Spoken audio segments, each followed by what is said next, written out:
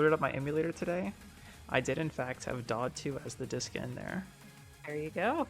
It's coming.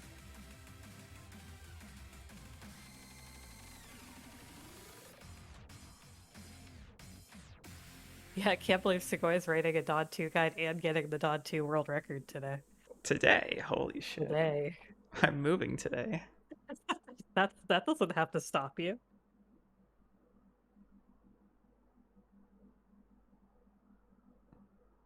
Yeah, that's the credits. Is that it? I'm trying to remember if there's any post credits. All right, there's not. Nice, we did it. Give me just a second. I don't think I have anything else to say.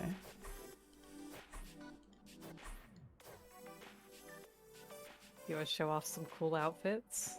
Oh Show yeah, off let's the show off DLC outfits. That's true. We'll do that. Is that gallery? I think you have to like go to it's the, like the mission if you go to selects. practice,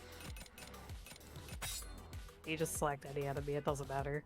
You could just say okay to all this. Alright, time to show off. So obviously we have our normal. And then it has different color variations. So it got red, pink, black, which I think looks pretty dope. I accidentally clicked the wrong Discord, sorry. The sexy combat uniform, which is what we got for the second part. I'm trying to remember what. The white's pretty cool too. I use fashionable wear, but this is Mash's favorite outfit. I think he likes the red though. We'll have to have incentive battle for what the best outfit is. This is. I mean, it's clearly Saki's fantasy. This is like, I have this one in black. This is like the one DLC outfit I own, along with Lay's biker outfit. Interesting. It's just cute. It Like, looks look at that. very interesting. It's so cute. I'm a big fan of this one. I don't like the hat on the Dream Hostess one. It reminds me of like a like a Neko hat, so I don't mind it. Yeah, actually, you know what? The egg yellow is pretty good. Not a huge, I like the hat for the white, but yeah, the yellow is pretty cool. Then you know, some good old Shibari. Yeah.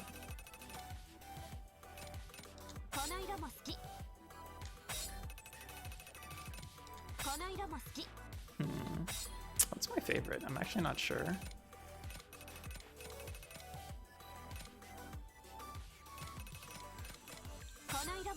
Egg yellow reminds you of Pikachu. Yeah, that's fair. I wish the weapons looked cooler, but the weapons are just so obnoxious. Oh, how do I... I don't remember how I can wiggle them around.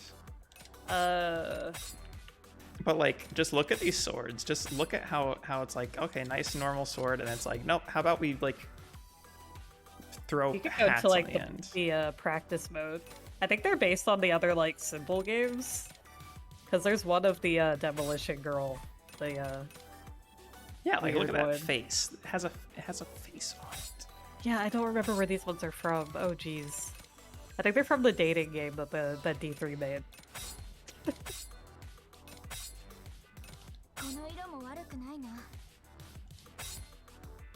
Like, that's cute. I actually like that better than her default one. Not this one. The off-white? Yeah. Yeah. I like it too. It's a good color choice.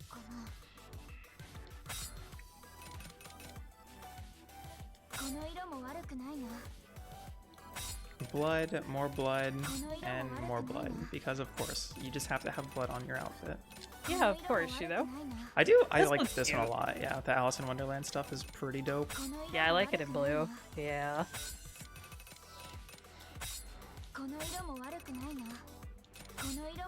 Not a huge fan of this one.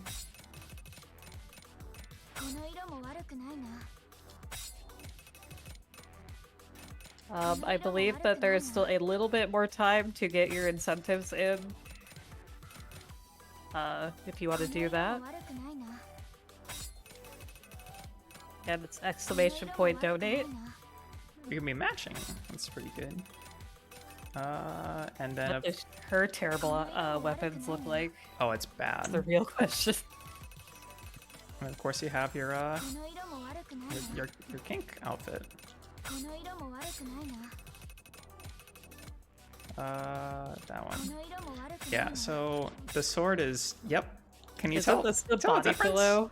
Isn't this the body pillow one of the demolition girl? Yep. Yeah.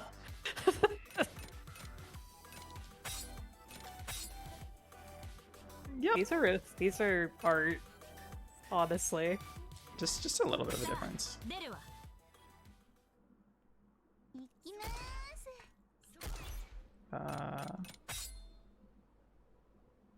Yeah, you got a demolition girl body pillow. Very important. I'm trying to remember how to zoom in, but I can't. So it's fine.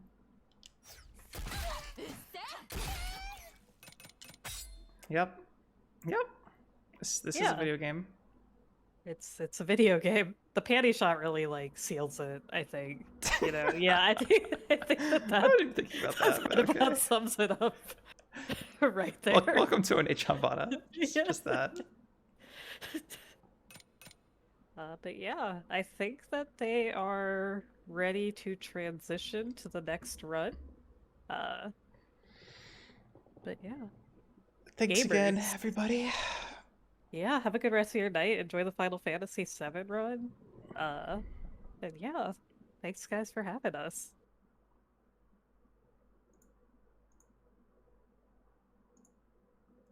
Sponsored by Drakengard.com.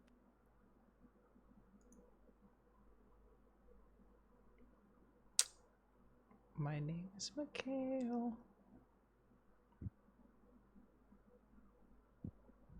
Do the do do do do do do do do do do do do do.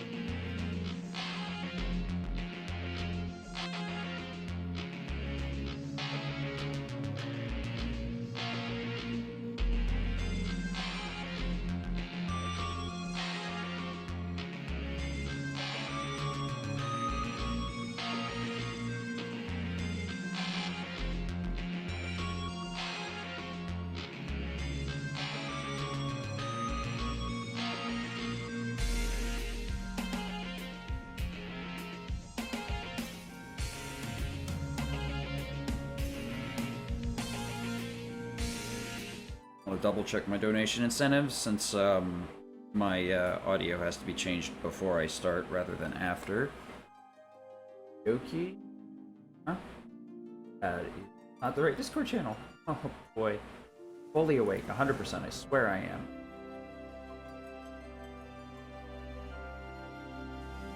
Two. Oh. One of these days.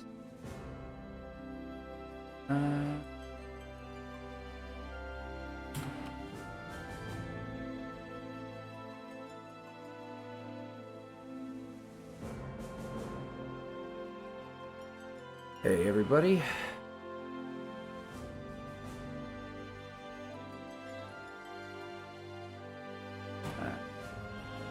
I believe when I saw it last, Japanese was in the lead, so that's what I'll put in right now before I get a chance. Double check. Restart the game. I believe this. Yeah, as long as you do the options before you start. If not, I'll reset it after. Okay, got my notes together. Let me double check and make sure this actually works. Load.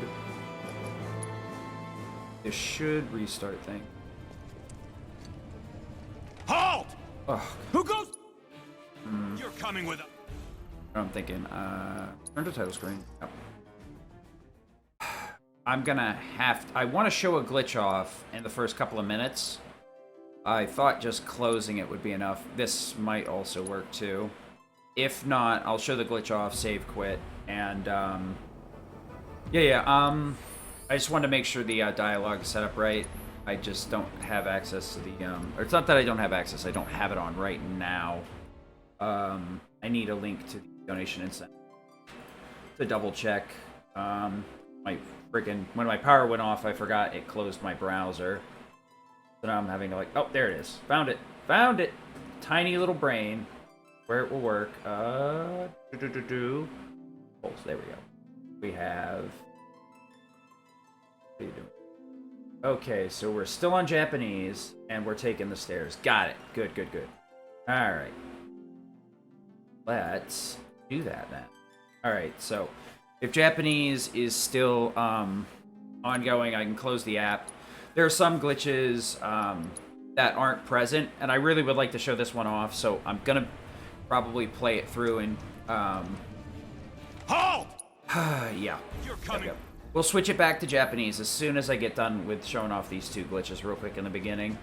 I think it's worth it. They're pretty funny. Okay, do I now? Let me see here. Place. Oh, do I? Wait, what? What opened the stream? Oh, yeah, I thought I closed that browser. Okay. Let me make sure everything's closed, because I could have sworn I just popped it out. That means I'm echo. Huh? What's going on here? Let me check my other monitor. Weird. The only thing that should be up is my OBS.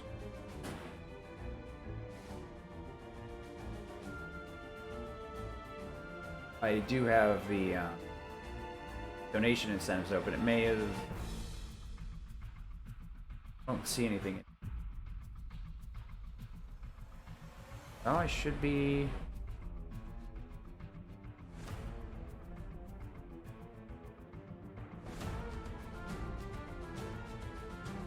Okay, okay. If it's not an issue, then I'll move back to the game.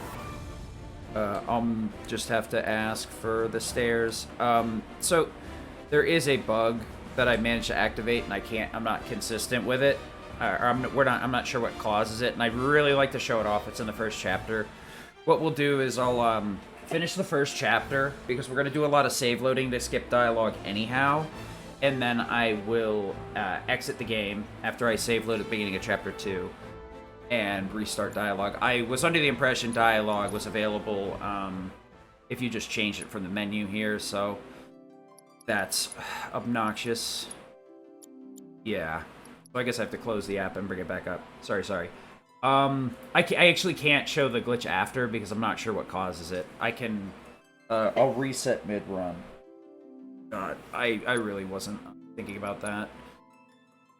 I just want to help get this started, and I'll take the L on this time loss anyway. Let me double check. You're coming. Okay, I'm gonna have to switch it to Japanese. Start from last battle. Yes. All right. All right. If you want me to undo it, then sure. All right. Okay. I know what I need to do. So there is a glitch where you can get the lasers stuck. I have a video of it somewhere, but yeah, what am I doing? It's been so long since I've closed the app, I've literally forgot how to do that. Close game. And we'll switch it back over to Japanese then. Luckily, I don't have any... Final Fantasy VII is really unique in that it normally will keep glitches persistent as long as you don't close out the app. Really? Okay. Thank you. Oh boy, I was about to say, no, please. Okay, Japanese. Alright, load. So there was a glitch with the lasers in the first chapter, but I guess we're not going to have anything to do with that.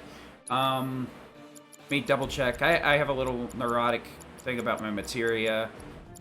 I know we're a little bit ahead, so I should be able, as long as my brain can start catching in gear real quick, should not have any issues. Alright. So, time to start. So we're going to be doing hard any percent. Hopefully we get like a 455, 450. That's a really good time. But let's go. Alright. So we're running this on the PS5 version, Intergrade. It's actually pretty different than the original version. The PS4 version has a lot of quirks to it. The PS5 has a lot of quirks as well, and results in very similar yet distinct routes. Some of the strats we use in combat for the PS4 version, we just do not have access to in the PS5 version. We probably could try and do that stuff, but the enemies seem to react a lot quicker because of the 60 frames. Maybe it's just because we're all slower. So there's a couple of different ways to tackle the start. With tier 1 spells is probably the best way to go around it. Magic is super broken in hard mode, that's why you don't really get free MP recovery. Because they realized that you can very easily just nuke everything with magic. So MP management is super important, and magic ups are super important as well. I set up my movement so perfectly. Going down that alleyway actually allows you to interact with where the elevator would be before it is normally available. So if I hadn't started running around in circles at the bottom of the elevator there, I would not have clipped to it. Elevator would have gone straight up without me and soft locked it. I can try and show that off after the run. I was half tempted to do it during the run, but it's a pretty decent glitch that is like, you know, takes a couple of minutes to set up fast. So a lot of these enemies I'm nuking with tier 1 spells. You would think fire would be better. It probably has some better time saves overall. But Ice magnifies, synergizes very well with ATB Stagger, making the first several chapters super duper consistent. The reason I didn't ice those troopers was because I wanted to miss with the first triple slash so I could get a roll out of it. Sometimes when you want to kill 4 enemies, triple slash is better like this. We're going to set up for the first save load right here. And what we're going to do is save load, skips all the dialogue, her getting to the console, and then sets me up for really good movement. That would actually be like super good if I still had the lasers deactivated, but since we don't have it, that's kind of a give and take type situation. So we're gonna catastrophe these lasers. Oh, mono drives, oops. If I got really good movement, I could have gotten down here before the lasers had reactivated. There's actually a way to bug these out. I haven't figured out what causes it yet, but you can completely avoid having to mess with these. You can just run right through the center. But since I had to reset for language, I am going to have to do this normally. Still not too bad for normal lasers, to be perfectly honest. We'll just go in here, roll out, Thundera, Thundera. Alright, nice crit, Cloud. So I want to move Cloud as close to the store as possible, so that as soon as Barret starts talking, we can save load. And save loading takes about 8 seconds when done optimally. So if the dialogue between the characters that stops you from progressing forward is over 8 seconds, it can save some time as long as you save load properly. You can open up the save and load menu quickly with triangle once you press the menu. Also gonna check my MP here real quick. Alright, I'm good. I want full MP here so that I can get a 20% damage buff on every spell cast while at full MP. Both Cloud's Mithril Blade and Barret's Steel Pincers fall under that. So we're doing that to make Cloud's first Thundera do lots of extra damage on the first phase of Sentinel Scorpion. And we're going to keep Barret firing off Synergized Thunders this entire fight, so those will all be buffed by 20%. Steel Pincer is probably like his second best weapon in terms of magic. I think it's probably one of his best weapons in general. The problem is the endgame enemies are so fast that long range becomes better. So we're going to just go for it. Oh boy, this ATB is awful.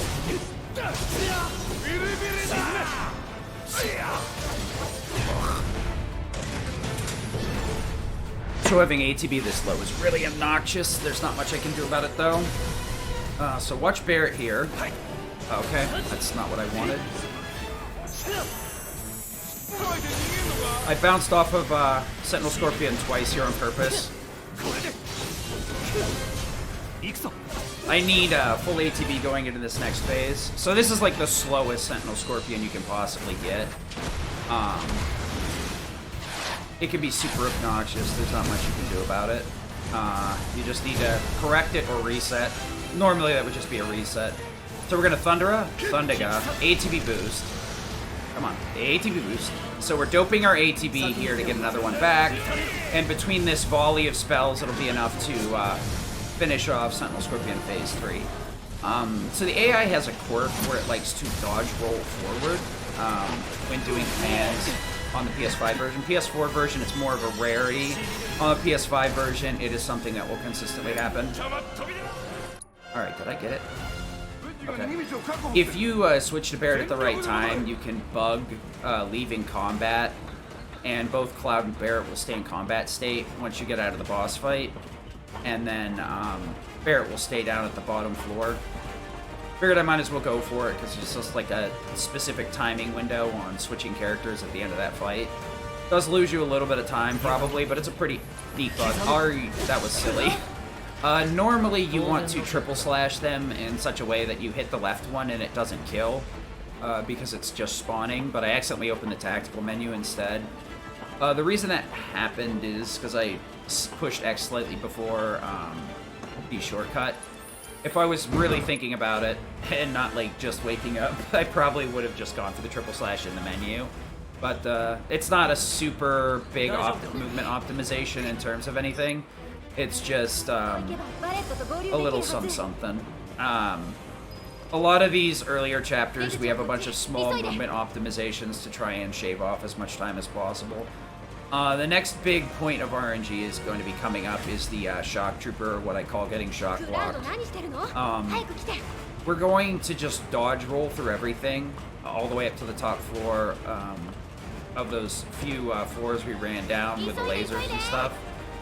Most of the enemies are not worth killing because you really only have to like kill the last enemy to successfully flee when you're trapped right next to a progression point.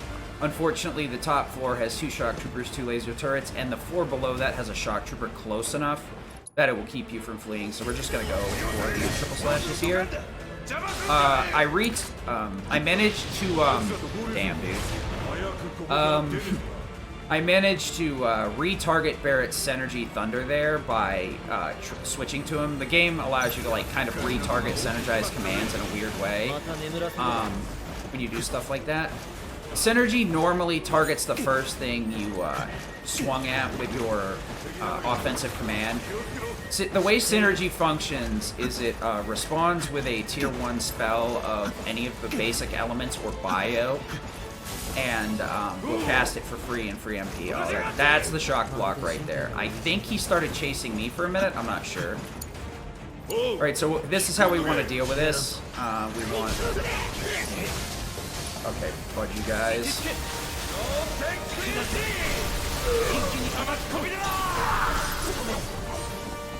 Okay, so that was absolutely mean. We want this... Oh my gosh, what is this guy doing down here? Oh, this is absolutely atrocious.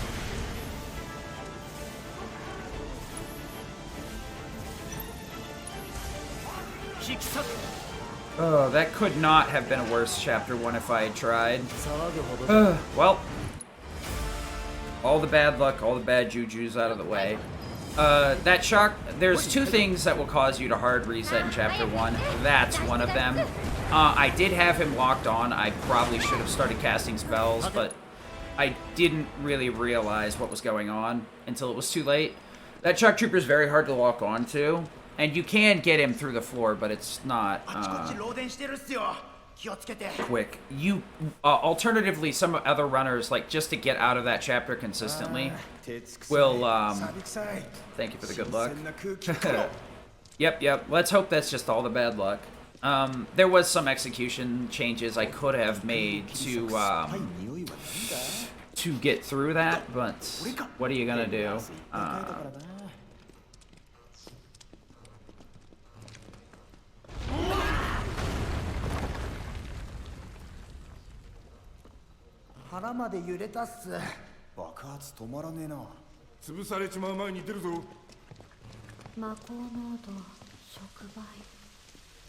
Give me 1 second. Posting in my Discord with the there we go. I would rather give a link, but we're just going to yes, to Japanese dialogue, not Japanese version. Japanese actually has no bearing on it because it's based on all the boxes are timed out. We can skip almost every cutscene where there's extensive dialogue, and we can mash through a lot of the other ones. And in the very early game, some of the longer dialogues that we have to wait for, we can just save and load to skip.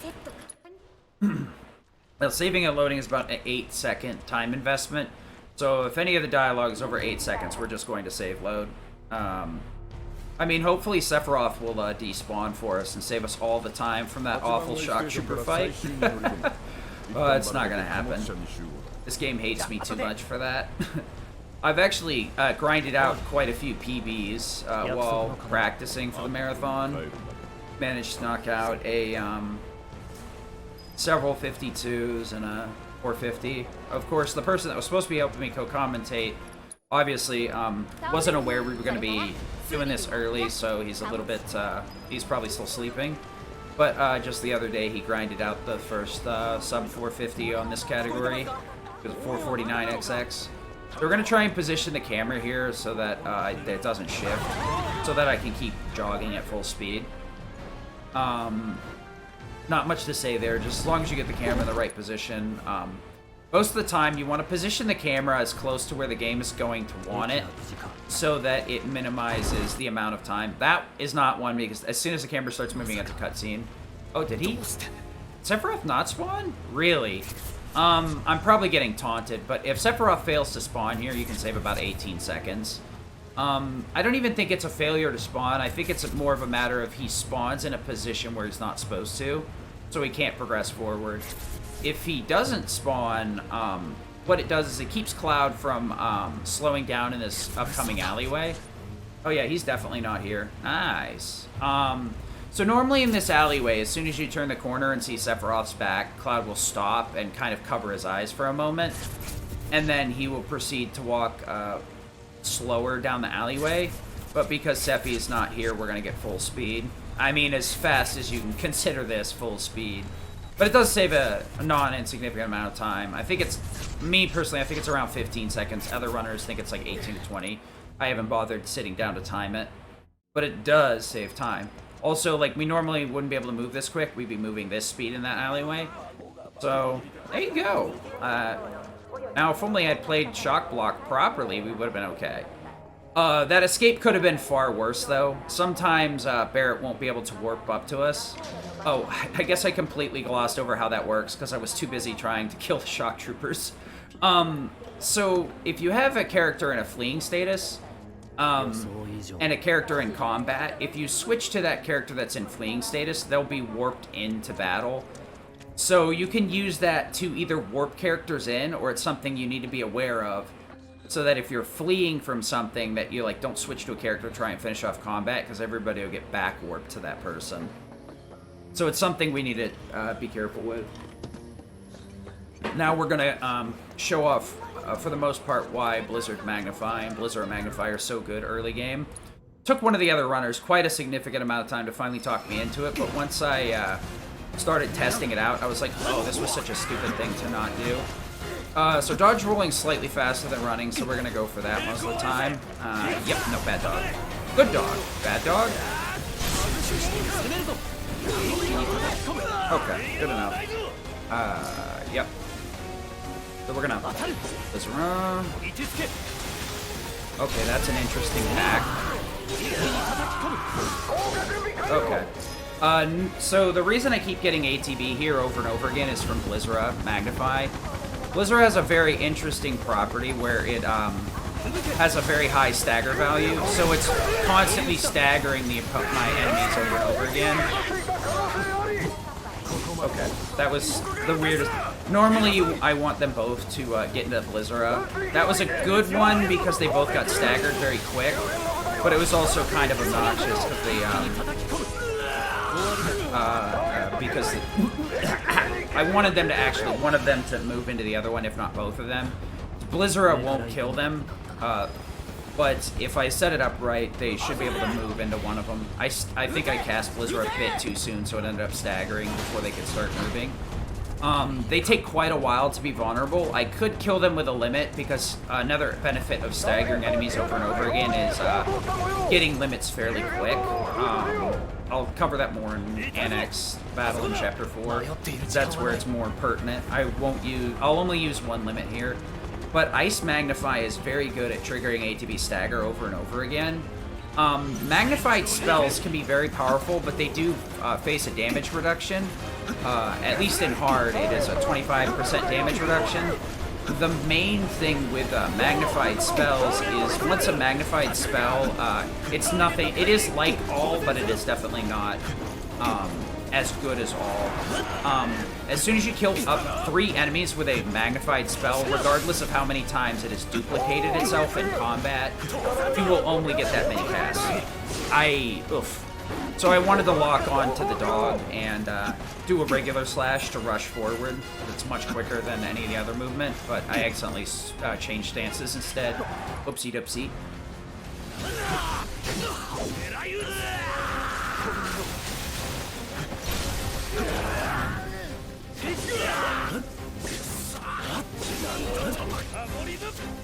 Awful.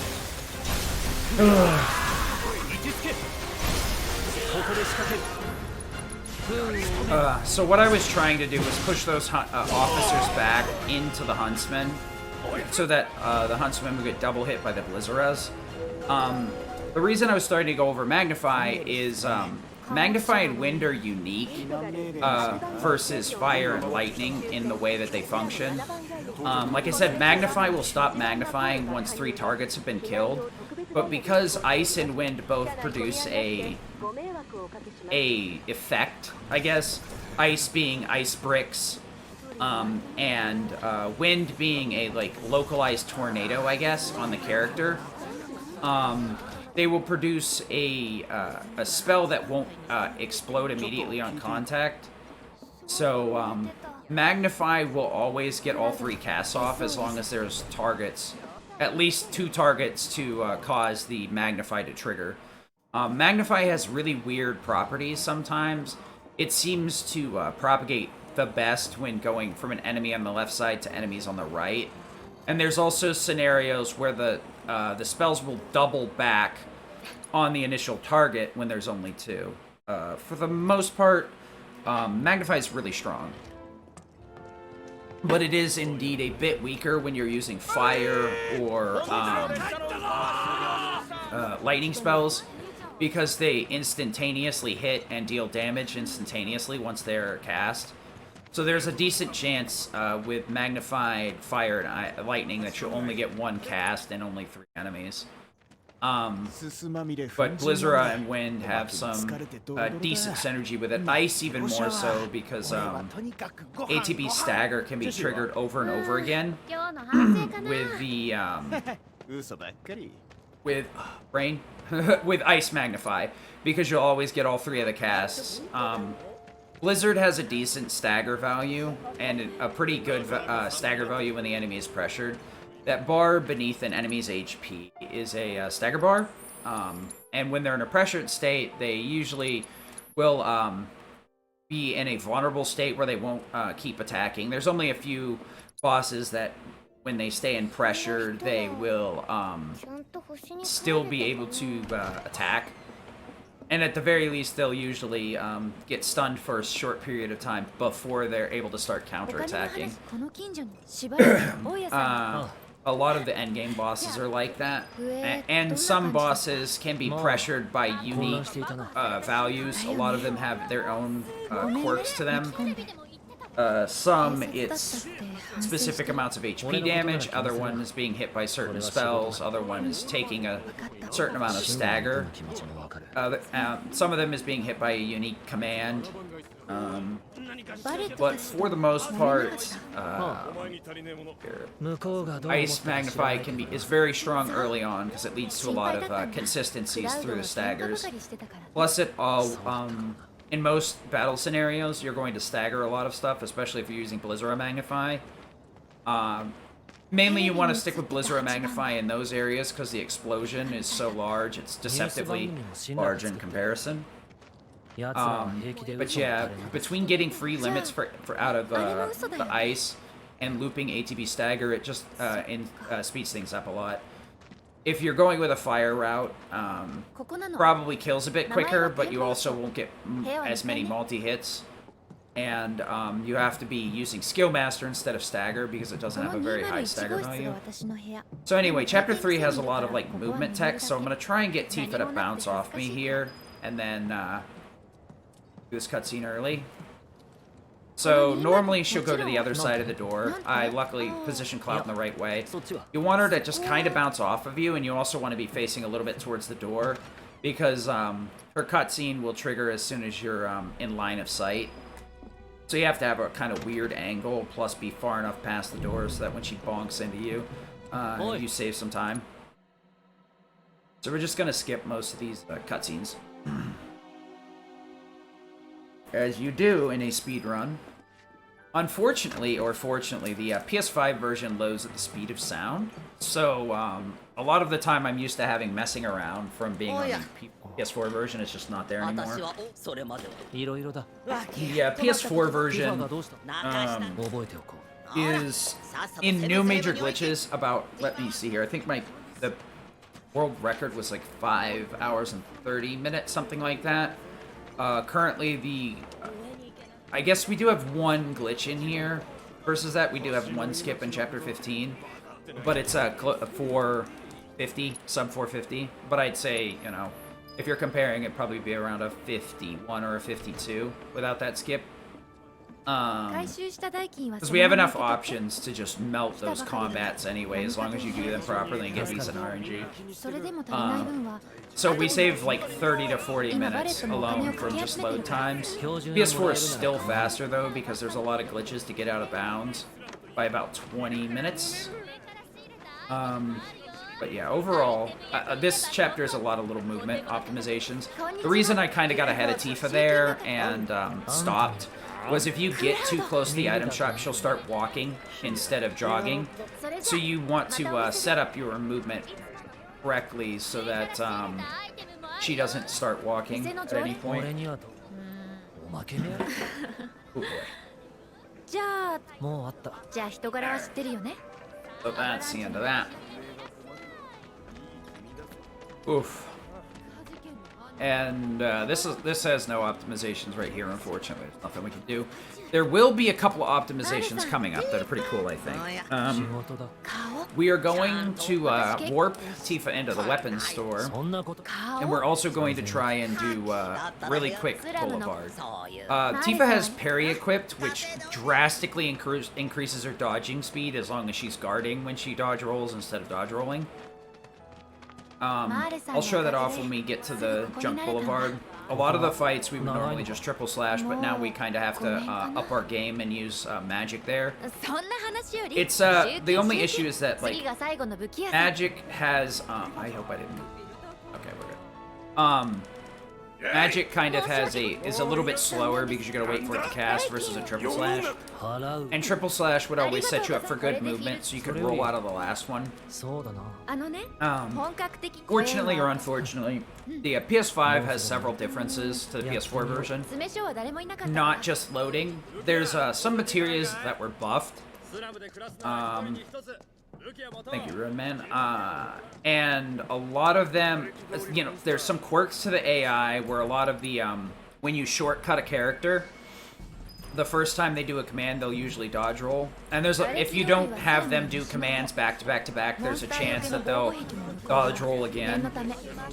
And on top of that, sometimes they'll, wait to activate their command, so giving them something that like requires 2 commands back to back or something can be very frustrating to try and get the AI to activate it. So we're gonna micromanage when we have to, but avoid it at all costs. So a lot of these fights are kind of goofy. The reason that we have to do it this way, I hate when that happens. Not much I can do about that.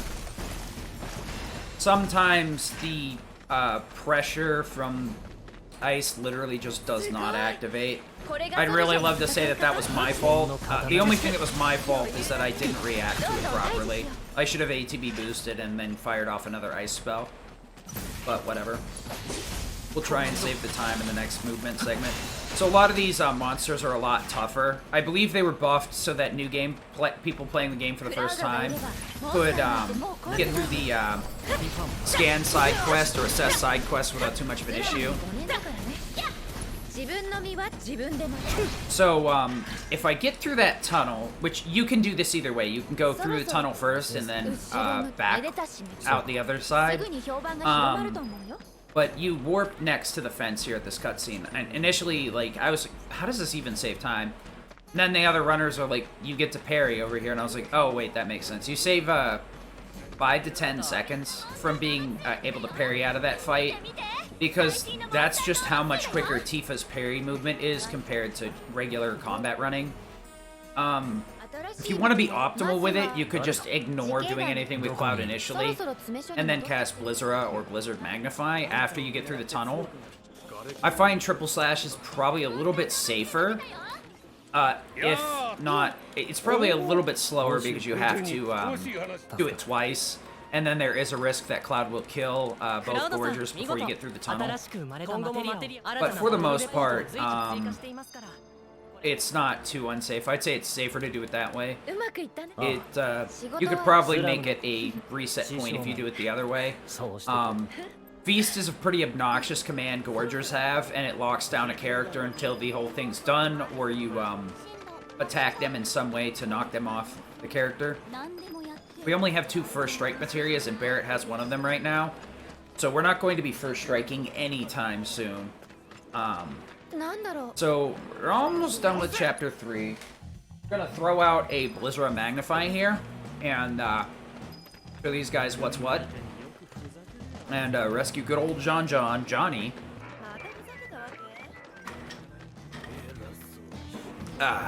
Whew. Oh no, they're gonna break his arm! Ooh.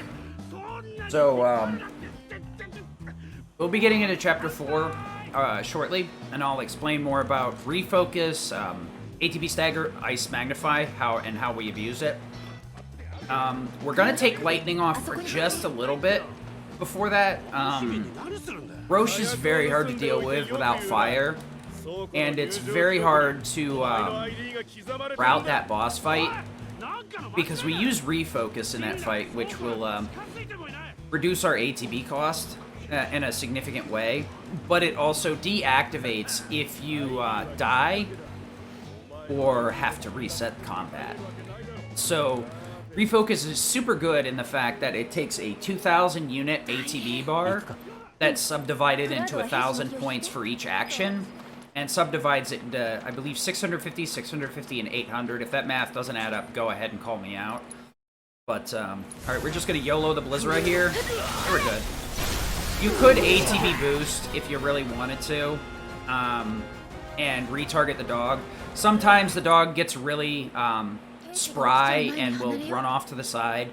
Then you'll need to wait for your staggers to activate, and then Blizzard the dog again. So you'll be out like a second, 2 seconds. Tier 1 spells are about a half a second a cast. Usually have pretty low stagger value and damage output multipliers. Aerith's probably the only person that can use Tier 1 spells and get close to like 6,000 or 7,000 damage, because her magic set's so ridiculously high. Tier 2 spells are about a second, to charge and a half a second to cast, and probably another half a second if you're looking at wind or ice, but I think that's kind of flat across the board. They have a very high multiplier, a relatively high multiplier, pretty high damage output, and they will also do a decent amount of stagger. The one thing to note is that Tier 2 spells and Tier 3 spells have the same amount of stagger value, and they have the same amount of increased stagger value when an enemy is pressured. So they are not as effective damage-wise as Tier 3 spells, but they are definitely more effective in terms of a staggering. So if you're trying to stagger a boss, which is something we really want to do later on in the game, we will be spamming Blizzards usually, or like a Tier 2 spell they're weak to. Overall, probably about 20 seconds behind a really good pace, but I'm not surprised with how poorly, how bad the ATB I got on Sentinel Scorpion was. The fact that I neglected to realize that the laser glitch gets shut off because I had to change my language, which requires me to close the app, unfortunately. So that was like a 15-second time save I just had to throw away. And then completely messing up the Shock Trooper fight. Chapter 1 was meh. Chapter 2 was pretty solid. Now, Chapter 3 is looking really good too. I got all the small movement stuff. This is going to be the last big fight. We're actually going to do a menu after this for the follow-up chapters. You want to get out in front of NPCs when you can in a walking segment, because they'll push you forward just a little bit faster. So you save little bits of time if you can do stuff like that. That one's pretty easy. You just have to hold forward and the quote-unquote run button. So we're just going to go for a regular slash here in Blizzard. Okay. I was hoping to get all three of them with a slash, but it's not guaranteed. So we're going to Barrett's Goddardummer to Tifa. The reason we switched to Barrett here is just so that we can set that up better. And then we want to Fire Gun. There we go. So we just make a couple of little tweaks here and there, and now we're good to go. So I gave up ATB boost for Refocus here. Refocus so that I could get that ATB reduction by sacrificing my limit. So the way that Refocus functions is it gives you a nice couple of stat. It like literally gives you like one stat in every category. I don't think it gives you any MP and HP, but the stat itself are not what we're after, because I don't believe it gets multiplied by any multipliers other than like the normal in combat numbers. All right. We're going to sacrifice a limit pretty early on to subdivide our ATB from 1,000 and 1,000 to 650, 650, and 800. Also, the PS4 version, oh man, it's because I hesitated a little bit on the last save load.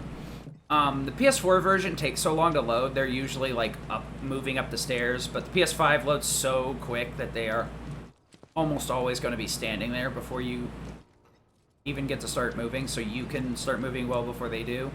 So it just kind of shows how night and day the PS4's loads are versus the PS5 loads. And we also threw away Thunder for Fire.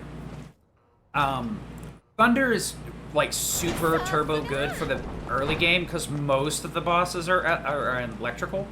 Like, obviously Sentinel Scorpion, the next one after Chapter 4, Crab Warden, and then the next one after that is Airbuster in Chapter 7. So we'll save load at the end of this street and save a couple of seconds.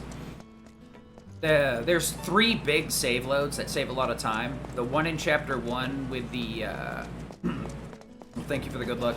Hopefully I'll make use of it. There's some very big save loads. This isn't one of them. This is a couple of seconds. And it also depends on if Wedge gets over here and doesn't, like, his AI doesn't glitch out. Apparently, come on, buddy, you can do it! You can do it! Bring it up the rear of the pack! Oh, boy. 1, 2, 3. So you kind of got to stand in front of them to be able to move forward.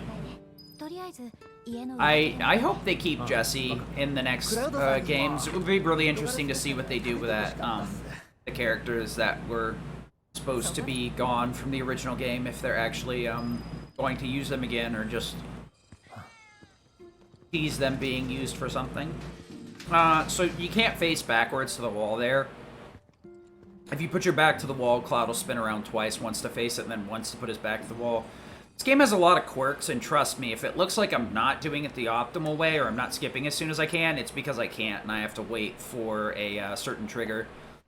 There are a few times my brain may fart and I will out myself immediately.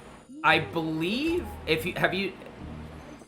I believe they show her gloves and headband in the end credits, is what I've heard. There's a very big, it's a very long podcast. Spoiler mode, there's actually 2 of them now, where they talk with Maximilian Dude about the theories of the game and stuff. Which I might get a little bit into at the end, about some of the end bosses and some of the theories that he floated on that stuff. He has one on the main game that's a couple years old by now, and then there's, is it a couple years or just a year? And then there's another one on the Yuffie segment. So save loading in general will save us a ton of time. Most of it's a couple of seconds. There's only like 3 that are big time saves. That first one after the sweeper in Chapter 1. This one right here, where I'm just going to skippy. And if you're mad that Japanese isn't getting heard, once we get to Chapter 9, it stops being viable. For whatever reason, they changed their mind on how they wanted this to work. So save loading doesn't really save you any time, or you can't do it. This one right here just saves them moving slower and stopping for dialogue. Just keep them moving full speed the whole time. This next one isn't really worth much at all, but I'm going to do it anyway just because I've got the muscle memory for it. One good cue for the save loads is as soon as the subtitles come up. That's why I could offer a foreign language, because I don't actually need to hear the dialogue or a specific word. It's just as soon as the subtitles are up, the game has flagged the that amount of dialogue as having been listened to. So in terms of a new game run, or just a speed run in general, since we've heard it a dozen times, it's a nice time save. The other thing I did in that menu, which may not have been readily apparent, normally you would put Gotterdammerung on Cloud for this, and you'd manually activate Berserk throughout the fight to get the 30% damage buff, and to make it so that you're not always on Berserk. That way you don't take the 30% damage taken buff as well. Okay, guys. So yeah, New Game Plus hard. I'm clearly maxed out. Hey, why don't you go to that vending machine? Oh, you mean to buy items I can't use? Oh, Training Center. You mean to gain the AP and EXP I already have maxed out? Sure. I literally have so much gil, I could buy 2 dresses for Aerith, and I have so much EXP that I could probably level the character to 100. Alright, so let's see if I can do this properly. This is kind of a, both a hard and easy as heck fight. Ice Magnify makes this a lot simpler, yet more difficult. Being Berserk the whole time leaves you pretty vulnerable, but we should be fine. Okay. 限界を超える。続け。限界はない。一気に叩き込む。76分1広場に侵入者発生。各社現場へ急行せよ。 Think I can get away with that? Yep. So we just gotta wait for Blizzard to kill there, and we're good. 覚悟はいいか。 Okay. So this is an exceedingly good one so far. Unfortunately, like, somebody screwed up the bloom and brightness and decided that it needed to be at like 100%. So we're gonna really. Okay, I guess the the elite grenader. Really? Okay, never mind. That was my fault. You normally stay up on the dock where I was because you don't want to get shot in the back by a missile. Thank gosh I have all my HP. 3, 4, 5, 6, 7. There we go. So you can actually get that second MP crate if you do your movement properly. That's probably not going to kill them all. Oh, never mind. He's in the middle. We're good. Get this. Ice. Yes, let's ice the machines. That seems like a brilliant plan. Turns out it is a brilliant plan. Okay, we want to not cross slash. This is probably my worst micro menu right there. I could have put my Blade Burst on tactical menu, but for that one fight, it probably isn't that wise of a choice. Alright, so I need to get 2 Fire Guys going here. There is a strat that uses Fyra, but I don't want to rely on its smaller hitbox to do what I need it to do. And Roche here is much easier with the higher damage output of Fyra, so you're not at the mercy of crits to do enough damage. So that one crit will save a pretty decent amount of time. I could have triple slashed, but I really wanted to use Blade Burst since I actually had it on my menu. So the reason that it stayed on Blade Burst is I have my combat tactical menu set to remember, but my main menu set to forget. So we're gonna go over to warding here because we won't need refocus for quite a while, and we'll take ATB boost back. We could leave refocus floating around for the extra stat up, but I'll need warding much sooner. Refocus you mainly want to use in the last chapter because of the exceedingly long second to last boss fight. Just having your commands subdivided makes them much easier. There is a more insane strat, a crazy, like, which is very, very hilarious coming from me because I do abuse a more self-destructive strat mid-game, and there is a strat that is very, very much utilizes the same technique in the second to last boss. That's pretty crazy for the most part, and very risky, or at least I thought it was risky until I've had multiple people be like, yeah, no, you're a dingus. It's not that scary. But it can save up to 1 minute to 2 minutes. 30, it'd probably save closer to 30 seconds until you're really good at the menu and stuff. But it ends up being like way too hard for the final boss, so you have to like revert to a more safe setup. Refocus just makes those last couple of fights a lot easier. But unfortunately, everything up to Chapter 17 is just too short to justify using refocus outside of that fight. That fight right there, we really want to spam commands as fast as possible. You could probably get away without refocus in the first several phases of that fight, but you really need all 3 of the commands on the mechs to get the stagger immediately, and you really, really want to have that reduced cost on Roche, so your Fire Guys cost a hell of a lot less, for the most part. Because like I said, the first 2 commands when you're in refocus are only 650 units instead of 1,000 and 1,000. And the last one's worth 800. So you get 2 commands for basically, was it 1,200, 1,300? So just a little bit over to the 1 command. So you get commands much quicker, so it speeds those fights up. And it also will allow you to spam spells while you're waiting for a Blizzara to explode. So if you can get the commands out before Blizzara actually explodes and staggers the enemy, you can spam a whole bar and then just get it all back after Blizzard explodes, as long as the commands were input before the ATB's stagger activates. I'm actually going to use it for up till the end, mid of Chapter 5. I am going to take it off and replace it with MP up. No, I'm going to have it all the way till Chapter 7, actually. I don't actually need both MP ups. You would think that, like, because our only stat up materia is magic up and luck up would be used. Oh, not really, no. Criticals are more often a deficit rather than a benefit in terms of New Game Plus Hard, because it leads to such a wide damage variance that we can accidentally over-damage a boss so that we either will fail filling up the stagger bar, and the boss will, like, switch phases and empty out the stagger bar, or we will fail filling up our ATB properly so that we can loop commands in the correct way in the next phase before the boss gets a chance to aggro. And so it basically, like, crits are very much a handicap in terms of hard. Maybe the lower difficulties wouldn't have too much of an issue because the criticals wouldn't be as much of a damage difference. But in terms of hard, we don't want it. If we could turn it off, we probably would, to be honest. And we could probably go with a lot more specific fight setups.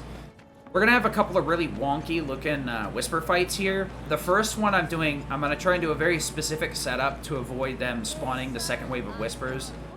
The second wave of Whispers isn't, the issue isn't so much that it's hard to kill, it's more so that they take so long to spawn, you lose a ton of time waiting.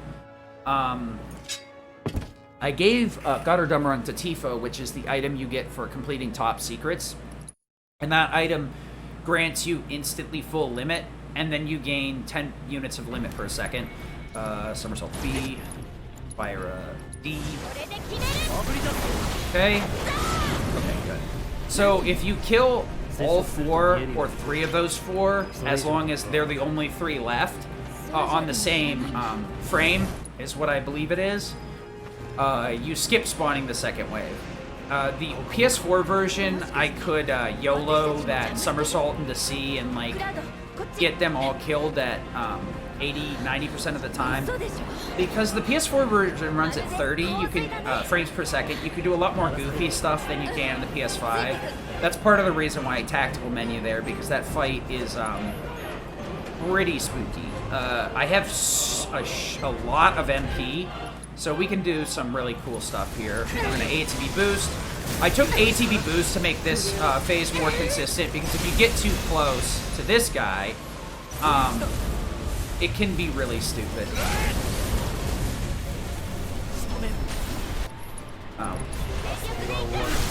So I don't need to stagger here, but it's either that or firing off a limit with Cloud, which activates the in-game slowdown, cinematic slowdown.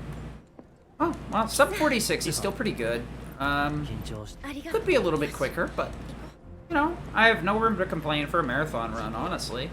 This is not some blistering fast pace, but it's definitely nothing, not a run to turn your nose up at for the most part. So the next time we have to fight an Enigmatic Whisper, we're going to do something similar. The Enigmatic only becomes vulnerable as soon as you, like, stagger and, I believe, kill one of the other Whispers. It's kind of weird and hard to explain. But if you do 2 to 3, the pressure state is much longer and the vulnerability is much longer, and it becomes much easier to stagger them, the Whisper.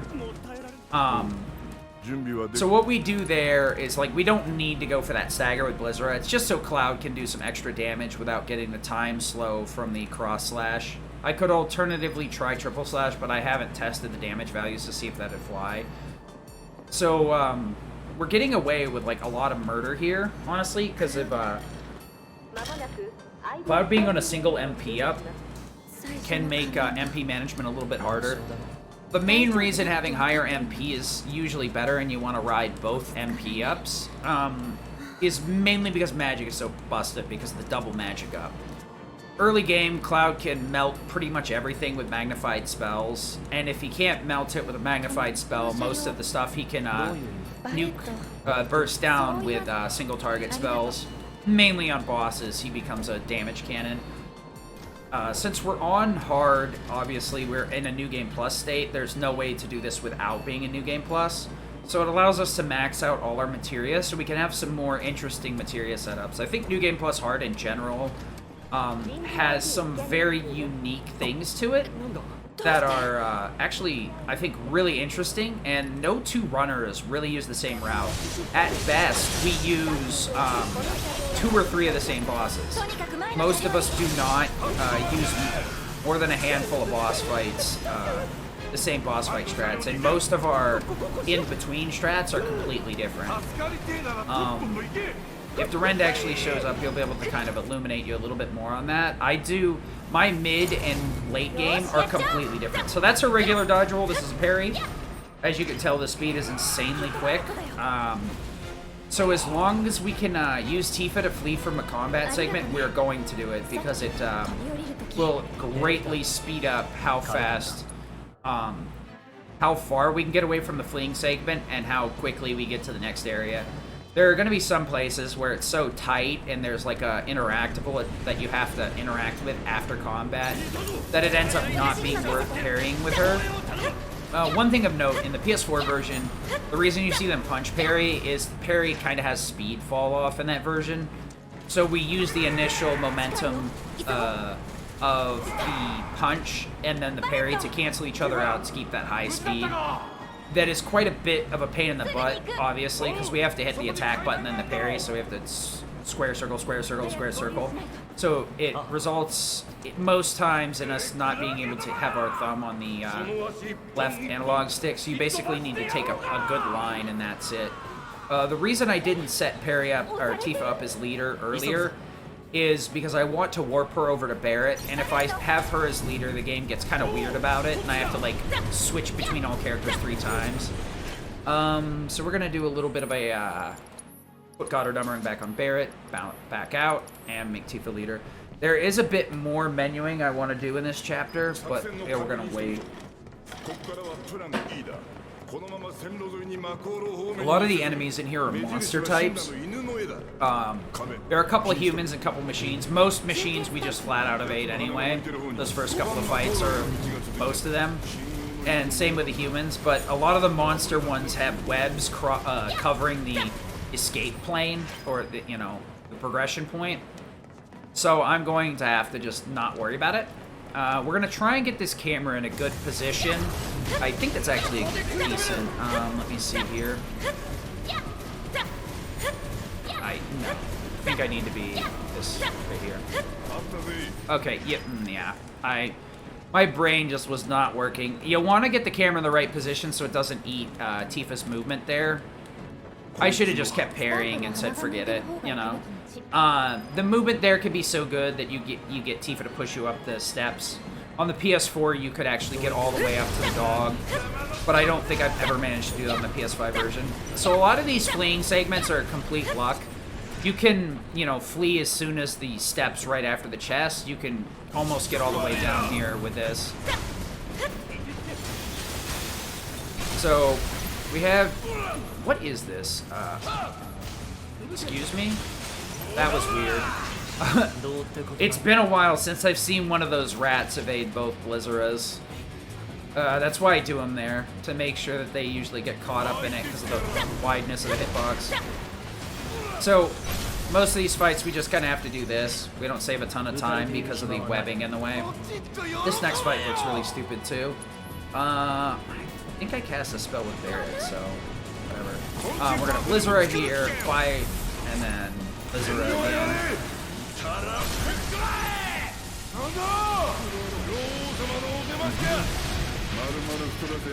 So yeah, that's the reason we stick with ice. We're gonna switch out now though.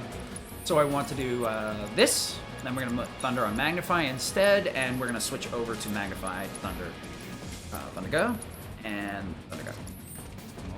So I could take those crates over there. There is MP in them. There's better ones that are a little bit better. This Flame Trooper can move in such a way that Barret's Catastrophe here will hit these MP crates right next to them. I believe maybe it's not that one, but it's those over there. I'm not sure. But we'll use Cloud to get through the rest of the movement here. So we're just going to catastrophe this dude.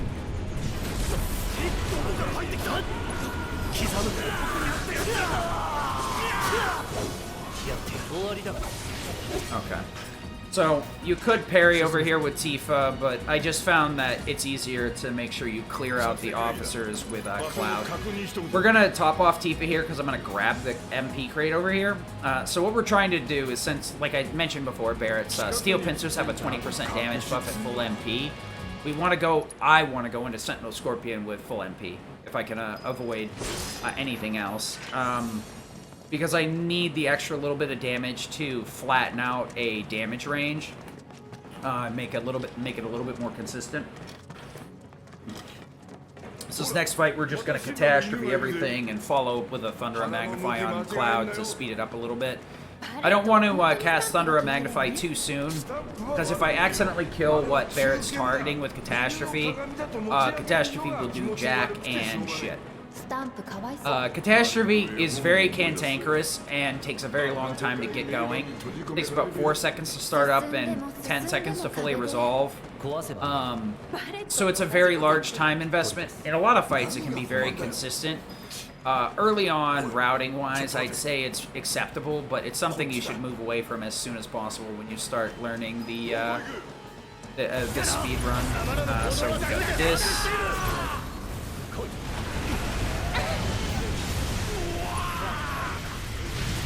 Okay. So I did take a missile there. Not much you can do about it. We're going to top Tifa off because I don't want her to be low on HP going into Grab Warden. Sometimes it can be real rough trying to menu cure spells. You can hold L1 for a multicast, but the doors won't let you through.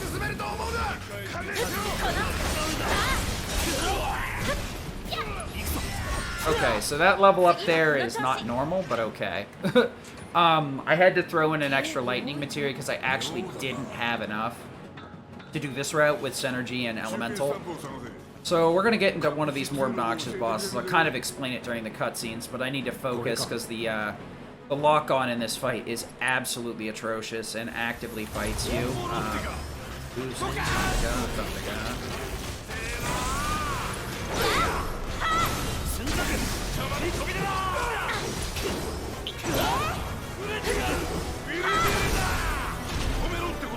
Oh, that was stupid on me. Okay. So I wanted to hit that front leg once with a Focus Strike, not really for the extra damage, but to make Barrett stagger Thunder, or 8. Never mind. We're just gonna stop talking. Okay, I wanted both those legs to break as soon as possible. Okay, the reason I wanted to set up both those legs to break them immediately, the legs apply a static amount of stagger to the boss, about, I think, 70%, so breaking any two will immediately stagger the boss. We're going to do another little wonky thing here where Catastrophe is really good at staggering the Stingus. The reason I moved left here is this left rear leg can clip into the crates very often, so it is not something you want to mess with. That's why I tank those hits. Catastrophe may take a while to fire up, but it does an incredibly large amount of stagger, so it will often stagger enemies, if not flat out killing them. The only time you lose like all that 14, 15 seconds of Barrett's Catastrophe is when he's needed for a cutscene, and you lose even more time if he's needed to be in a specific position for the cutscene, because the chances of you being able to position him to land in the spot and end up going in his neutral stance immediately for the cutscene is very low, unless you like spend a lot of time setting him up, and then you're probably going to be this more or less the same position than if you hadn't bothered aligning him. So overall, pretty good. Obviously, I feel like I'm a little bit behind pace, but for a marathon, this is a fantastic pace, to be perfectly honest. Keep going, Cloud. Thank you. So, this next segment is quite In terms of a speed run, this segment really is frustrating. Mainly because it's exceedingly hard to save time here, and exceedingly easy to lose time. For the most part, this chapter is pretty consistent, but if you lose time, it's like a slight miss target. Next thing you know, you're fiddle farting around in the combat, or your spells did not propagate properly off Magnify. As I mentioned earlier, Magnify has some quirks where it tends to work better from left to right than right to left. So if you're trying to hit multiple targets with a spell, usually you want to target stuff that's on your left side, the furthest on the left, for it to propagate to the things on the right. There are some times where it doesn't matter anyway, like in the end of the chapter there's the 2 missile turrets and 2 laser turrets and 2 Gatling turrets. As long as you target the missile turrets, it'll hit all of them, but for the most part, there are some places where if you target the things on the right, they won't be hit by Magnify. It won't calculate and propagate to the left enemies correctly. Meanwhile, if you target the left ones, it will reach an inordinate amount of distance. So we're going to try and adjust the camera here in this fight so that we don't have like a huge camera snap here, so I can get good movement. Because if the depending on how long the camera takes it out of your control, it will bar you from moving with Tifa. That camera is kind of weird, where like if you have it too close, it still stops you, but if it's at like the right spot, it'll move quickly enough that it doesn't stop you. I think basically if you can align it horizontally or vertically in the right spot, it probably, as long as it's close enough, will stop you from parrying. But it's kind of weird. A lot of these camera movements can be pretty obnoxious, and doing them in battle is like exceedingly hard to get them done properly. Yep. So a lot of these dialogues, we just mash triangle and circle to get through as quickly as possible. So, this is pretty decent. Next, so a lot of the time when we're with Tifa, we're trying to optimize our movement. Oh, and most of it is luck.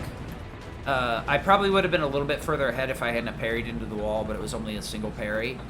But for the most part, yeah, parries are completely random, and how soon they kick you out of combat is random. I think that the game runs a background check on your fleeing and does rolls every so often based on how many characters are in fleeing, how long you've been in fleeing, if you've reached the max distance. I think for it to be like 100% from combat, and not like, oh, you hit X distance, you always flee. I believe like there's a distance that like increases your flee odds to max from that value, I think. The thing is, like, a lot of the background information isn't well known to some extent. But for the most part, we do know most of the system mechanics. Unfortunately, because of the way the PS4 version was and the changes that they made to the PS5 version, we're not 100% aware of all of the information and the accuracy of the previous information that we've had from the Final Fantasy Ultimania. If you're not familiar with that, was like, it's a guidebook that they produce and sell for Final Fantasy games nowadays. I think they started it, what was that? I want to say it was at 8 was the first, or was it 7? I think it was Final Fantasy 8 or Final Fantasy 7, the first Ultimania was printed. And I'm talking about the OG ones. I think it was 8 or 9, probably 8, because I believe 7 had like 4 different guides that were sponsored by Square and stuff. I remember owning 2 different ones, and neither of them were Ultimanias. But with the Ultimania comes a lot of art, background information, and more importantly for us, it has a lot of combat and design info, so that we can know how much damage, how much stagger something does, how much HP, how much stagger a boss takes, its weaknesses, the strength of its attacks, blah blah blah blah. Some of it has been tweaked for the PS5 version, like these guys right here. Okay, we're good. The monsters in general seem to have been buffed for the most part. So they take much more of a beating. I think that was mainly for the assess mission in Chapter 1, but ended up, like, overall, I think they're, like... So you see this guy right here? If I had chosen the right one, it would not have glossed over the platform. And the PS4 version, definitely, the magnified thunder would not have reached that far, ever. So a lot of these fights we're just going to flee from. This is one of the unique lamps where going the direction the game wants you is slower, so we're just going to double back on ourselves to save some time.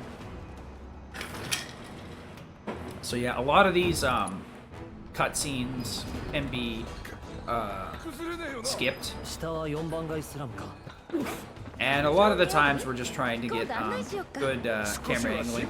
There's a weird bug here. Well, I don't know if it's an unintended bug for sure.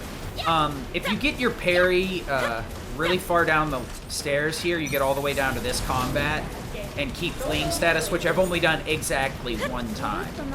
When you try and get Cloud to warp into the elevator here, he'll actually warp to the platform on top. But that's only if you keep fleeing between those two fights. It's actually pretty hilarious, but it's like a 30-second time loss, so it's not something you want to see. I probably should have gone out of my way to highlight it when I managed to make that happen. The amount of, like, laughing I did after that was pretty fun, actually. This game offers many surprises, and I feel like there's very few situations where... there's very many situations where that's never happened before happens. This game, like, spits them out consistently. It's very much like the OG Final Fantasy VII.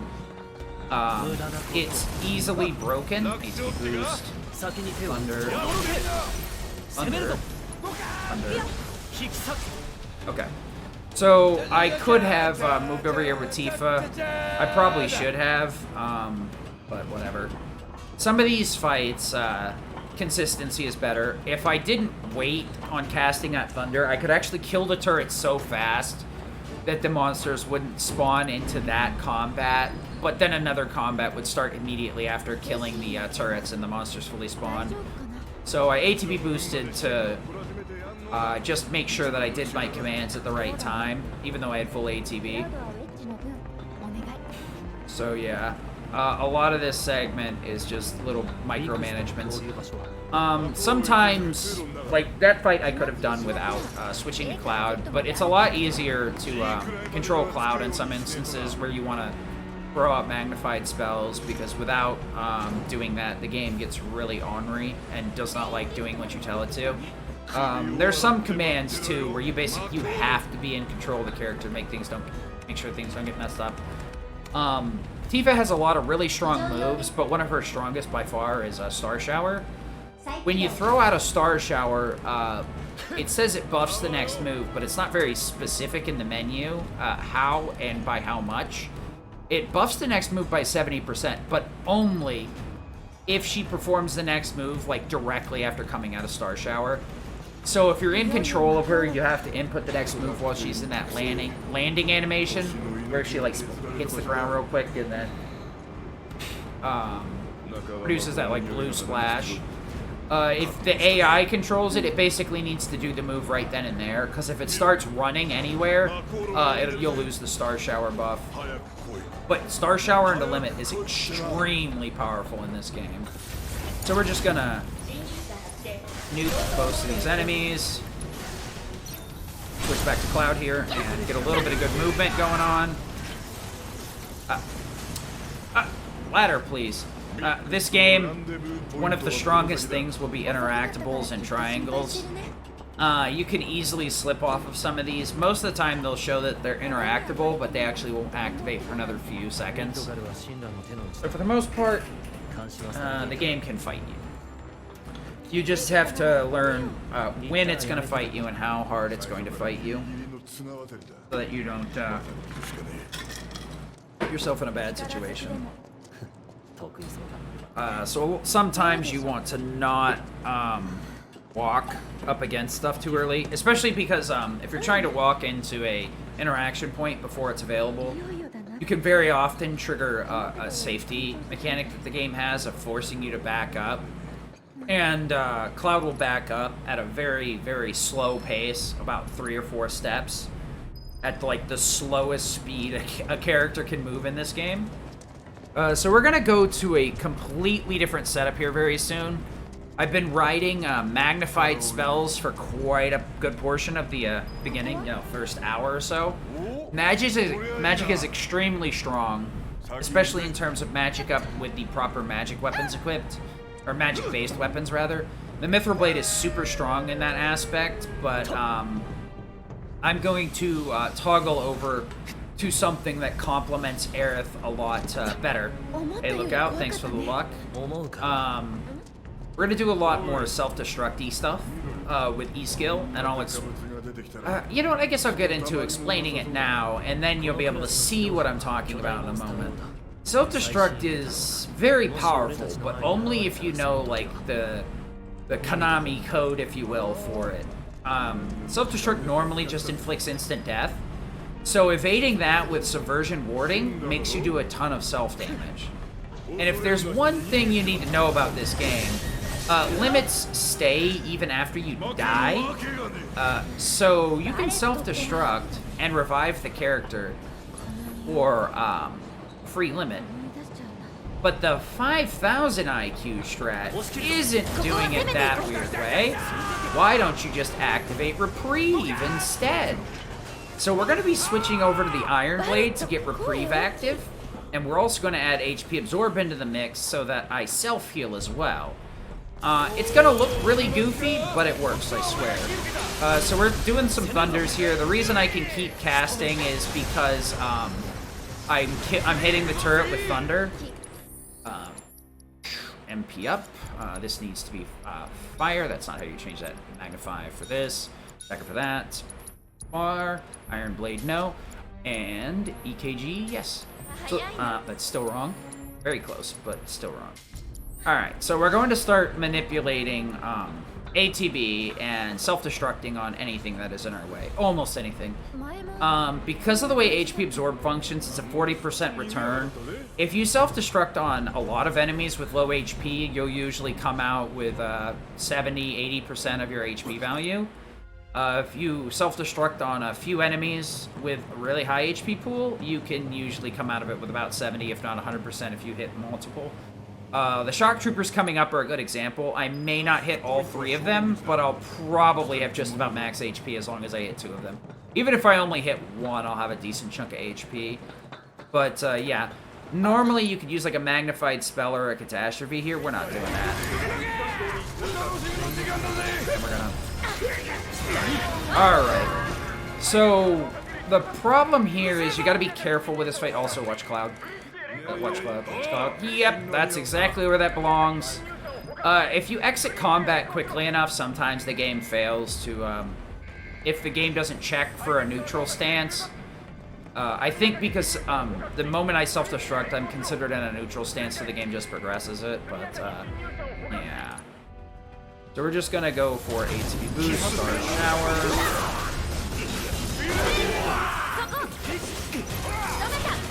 Bad. Okay, good. That was a pretty quick fight. I meant to ATB boost first so I could triple slash twice, but I can't really complain about that. So the way that self-destruct works is, like I said, E-skill, self-destruct. Uh-oh, come on. Movement. Sometimes the run... Really, Tifa? Sometimes the run doesn't want to disengage, so you end up just running around in circles. Just running around in circles. Just running around in... Ugh, God. I'm too old for this. Anyway. So self-destruct. E-skill plus HP absorb will let you siphon damage back to your HP pool and basically keep you at a floating HP value as long as you know what you can self-destruct on. For the most part, you can avoid really having to heal at any point. Since Iron Blade has reprieve, we are auto-revived at 1 hit point, and then we heal after that. That's why our HP isn't at 1 or 0. There is a slight chance, it comes up every once in a while, that I get hit in such a weird way that Cloud will die the moment he hits reprieve, but the window's even smaller now that the game runs at 60 frames a second. So we're gonna take this a little bit slow on purpose, because this guy right here has to step off the platform. So we're trying to time it so, bam, there we go. You'd actually think I knew what I was doing with stuff like that. Thank you, Cartridge Blowers, for the raid. Really appreciate it. Hopefully I can give you all a good show. So, yeah. Catastrophe's really good at wiping out enemies as long as you're on, like, a timer. Or Barrett's positioning doesn't matter. This fight right here, you can do some goofy stuff with self-destruct. It's not really worth it. I've tested it. I want to make sure he is locked onto Tifa. Hold on. So I need to make sure that the Elite Shock Trooper doesn't follow Tifa. Even though parrying up the hallway is much quicker, with letting that Shock Trooper follow me is a fool's errand.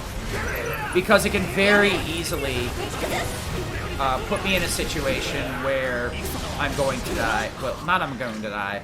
Let me rephrase that. Hopefully it won't be all that slow, that long. Hopefully we can get a 450, 455. I've been knocking out a lot of sub 55 runs on this while practicing for several weeks. Unfortunately, I'd say it's like a 2080. Right now this run's good enough to definitely cut 455, which is still top 3 time.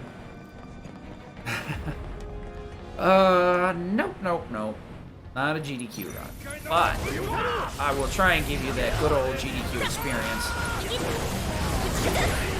So I wanted to kill that guy as soon as possible. There are some MP crates there that I just ignored. You can grab them if you have a more magic intense route. I basically don't cast anything but healing with Tifa. And Tifa and Barrett will maintain their own HP counts pretty easily through a ability on the weapons called Bloodsucker. So about every kill, we'll get about 400 hit points going on. So yeah, they can keep their own HP pretty good. We don't have to bother healing. Cloud's going to be the only one. I'm going to try and steal one of these kills here so that Tifa can hit full HP. Thanks, Wody. Thanks for the raid. Let us see what we can do. Catastrophe. This guy. Okay. Now our HP's full. I could have had her just kill this one, but I didn't know if I'd be able to fill her up. These Japanese dialogue, English and French are no difference. Yeah, Wody's got me covered. That's what happens when one of the Discord mods comes in here and helps me out. I'll just end this right now since it doesn't matter. Oh, timing was just off. Just a little bit. So we need to stand here and trigger up the dialogue. We're getting to the back end of the first quarter of the run. Yeah, quarter of the run. Shouldn't be more than 5 hours total unless I have a completely bad day. That is a good way to lose time, though. You need to tag the fence here, go back over to the pipe, and then go back to the fence. But my brain kind of shut down there for a minute because I was thinking about how much I wanted to have a good run. Let's switch over to Cloud and Tifa into Star's Shower and self-destruct. Bonk.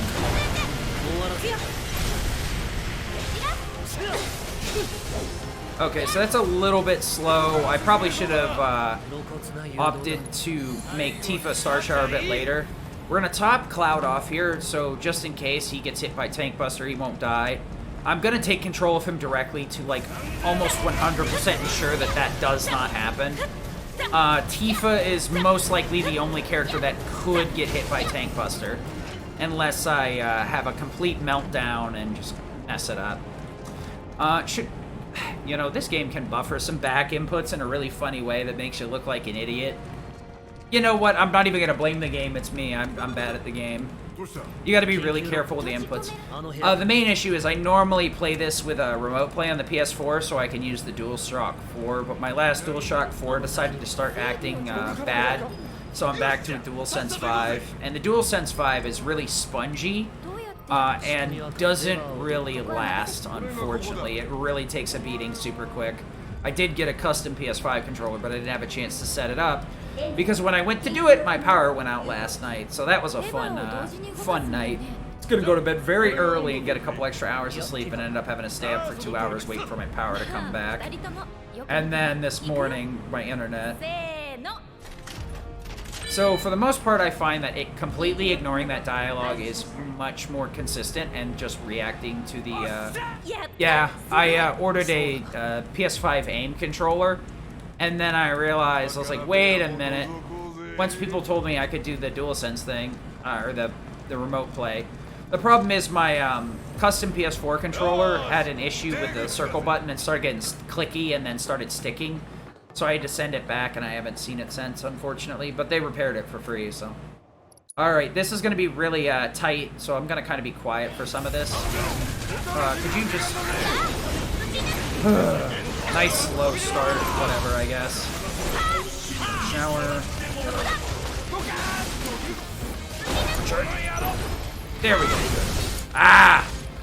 I'm not sure if I over-damaged or if because I started too slow. That could have been crits. That could have been just me misexecuting. Probably me misexecuting because I started my overcharge. I hope this works out fine. Okay, that does work backwards. Haste, switch over to Cloud. That is not the order you do that in, but whatever. We're in phase 2, that's all I need. Okay, Cloud, I need you to get the heck out of here. Barret, what do you... Oh, wow, Barret's actually not, like, suicidal today. Cool. Thanks, Barret. Thundiga, switch over to Cloud. Star Shower, we should be good. Operator, SD. Alright, there we go. Hopefully I don't mess the rest of this up. That's probably the one point in this fight that could easily kind of throw it off.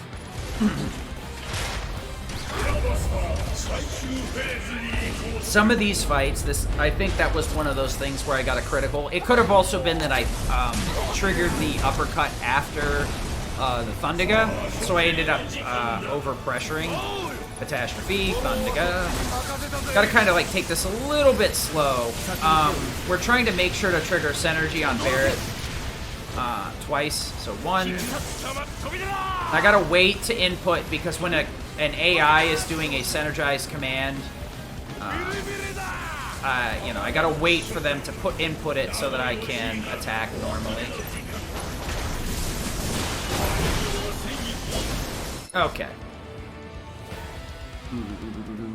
Oh, that's right. There's a menu here. There we go. Alright, so this is where menus start getting a little bit more complicated, and your speed... Oh, that's not how you do that. Oh! What am I doing? Said help! Ice. Yes. They get so complicated, your brain just turns off. So I didn't have to downgrade Thundera here. I could have just stuck with it, but Thundera can be a bit quicker and will be a better backup than Thundiga, both in terms of MP management and casting speed. Because most of the times I would use a Thundera to back a fight up. The Thundiga would work just as good. Okie dokie. So I gave up my ATB boost and a bunch of other stuff that would make this middle segment a little more consistent or quicker, so that I could ride this menu setup all the way to Hell House in Chapter 9. The fight with Hell House can be quite a frustrating one. There's quite a few things that can kind of mess you up. The middle portion of that fight is I'm probably gonna have to counter again. Okay, I didn't. Ice Elemental is neutral to Reno. Sometimes you can under-damage with that counter plus SD, but it's something that can happen. I could just use ATB boost to get into the self-destruct, but there's no reason to, because it'll most likely under-damage without the Punisher counter. Punisher counter makes it a little bit quicker. You could just wildly swing at Reno, but he'll block your attack and counter you. So you basically have to play the waiting game and use the Punisher counter. Punisher has a built-in counter, if you were wondering what was going on. So instead of guarding, Punisher counters. It does a significant amount of push towards pressuring an enemy, or stagger, and it is very strong in that it reduces your damage, gives you a good option when enemies are rushing you down, and gives you a nice chunk of ATB. A lot of the triangle commands in this game are very strong. They gain you ATB very quickly, and for the most part are like just strong in general. And there's very few situations where like you would go around not using them. Mostly you would not use them in a situation where you are, let me see here. You'd mostly not use them in a situation where you can loop your commands anyway. And by looping your commands, I'm talking about like activating ATB stagger to get ATB back, or triggering skill master by using multiple commands in a row, or triggering ATB assist as well. ATB assist is a very powerful materia, but it has a really weird quirk to it, where you have to use the two commands back to back. You can't roll, you can't guard, you can't counter, or any of that stuff in between. You may be able to counter them, don't think so though. But you can link them together by up to a full normal combo. So once the character does their finisher out of a normal combo, ATB assist will not activate after that point. That's a pretty good boost, unfortunately not a perfect one. If you get a perfect boost, you can end up getting in front of her early, so you don't have to kind of like...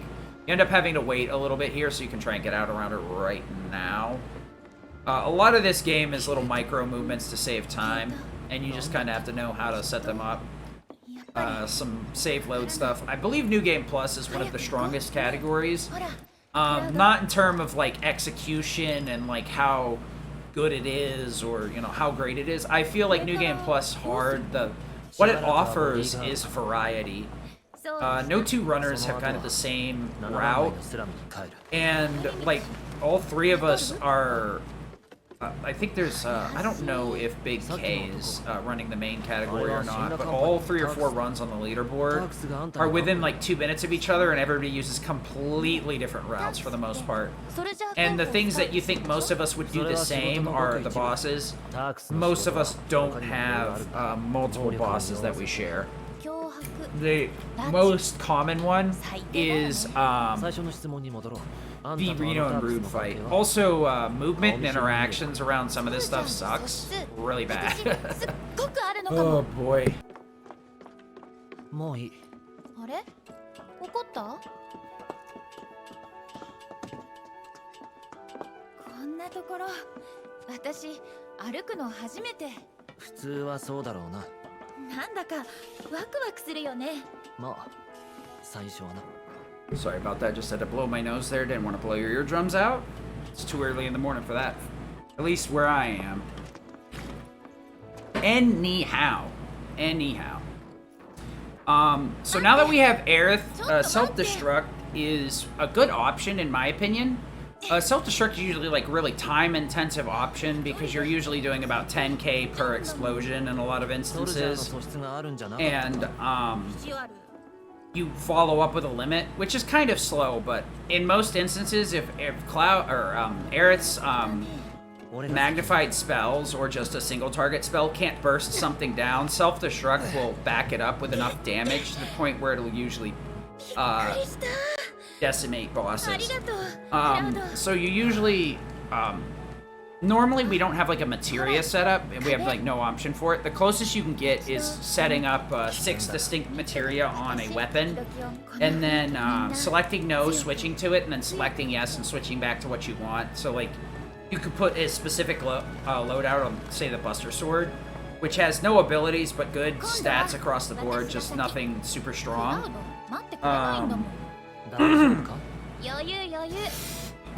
But you could wipe all the materia off that and load it into your setup. I find that it's much easier to individually menu stuff to what you need when you need it. So like early on when I was getting rid of refocus because I'm not going to use it until the end of the game. The main reason is refocus is one of the bottom most materias on the list. Actually, it is the bottom materia on the list. Like heal and revive are the top 2 materia on your list. Your menuing for heal and revive would be much quicker if Jesse didn't give you 3 healing materias in New Game Plus. Or 2, I think. It's like 2 or 3 healings And then you get a subversion in the mid game from one of the bosses that's level 1. Luckily, that's not too much of an issue. It does mess with your menuing though. That's one of the things you got to remember is when you're cycling pages, you have to add those 2 in. So chapter practice, you need to keep an account of that. So basically, pushing through everything and making saves is the best way to do it. So self-destruct, enemy skill HP absorb. You need angel earrings or revive, reprieve or revive. One of those 3 options so that your self-damage will convert into a limit. You need to also make sure you're self-damaging through subversion and warding. So that's 4 materia. Normally what you want to do in addition to that is an elemental magic materia. So that way you have an additional damage added to your self-destruct and you at least have some sort of magical option. It's a pretty good setup with Iron Blade as well. Iron Blade has another unique ability that's actually really strong in combination with self-destruct called Trade-Off. So you have Reprieve that will revive you once per combat at 1 HP. So you can abuse HP Absorb on enemy skill. And then you can use Trade-Off to get MP back. That's the one cutscene where skipping is faster because we through triangle by holding it rather than opening up the menu. Because we can't open the menu to skip that until the camera angle shifts to above the helipad. But Trade-Off gives you 1 MP back for every 10% HP lost. So basically what it sets you up with is a scenario where you can get, you know, reliably between 7 to 10 MP back every self-destruct.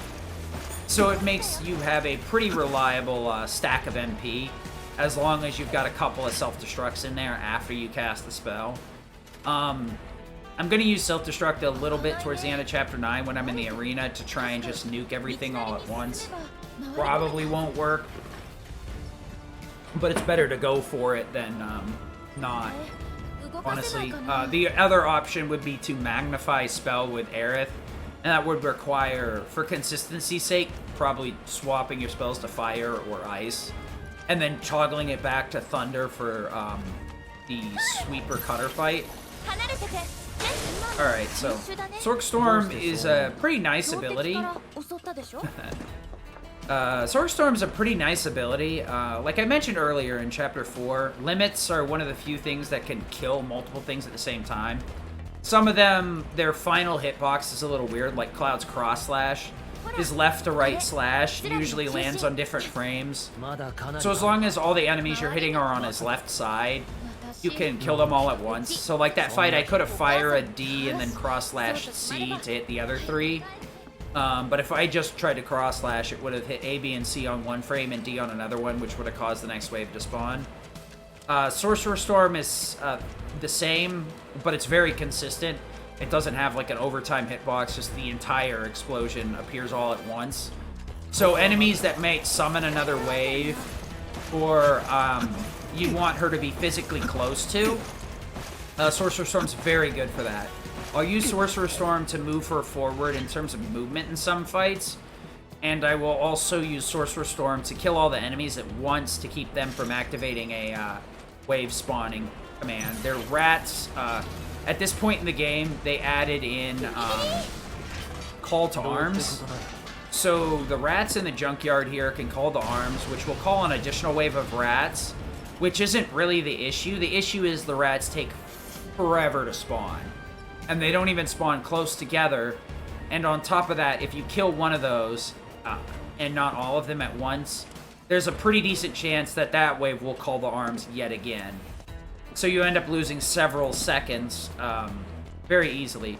So we're going to abuse Sorcerer Storm to try and kill all the rats at once to avoid them from even having a decent chance of acting Call to Arms. I don't even believe they can activate Call to Arms until they've been hit at least once. A lot of the enemies, their AI script won't get fully activated until you physically attack them in some way or another. Not just like regular swings, but using any ATB command or whatever seems to trigger their script. So like with Sledgeworms very later on, I'm going to start the fight very passive and start with like a limit. And for the most part, they won't start attacking or dropping underground until after you start attacking, casting spells, or the limit actually goes off. They will go down underground eventually, but they're a lot more passive and take a while to activate until you started attacking. So I'm going to try and be a little bit more passive in some of my fights rather than very active. 32 is pretty good here. 32-30 is really good here. I am going to go use the restroom real quick. There's 3 bathroom breaks kind of baked into the run, thankfully. This one, there's another one where we're in our dance off, and then there is one final one at the Shinra HQ that's broken. I'll be right back, though. あれは崩落した鉄骨でしょうか。すでに火災は消し止められているようです。兵器開発部門統括のスカーレットさんですよね。お話伺ってもよろしいでしょうか。5番魔航路にて発生しました爆発について現時点で判明していることをお教えいただけないでしょうか。現在5番魔航路は運転を停止し、すでに火災も消し止められております。以降被害が拡大する心配はございませんので、市街地の皆様はご安心ください。原因につきましては鋭意調査中ではありますが、1番魔航路で使用された爆弾と同じものと考えて間違いないでしょう。こちらは1番魔航路内で撮影された映像です。犯行グループはアバランチを名乗っており、現在もミッドガルに潜伏していると思われます。しかしこれだけ短期間に So we got this cutscene and walk along for the most part. It's gonna be a fairly long chapter in terms of just movement. Yeah, so this is basically the end of this little cutscene. It's not all that great, unless you're a big Scarlet fan, I guess. Yeah. So, just gonna kind of walk along and ba ba ba ba ba ba. So what haven't I talked about? You'd be surprised. There's so many system mechanics and little nitnoids in this game. I probably could talk for the full 5 hours simply about game mechanics and stuff. Unfortunately, a lot of them I don't know offhandedly or whatever. But, this is also a very good, quote-unquote, lunch break that you could take. Getting ahead of Aerith here is no issue at all. It really doesn't help one way or the other. We're just kind of waiting for these dialogues to play through. There is another save. There's a couple more save loads in here. One of them is not really worth much because it skips like 4 lines of dialogue and either breaks even or loses time. There's another one in the kids' junkyard that is either saves 2 or -2. I haven't bothered testing it because save loads are kind of a pain. I'd have to do the fight right before it, do the cutscene, and then try the save load over and over again until I got it. But I'll give up that 2 seconds versus risking, you know, going -4 instead. Because if I miss the 2-second time save, I lose 2 on top of it. So I lose 4 total if I don't get it in a run. There is a somewhat long one when she asks what I did with the flowers. That one we will skip.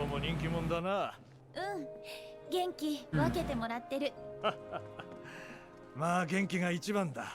それはそうと、この前は薬草を届けてくれてありがとな。 The self-destruct is very empty or material intensive. To give myself to take enough self-damage for a limit, because the way that it functions is you damage yourself more than like the damage cap. So I basically do 2 life bars of damage because my HP is at the base value of 4,820.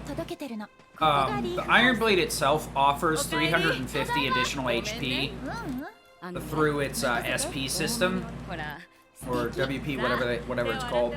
I've actually opted to remove that specifically because your limit gain is based on percentile of HP loss, not straight HP. So the lower your HP, the more each, you know, hit point lost, the greater percentage you get. This will allow me to wear chain bangle, basically, for the most part.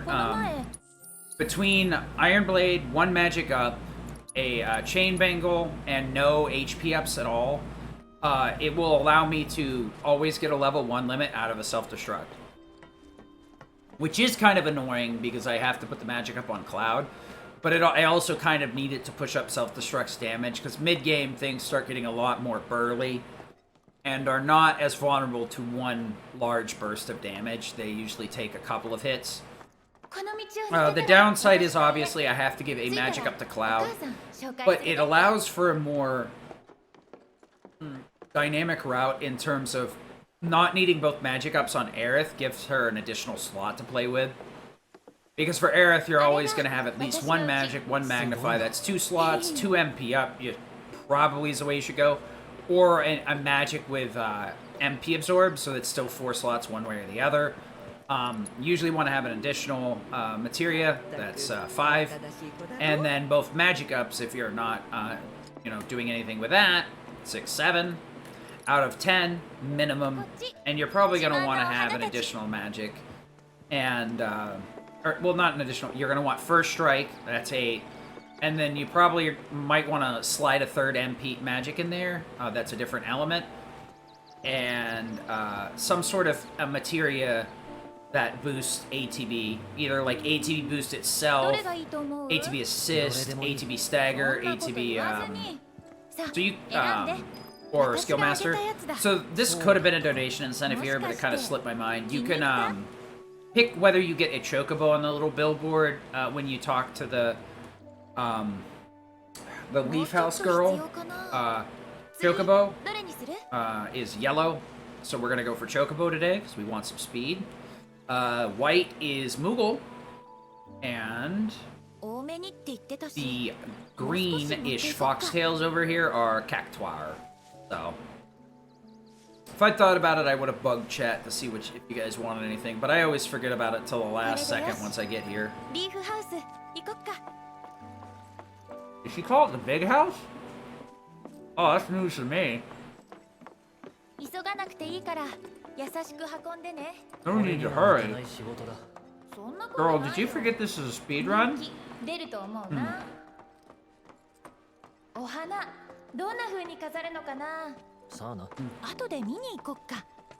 So between Aerith having really high damage output, especially on magnified spells, despite its reduction, she'll often hit for 8,000 damage. In most instances, 9. Sometimes having her on a single magic up will limit her damage output, unfortunately, in such a way that she can very much uncommonly get the damage thresholds on certain enemies. The magic up missing is going to make some of these fights a little bit of a damage range, so I'll do other strats to flatten out that. Problem is I'm using magnified lightning on monsters. This worked before, but the monsters in the game, like I said, have been buffed. So the route here I should tweak it. I'm kind of operating on an old, like, hybrided route from PS4, and then I've kind of adopted it for PS5. Some places I've managed to patch in better strats, other places I haven't had time to test. Unfortunately, the PS4 had a feature where you could upload your saves to a USB, so practicing was insanely easy as long as you're willing to make saves. Also, pathfinding 101, that's not how you do that.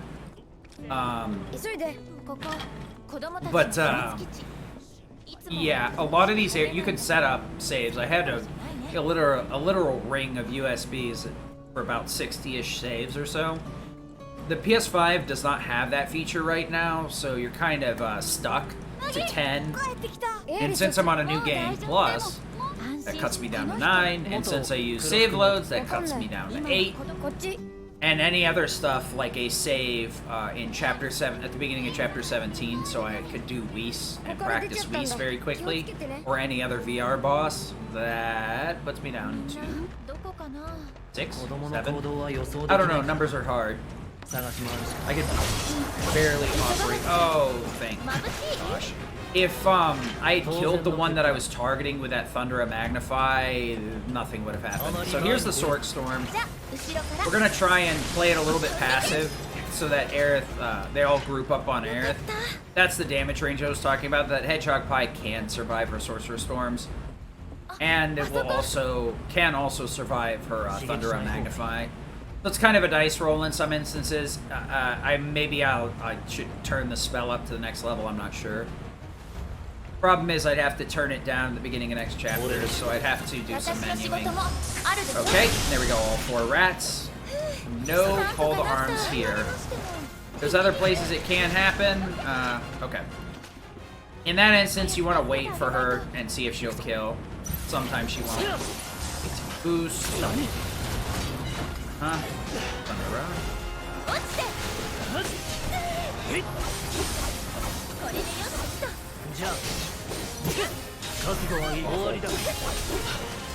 Okay, we want to cross slash this guy.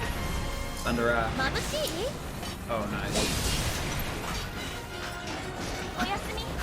Okay. So Cloud's the one that needs to trigger this, so it really doesn't matter. That Smogger actually hitting it too soon to kill it was actually a blessing. In disguise, because it set me up in a position where I could go straight over to the dock to trigger the next cutscene and wait for Aerith to hit it. This next one, we're gonna delay doing anything to this Smogger, because we don't want to kill it immediately since you walk so slow when you're outside of combat, because of the kids. But right here, we can move at full speed pretty much. The only problem is we lose the mini-map, so movement becomes very obnoxious. I think I got in the right position. Yep. You can end up getting stuck on either side of the crates or the wood real easy.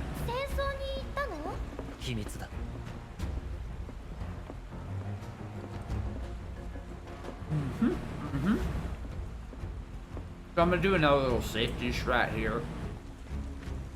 To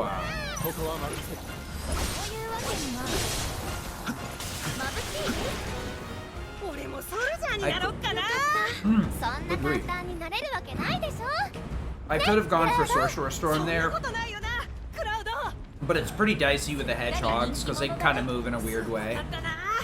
Pretty much they will aggro towards Cloud and Aerith, so it's most likely she would have killed them, but not 100%. So now we're almost done with Chapter 8. We're going up to the boss. We're going up to the 2 bosses, Rude and Buckets. I'm sure if any of you have played this casually, you know what I mean by Buckets. Getting out of Aerith's house is like the most deceptively easy and easily the most difficult part of this chapter at the same time. Especially if you are going all in and running in the house. I'll take my hat off because I ain't doing that today. I'm not running inside. That's not polite. We're gonna walk. So now we got a damage range on Rude here. I could fix that by using Wind Elemental rather than Ice Elemental because Rude will be weak to it here. Excuse me. Thank you, Aerith. I'm glad you could get in the way. Sometimes the AI literally fights you. It probably could be routed in.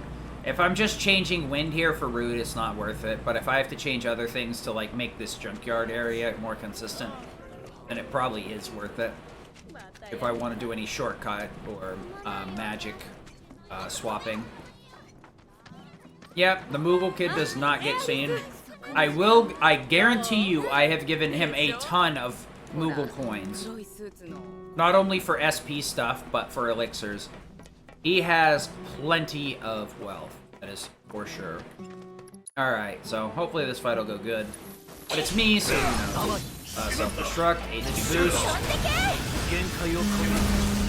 That ATB was almost really good. If she'd had like another 100 points, I could have guaranteed this, the fastest version of this fight. We're gonna go with the older version of PS4. Normally you can just cast Wind here. 1 and 2, just because it's quicker. There we go, that's what I thought would be the case. So the Thundera shouldn't be needed. If Cloud was on Wind Elemental, he would have done enough damage. The only time you don't need that, you know, any of those normals or the follow-up attack is if, in this scenario, Aerith would have to crit her Aeroga, or Cloud would have to crit his Final Slash on triple. Not triple, but, freaking cross slash. My tiny little brain is just, like, working in overdrive. It is technically 3 slashes, but it's not that triple slash. Triple slash can be a very powerful command, but it actually suffers a damage penalty when it hits the same target multiple times in a row, making it slightly weaker than Braver, if I'm remembering correctly.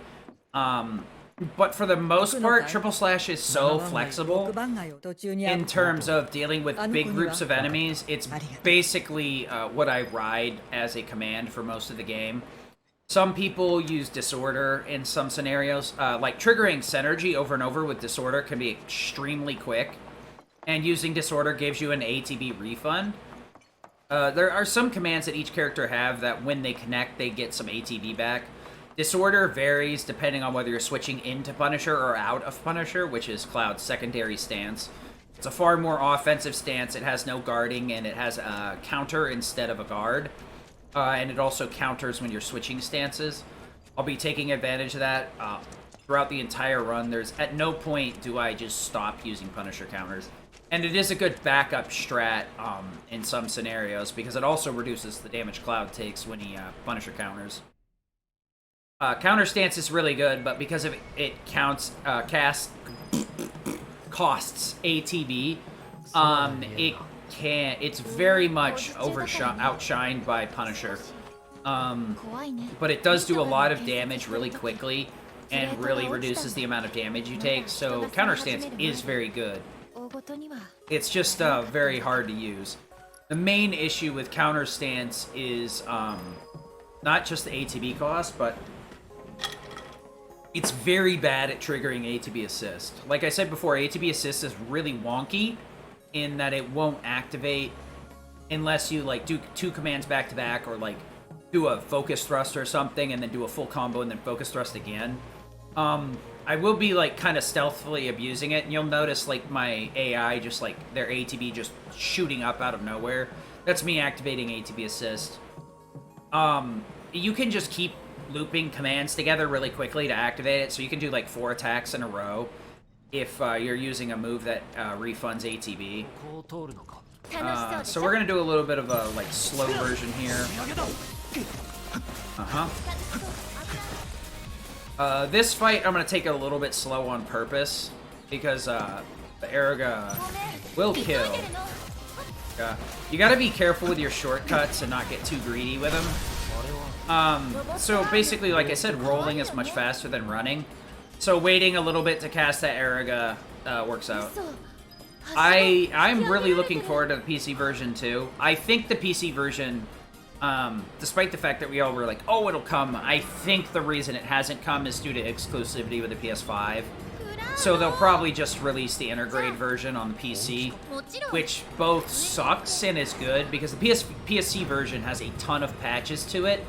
That cuts us off from about an hour of time saves from out-of-bounds stuff that's available in the PS4 version. The PS4 version, any percent is like 20 minutes faster than this one, just because of the out-of-bounds stuff. But we save 40 minutes to load, and like the only skip we have is like 2 to 4 or 5 minutes by skipping the mid-segment of Chapter 15. With an optimal route, I think you save probably, about 2 to 3 minutes at best, but I've been wrong before. So a lot of these fights are just going to be spam spells. So we're going to Thundera, ATB boost, Sword Storm, and then Thundera. So we do lose a little bit of time over double Thundera because it would be quicker, but saving that 11 MP is super important. One thing I did gloss over early on, Aerith doesn't have this, but the Mithril Blade has this, a 20% MP reduction cost on casts. But for the most part, your spells are 4, 10, and 21. Lightning is 1 more expensive, so it's 5, 11, and 22. So, when you're routing your MP, you need to keep this in mind. So, like, right here, I could Soul Drain for a little bit of MP back, because you can't use a bench to recover MP in hard mode, and you can't use items to, like, Elixir or Ether your MP back. You could use MP Absorb. Some people do use that. I find that routing your MP properly and, you know, using a combination of Soul Drain in the right scenarios, or just avoiding not using spells when it's not really needed, is the best way with this. I need a very specific amount of MP going into the Hell House fight. There's a bare minimum of like 86, I think. If I have 86, I can barely do the fight. My goal is going to be around 95 or 100 or over. The reason I need to have that much is I will be taking off an MP up for Skillmaster, so that I can loop the commands much quicker on the boss fight. And when you remove an MP up, you remove a percentage of your MP, not flat amounts. So, like, if you spend the whatever amount of 100% or 50% boost that MP up gives you, you're going to lose a percentile of it, you know, in reflection. So you're not going to just, like, oh, I was at 190 MP, I'm at 130 now, I'll just take this MP off and still be at 130. Yeah, no. It gives you that percentile of whatever MP out of your max. So, you need to be cognizant of it. Aerith has a pretty cheeky way of being able to recover MP, called Soul Drain. It's her first learned ability, and it's not super strong, but in terms of it recovering your MP, it's extremely powerful. In combination with Tempest, it turns her into a monster.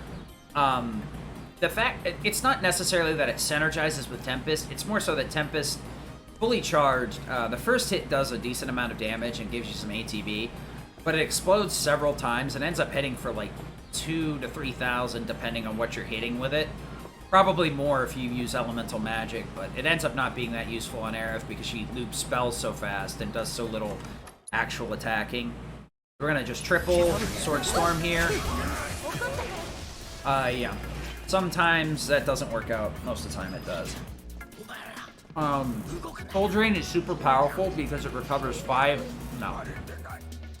MP when it hits a target that is not in staggered status, and a whopping 15% when she Soul Drains a staggered target. And that percentage isn't the enemy's MP count, that's her MP. The higher her MP is, the more she gets, and she's at like 190 something right now. So she gets 6 MP back each Soul Drain. ATB boost, Thunder Rock.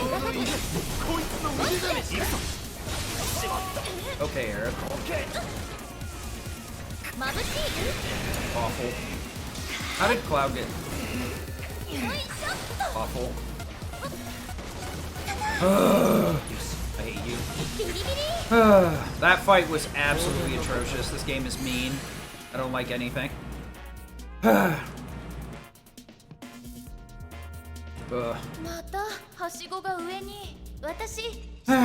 That's what I get for being cute. Normally what I do there is self-destruct into a limit. It's quicker if you go for a triple slash into a Thundera, but I forgot you can get shocked by the stupid regular bandit putting down a little lightning explosion. Nope. It's a little bit slow right here, but the next closest, like, big break in terms of time would be the... I did that to myself. It's such an easy thing to make that mistake if you're not paying attention. You gotta make sure to not be mashing triangle or circle. You have to be, like, very careful about what you're mashing in these segments, so you don't end up accidentally swapping hands or putting Aerith down. I'd say that's probably, like, the least offensive change I could have done, because the arm wasn't very far down, it was about halfway. It's still pretty silly looking. But yeah, Soul Drain can be super powerful. I'm gonna abuse it a lot more in the later segments of the game, where Aerith's MP is a lot tighter. I'm gonna be using it pretty heavily in Hojo's lab to keep her MP topped off. There's a couple of fights where I'm just gonna flat out, like, stagger, like the missile turrets fight in Hojo's lab, I'm gonna stagger both of them and then just soul drained both of them for 30% MP recovery, so. The early game is mainly routing my MP tightly enough so that I don't need to worry about anything. A lot of the fights, a lot of these segments, you can honestly get away with tightening up your MP route to the point where you don't need the MP crates that show up in the game. Early on, I kind of have to get some of them because of the way that, like, I need maxed MP to get a 20% damage buff to speed up a fight. Or, in some instances, you know, I actually do need it to get through the whole thing. Yeah, I'm hoping that the PC version will be before the end of the year. At the very least, I know it's probably going to be this version since it actually runs well. And with that, hopefully we'll get some more information. So Soul Drain won't be used too much right here. I'll use it more in chapters 10 and 11. And Eric, unfortunately, won't be with us in chapter 11. Or what are you doing, game? Awful. Aerith, where are you going? Go. Ugh. They very rarely separate that hard. Even if I had gone for a self-destruct, I'd have exited with, like, no HP. So I'm gonna try and heal Aerith here before I go through the fence. I accidentally hit circle and empty the menu. Whatever. Eesh. Ugh. This is a run. This is a run. Well, we'll see what we can do. Not on a blistering pace, but we're on a reasonable one. As long as I don't do anything silly, we should be able to get a pretty good run going overall. This game can be pretty volatile, and the enemies in Chapter 9 and the Highway in specific can really just put you on your ass really fast, and you lose a lot of time to them, unfortunately. You either do slower strats with, like, self-destruct, or, let me see here. You either do self-destruct stuff and take the slower but higher damage output route, or you kind of play it a little risky. Not quite sure why I played it a little bit risky, but okay. So normally you want to be like exiting Corneos around 2 hours if you're like on a super good pace, but when you can't reset, I'll take it. This is I would like to be at least getting into Wall Market at 2 hours, but we'll probably be a little bit behind that, which is fine. There's plenty of areas later on where you do need some good luck, but as long as you're doing the right thing, you can shave time off. There's a couple of more dicey ones, but overall, it's not too bad. So the reason I selected that final option was for a very particular purpose.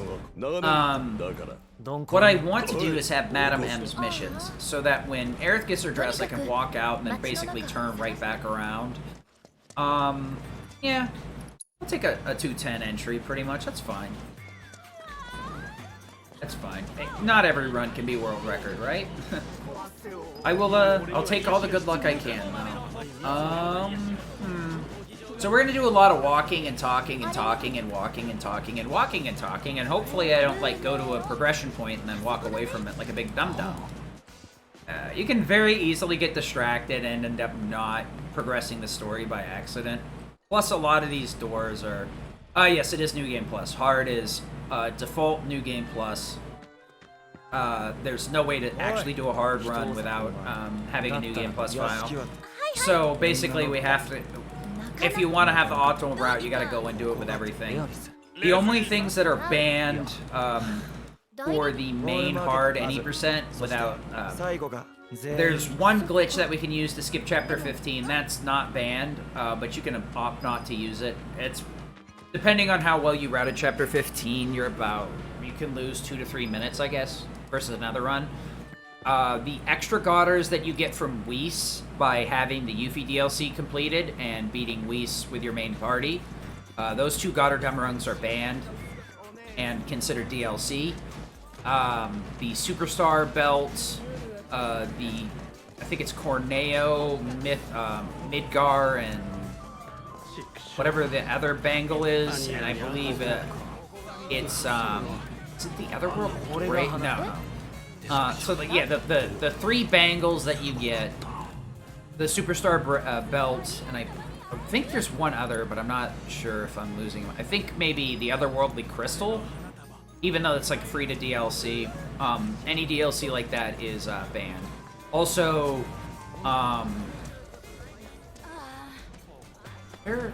oh yeah, I think it's Actoire and Carbuncle. Carbuncle could be fairly useful because it'll auto-revive the character that summons it, so we could have used self-destruct a bit more with that. The problem is we have to sit through the summon animation, so we're just gonna ignore what he has to say, no deal. No deal gives us half a point towards Sam, the other two give 1.5 points to Sam. The bottom options on dialogue give you 3 points towards Madam M. The middle one gives 0 points towards either. Shinra Bangle, Corneo. Okay. I could have sworn there was 3. Oh, Midgar, yeah. The expensive hand massage gives you 3 points towards Madam M. The middle one gives 0 to both.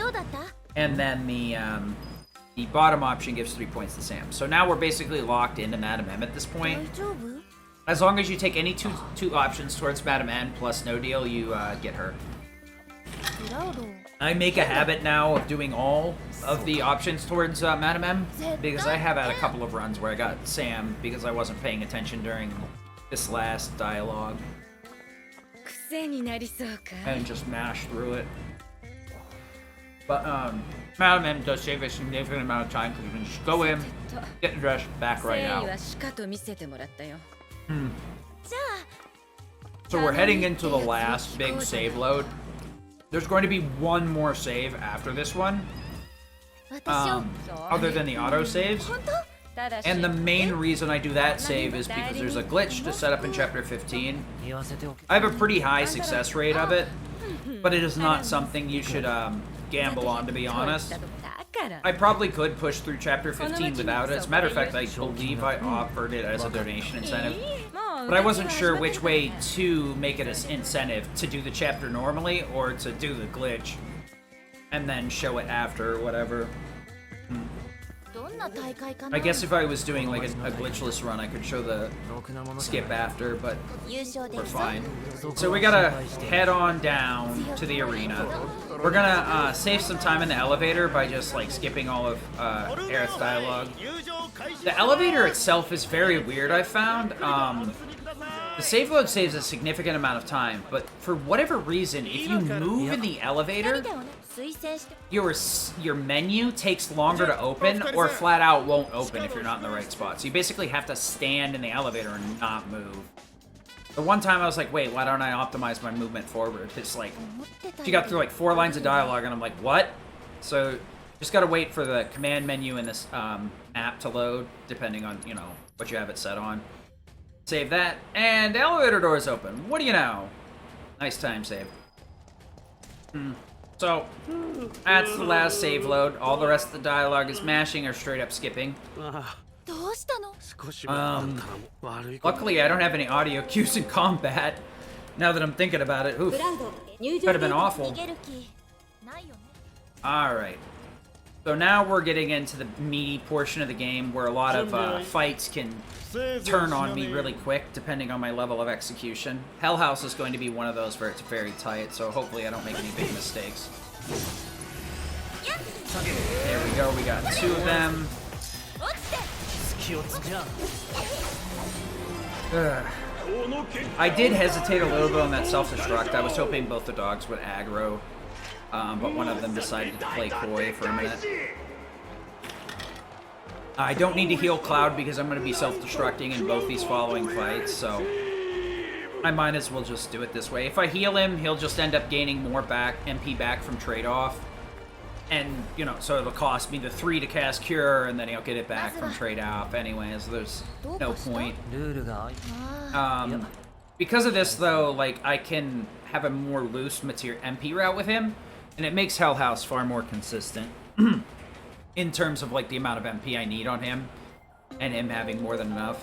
I probably have far more than enough, and could probably be a little bit more vicious with his spells, but, what do you know? This fight kind of sucks, too. Whoa, that is extremely good ATB. Do we have, like, 3 left?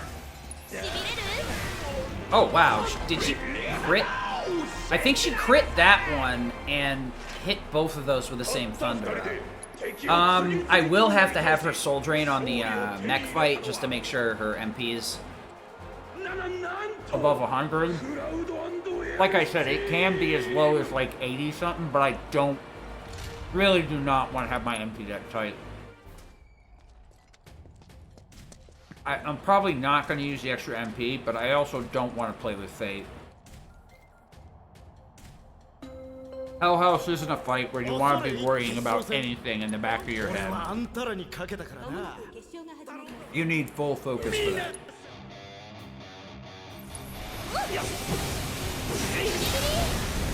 Stay in between. Between boost. I would want ability, so drain. So she siphoned a little bit of MP there while Cloud was finishing it off with Cross Slash. We'll top Cloud off here because we're not going to self-destruct again until midway into this fight with Hell House.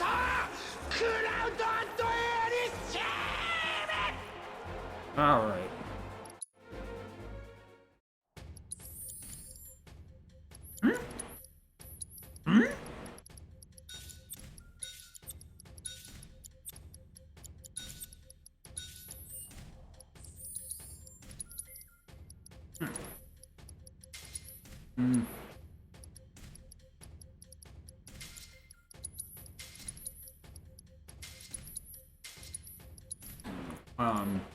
That's wrong.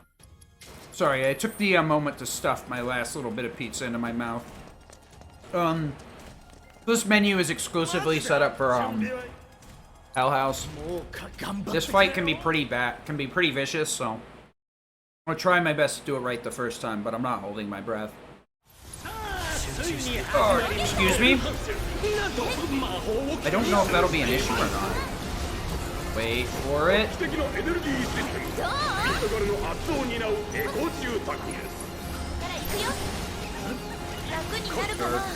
Blizzara.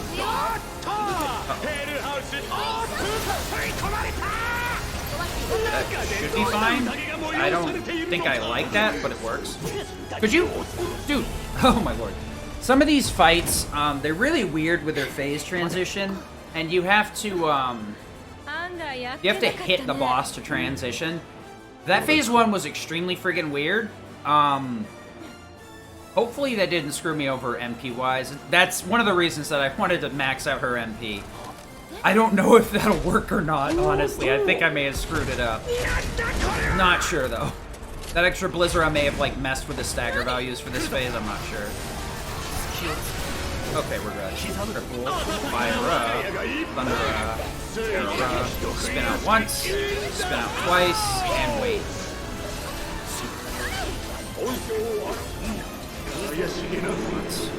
Truck, switch over to her. Start tempesting.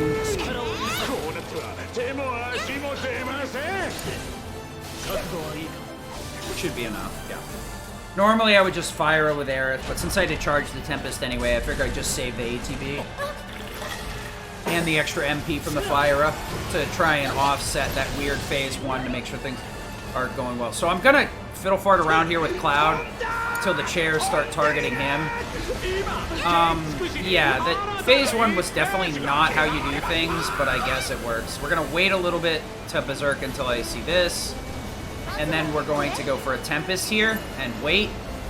Alright, what do we got here? We have wind, so thunder, fire, fire. We'll just limit with Cloud, actually, it'll be quicker. Since she took so long to fire up. Normally you don't need to limit with Cloud there, but hey.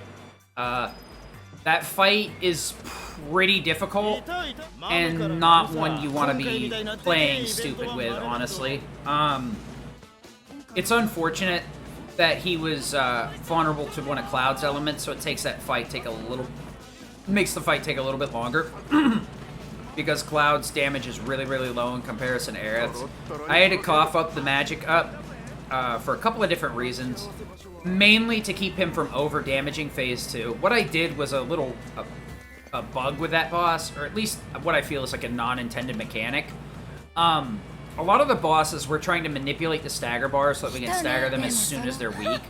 That's why I had to reset Airbuster, was because I staggered him in phase 1. What I'm trying to do is fill up the bar going into phase 2, so that I can stagger Airbuster the moment he becomes vulnerable in phase 2. Or at least as soon as like everybody's close enough to him. That's why I Thunder go with Barret. I could have used a Thunder or Thundera to affect the same end, but not really necessary. I just do it for a damage count thing. And I do the same thing with Hell House there.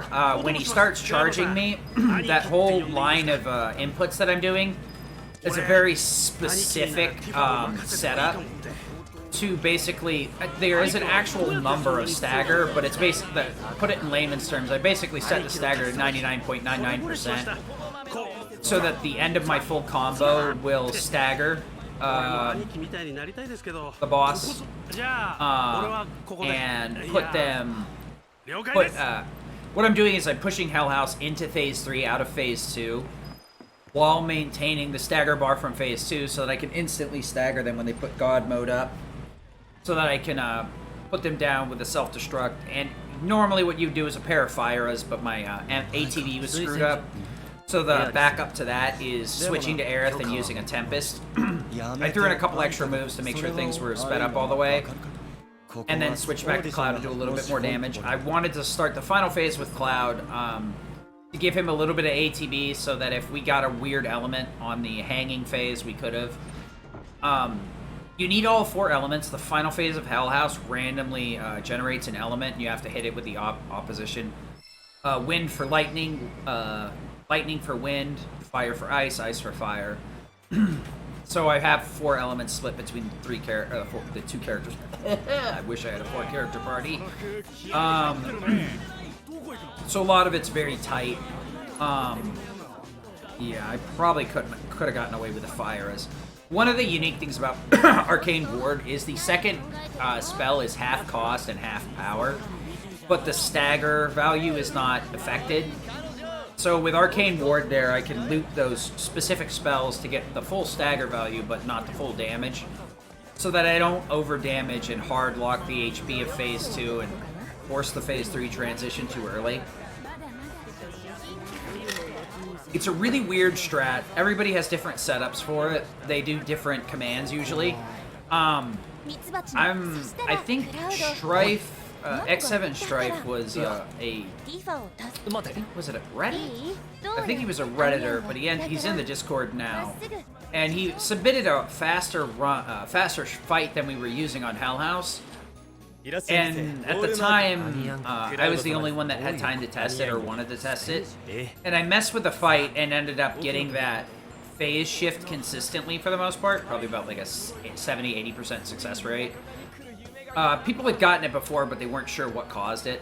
It turns out if you do a bunch of math, you can do it with a bunch of different ways, but I just ended up sticking with the first way I did it. I will be back after the dance.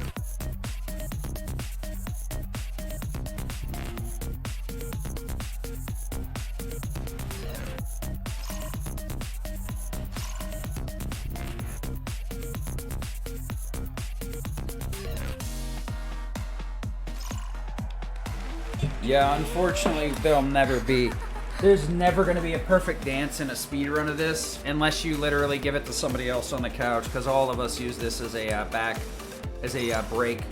Back break? What? Interesting thing. Yeah, I'd say this minigame's pretty good. The prompts on it feel a little, sluggish, I feel. It's really hard to get good feedback from this minigame. I do like it overall. I just feel like the feedback of whether you're hitting it right and like the visual indicator of time can be pretty hard to hit because of the fact that they have so many weird angles. But overall, I do like it.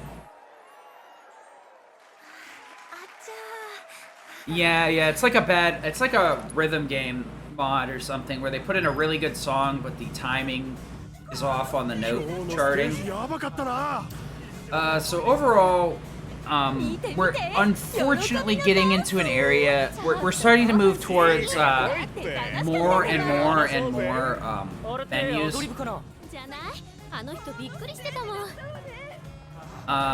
Anyway, so we've got to wait to talk to Cloud here. If I talk to him early, we get extra dialogue that does nothing. I can bump him so that I can talk to him before he steps into this alcove, but I think he gets warped here anyway, so all it is a minor time save of activating his dialogue earlier. This is going to be a pretty, a relatively intense menu because we're going to be doing a lot of materia toggling in the menu itself. So we're going to be toggling out some fires. We're going to be giving up lightning for fire because we're going into the mid-end game. Or early mid, late mid game. Yeah. And a lot of enemies are either weak to ice or fire. There's a few fringe places where wind will be needed, but that's mainly just for Eligor and Rude in chapters 11 and 12. And we really don't even need wind for Eligor. It's just to make it safer, so we can hide behind the crate and greatly reduce the chances, or basically keep Aerith from being muted by his little laser beam, and also to keep her from getting hit by 1001 partisans and having her die in phase 2. A lot of these fights are going to get a lot more heavily scripted and heavy execution based. Abzu is going to be one of those fights. You either do it right and it's super quick and it's a blink and you miss it type thing, or you screw it up, he gets in the water, he enrages, jumps on the wall, and you just look like a big dum-dum that doesn't know how to play the game. Hopefully we're going to do that first one where it's really quick and you blink and you miss it type thing. Sometimes you can get... oh, actually, I want to... forgot what I was doing here for a minute. This... Then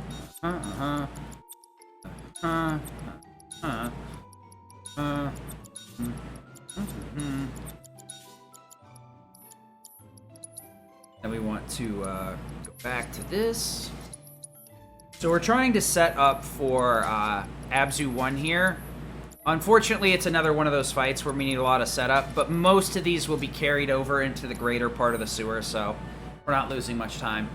I don't really need Dolphin Flurry on both Circle and Triangle, but I've done different strats on the boss where I used to use Somersault on Circle, which I use for most of the sewer so that I can get it in there earlier and not have to take it off. It makes the damage range on the boss a real big pain in the butt, and often Abzu would get loose rather than dying on time. And with this way, if I screw up Dolphin Flurry being buffed by Star Shower, I'll be fine. Damage-wise, the 70% drop-off on Dolphin Flurry is huge, but between self-destructing with Cloud and using Cross Slash, I have enough damage on the table to push through. It would probably be quicker to Firaga the whole fight through with Cloud, but using self-destruct and Cross Slash is a better damage output towards the end, just in case a Dolphin Flurry doesn't get buffed because I screw up my inputs or something. And it also leaves me a ton of MP to get through the rest of the sewer with optimal backups. You know, so basically I can toggle Firaga out for Fyra, and have plenty of ways to deal with TMNTs that decide to jump on me, frog song me, or just flat out run away from Tifa and make all the fights suck. We're gonna have another little tiny menu after this boss, and it will carry us all the way to Eligor again. So we're gonna have another like 2-chapter long menu for the most part, outside of this initial setup. Tifa always waifu first. Don't at me. I'm just kidding. I've always just done this. That's always just the character I chose. Tempest, Fire, ATB boost, decent ATB, Berserk, Shower Health Flurry. So we're gonna try and skip Enrage here. Managed to get it. That's Star Shower, Slash Fire. Okay, so the cross slash didn't even get off because of how quickly that went. That went perfectly. Healing for this, this for this. And we want to... So normally, Abzu is supposed to do an Enrage attack there, where he kind of just pounds his chest and screeches at us. Literally does nothing. Yep. Barret is second waifu for sure, though. I love Barret. Like, his characterization in this game is so well done. Like, I went from being very indifferent to Barret to really, like, enjoying his character and kind of seeing what they were going to do with him next. I'm so surprised how well they built everybody up in this game. We're gonna... So I kind of chilled out there for a second. Number one, because my brain, like, shut off when I started the battle. And number two, because you want to be kind of safe with that turtle. If you start rolling around the corner, somersault's the quickest way to end that. Alternatively, you could do some fire between Cloud and Aerith and finish it off. But somersault will one-shot it. So you kind of want to cool your jets and make sure that turtle's going after Aerith or Tifa, which will keep you from having to, like, fire off like 2 Fyras or a triple slash. I did have Fire Elemental going for... I forgot what I was on. I did have a Fire Elemental going for the boss. Soldiering, please. Okay. That sucked. Sometimes the rat gets away. The main issue was I accidentally swapped to Tifa, or Aerith instead of Tifa. Because if I'd switched to Tifa soon enough, I could have parried and, like, knocked the rats in the air to make them clump together better. But because of that, they kind of got separated and triple slash didn't hit all of them properly. For the most part, Tifa's parry is super important for saving time in some of these segments. And one of the things that's very easy to forget is normally you want to switch to Tifa, but it changes which side she's on. You could do up and down character swaps. I don't do that. I do left and right based on like L2, R2, so that way I help memorize which shortcuts I'm swapping to as well. So when you're with Aerith, Tifa is always on your right. When you're with Barret, Tifa's always on the left. And it's when you're used to speedrunning this, sometimes your brain like forgets that. And you end up like switching to Barret or Aerith and you're like, that's not the right thing. So we're gonna fire this guy and then Soul Drain that. Soul Drain will kill. Gets her that extra 3% MP back. And it buys me a little bit of time to get over here. You could somersault the grab in front of that switch, but I find fire works best. You could switch it the other way and Soul Drain the one in front, but you'd have to wait to cast Cloud's Fire, so I think you'd end up losing time. Overall, we just had to grab the key here so we could get through this door and progress. So a lot of these fights are pretty straightforward. There's going to be... The ones with blue gills, I'm going to take a little bit safer. Some of them. Other ones, it's 100% consistent. Just nuke them with fire and there's no issue. The bluegill fight off to my right here, I'm going to go for a triple slash. But normally you'd have fire elemental for here and ghoul. I've gone over to fire or ice elemental. So I'm set up for Eligor sooner. And also so that I have a lot of other... My brain is melting! Fire, please. Think that'll work? Okay, I guess not. Whatever. It's gonna be one of those days I see. Sometimes optimizing combat sucks. It's something you're trying to go for most of the time in this run. But depending on how you optimize it, it can be pretty random. I'd say the bigger time loss in like New Game Plus is either unoptimized combat or combat scenarios where you can hit that friggin' like 5% dum-dum thing. And like right there, if you like did something slow, you could probably get sleep spined in that scenario. Or slumber spoon, whatever the heck it is. But yeah. Fire and Magnify, pretty strong in here. A lot of the enemies are weak to it. And even the ones that aren't weak to it are weak to the insanely high magic stat Aerith has, so it really doesn't matter. That's the easiest way to put it, honestly. A lot of these enemies just get melted by her spells because her magic stat is so insanely high that she could cast anything and it would kill, most likely. As long as it's a tier 2 with a magic up and a magnify, she could nuke. This fight right here, we're gonna do a little weird thing where I somersault and soul drain. The soul drain damage really isn't needed. I'm just after topping off her MP, so I don't have to bother with any crates at any point. The MP crates, what I've tried to do is only use them when I absolutely have to. And then that way, if I mess up a fight, like I cast an extra Firega or 2 Firegas in Abzu 1, I can grab the crates to recover my MP. It's not optimal, but it will be a hell of a lot better than having to lose a ton of time to not being able to cast spells and having to do slower strats like Triple Slash or Self-Destruct or something. Ice is not going to benefit Cloud very much in the sewer here, but it will greatly benefit myself in Chapter 11. And I'm not going to menu till Eligor, so this setup is the setup I'm going to use for Ghoul as well. Or as I call her, Reset Jan, because that's all I ever see on that fight. And I'm not even talking about just resetting that fight. Like, you get to Ghoul, you reset, and you're like, you know, I want to reset this run, too. Although Pump Coon is a close second to something that immediately makes me want to shut the damn game off. Yeah, Pump minigame in this chapter, I hate it. Almost all of the runners universally hate it. And most of us have issues with 2 different pumps. It's either 2 or 3. 3 is an issue because it's like too fast visually to react to. And 2 is like just fast enough to make it difficult.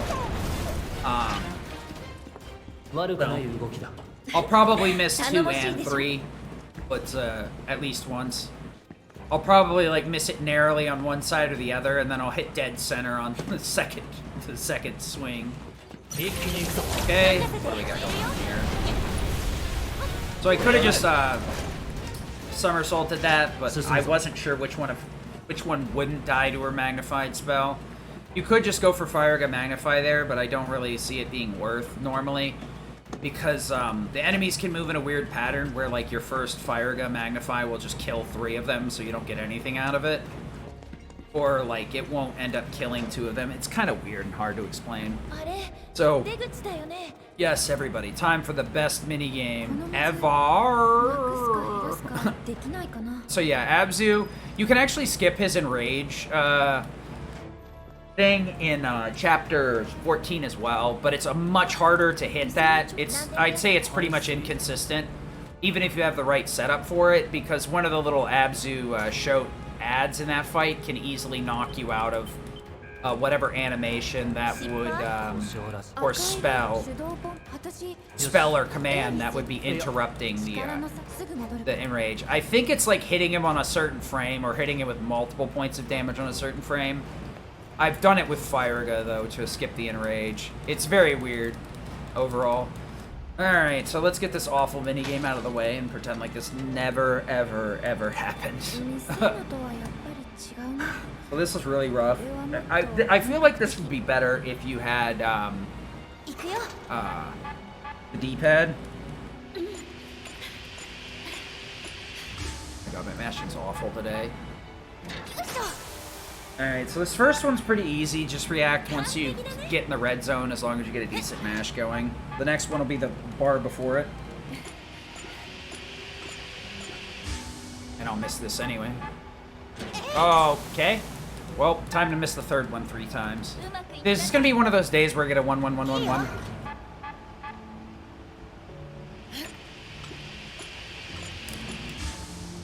1, 2, 3, 4. Yeah, it's gonna be one of those days, I see. Yeah, that's like our cue is that I think I was said it too quickly.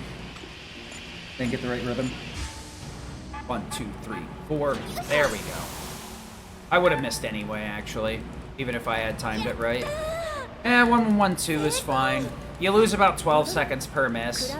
But I mean, most of the randomness comes from enemy fights, so that's like setting up good enemy encounters and being able to react to bad enemies, patterns, or attacks is your main swing. The bosses overall, as long as you route them properly and can execute them good enough, you're fine. Yeah. I wanted to make sure they stuck together so the fire and magnify would hit them both. We'll fire a mag. We'll do just somersault. So I went for the somersault here because she's immune to everything during a limit. All of the limits are damage immune. Fire gut. Bolt. Okay, I thought she was gonna get stuck on the side of the stairs. I'm gonna say 33 exit's still not bad, to be honest. 32 is what you're aiming for, but if I'm like a minute behind and 2.5 hours in on a time that I normally don't do runs, I'm actually really happy with this. I mean, obviously, it could be better, but it could be way worse, too. Yeah. I really wish Cloud would do the pumping. Maybe it would be more reactive. So the way that stupid minigame works is your first pass at the pump, you get less inputs per hit on the X button.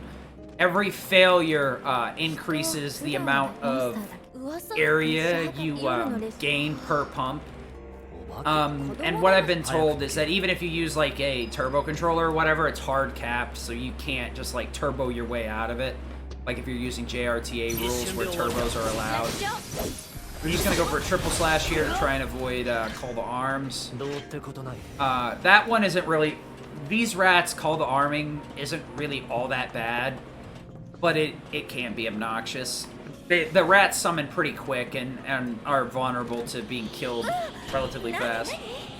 So we're gonna fire the reason I switched to Ice Elemental really is these idiots. They're a pain in the backside. They're awful. But with Ice Elemental, they're a lot more consistent. Gotta remember, Elemental is like a 20% or 23% additive damage at max level. And then you're factoring in a weakness, so it adds a lot more.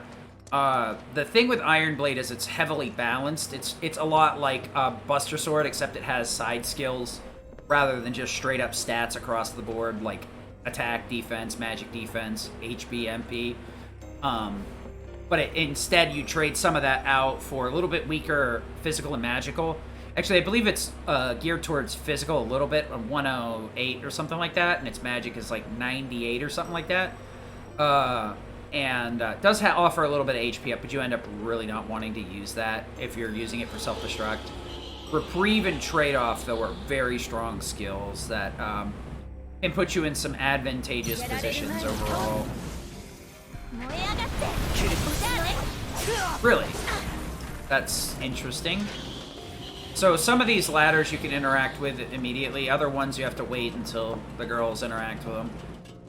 The rules are pretty inconsistent, honestly, so you just kind of need to know which is which.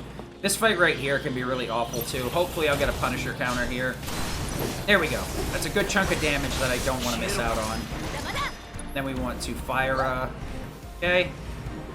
Should be enough. Yep. Okay. So we're going to need to heal before this next fight, but it'll be the last one until Ghoul. So these ghosts are weak to cure. And keeping my HP at max will make it so that my cure spells will auto-target the ghosts. The other two ghost fights that are in here, you can tactical menu a Firaga, and because the girls are playing a fear animation, the game will automatically cast the spell. And then as long as you end the combat soon enough, not only do you get the spell auto-cast, but you get your MP back, too. So it lets me heavily gate the amount of MP. Normally you'd have to Kiriga on both of those fights. And then you'd pick up the MP crates and just go a little bit positive. But with this, you end up getting all the MP back from those crates, which is like 19 per, because it's 10% out of our 190 MP pool. So it basically gives you a ton of MP back quickly, and makes it so you really don't need any soul drains in here. I used to do some soul drains on the Cerulean Drake to top things off, but it turns out you don't need it anymore. So I roll there on purpose so that I don't get too far forward, so I can trigger that at the right time. We're gonna fire this dingus.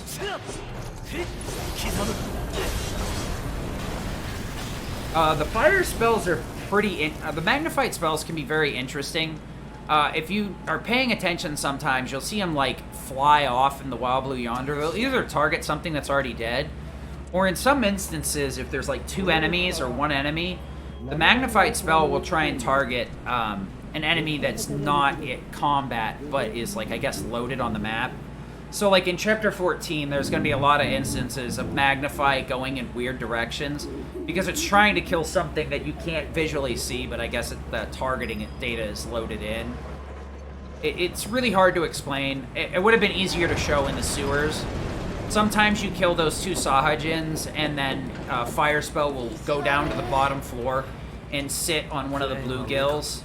Unfortunately, you can't get down there quickly enough to activate it because of how slow the ladder is. But there are other instances where you can trigger spells. Chapter 13 is a place where it can happen. If the bandits get... the very end of the highway, the bandits that have the Grungy Bandit and the 2, like, thieves or whatever before that, if they come out from behind where they're kind of like the little alcove they're in, the spell can go forward and get, like, stuck on the Grungy Bandit or the other dinguses. So I'll show you what I was talking about here in a second. Both of them will be playing, like, an animation real quick, so we're just going to interrupt it. Or we're not going to interrupt it, but we're going to take advantage of it by doing this. Okay. So look, notice her MP's back to 150.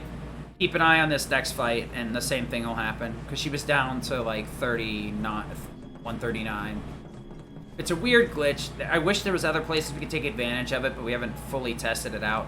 There's a lot of things, like Synergy hasn't been fully explored. Some runners have explored it. I haven't fully explored it, a hard synergized route. What am I doing? Okay.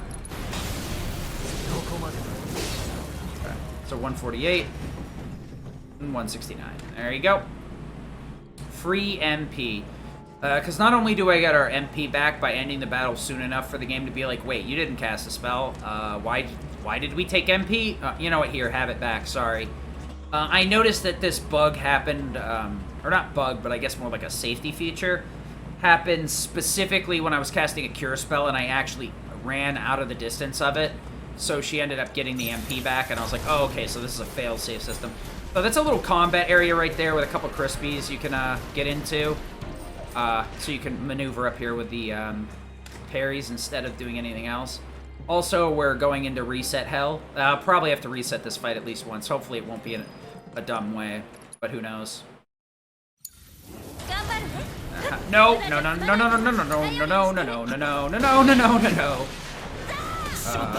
Nice. Kiriga Ghoul. Bad. Excuse me. Okie dokie. That was... I thought he had full ATB, and then he didn't. So we're gonna do this the little safer way. This fight is extremely stupid, and it's because Ghoul needs to take 7% damage before it's vulnerable to magic. So Kiriga's, basically. So I had to find a stupid way to get enough damage in there. Switch over to Aerith. Yeah, we're not doing that. I could have been casting Eriga there. Problem was her ATB was so low that, oh, I almost got really mad there. I thought that interrupted her Kiriga. You almost heard a lot of salt pour out of my mouth at a blisteringly fast pace. I am extremely lucky. Extremely lucky. extremely lucky. I don't even know what hit her. I'm so confused. It wasn't one of the fires, I can tell you that right now. Because the fire would have just about... Well, she'd have taken like 3k from the fire. The fire is almost enough to kill her, but if she like gets wombo comboed, it's over. That fight really sucks. Really, really sucks. That's the only thing I could think. Yeah, it must have been a piece of furniture. Though I have no idea why a piece of furniture was in the air when Cloud... I guess I must have cast Kuriga. Yeah, I got hit by a splinter, right? That boss can actually soft lock the game by grabbing you and then accidentally like moving you out of bounds. That game itself might as well be a soft lock because it's basically a frickin' like a gambler's paradise. A lot of people will like counter stance the first phase, but the issue there is like your ATB needs to be full, and ATB assist doesn't get triggered properly by it, so you don't like gain everybody's ATB properly. You can also do what I did with a very stupid setup where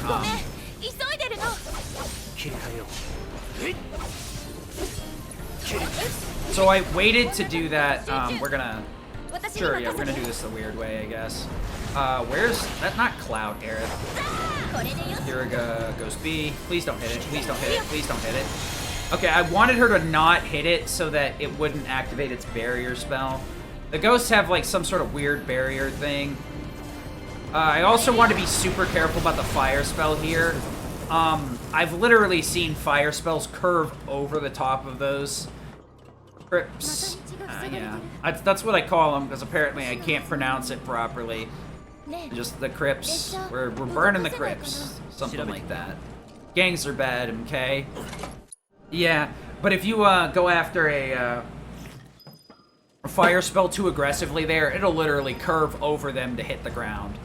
I have a run where like I went up there and fired with Cloud to like to get them burst down their HP real quick. Next thing I know, the damn fire spell just loops right over it into the ground, and I'm like, yeah, like that. That's exactly like top tier movement. So you can save healing right here is probably a decent setup. All right, so we're starting to move into the end game, or the mid-end game, mid-late game, late game, and end game. We're about halfway through this thus far. So unfortunately, we're going to lose access to Aerith very soon here. So we're going to be back to having middling damage with magic, even with Cloud fully set up. We're going to do that. Wrong. Para.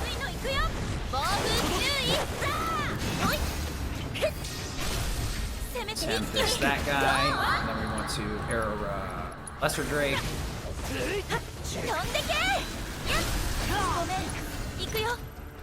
We're gonna arrow this idiot. Are you serious with this? Dude, fence! Why? The fence betrayed me! I didn't even realize that. Like, I could understand the physical attacks, but a magical attack being stopped by the fence, really? Was that necessary, Square? Was that really necessary? That's the reason that Ghoul is so dangerous, because if Ghoul moves over the furniture, any offensive spell outside of Cure will be blocked by it. So we're gonna do a little bit of setup here. Where's my subversion? Yeah. This needs to be ice again, I believe. Yep. And then we want to move wind over here. Then we're going to add in Berserk. So we're gonna start berserking a lot of bosses. I did it on Ghoul, but I didn't, or not Ghoul, but Abzu and Hell House, but I didn't really mention it. The reason I didn't do it on the first couple of bosses is the machine bosses are fully immune to Berserk, Sleep, and Slow, or whatever the heck the other, Berserk, Sleep, and Mute, I think, that the binding materia provides. But all these other ones are not. So we're going to be berserking everything so they take an additional 30% damage.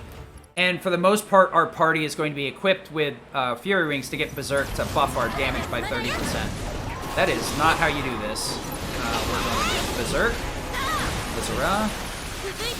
No, that's actually really bad. God dang it. Switch over to Cloud, please.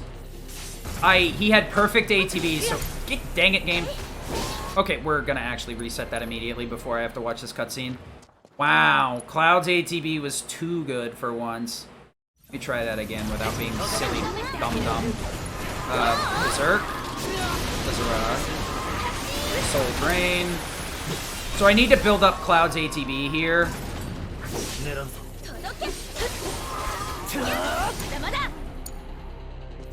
Oh, I wanted to get a punch in with Tifa.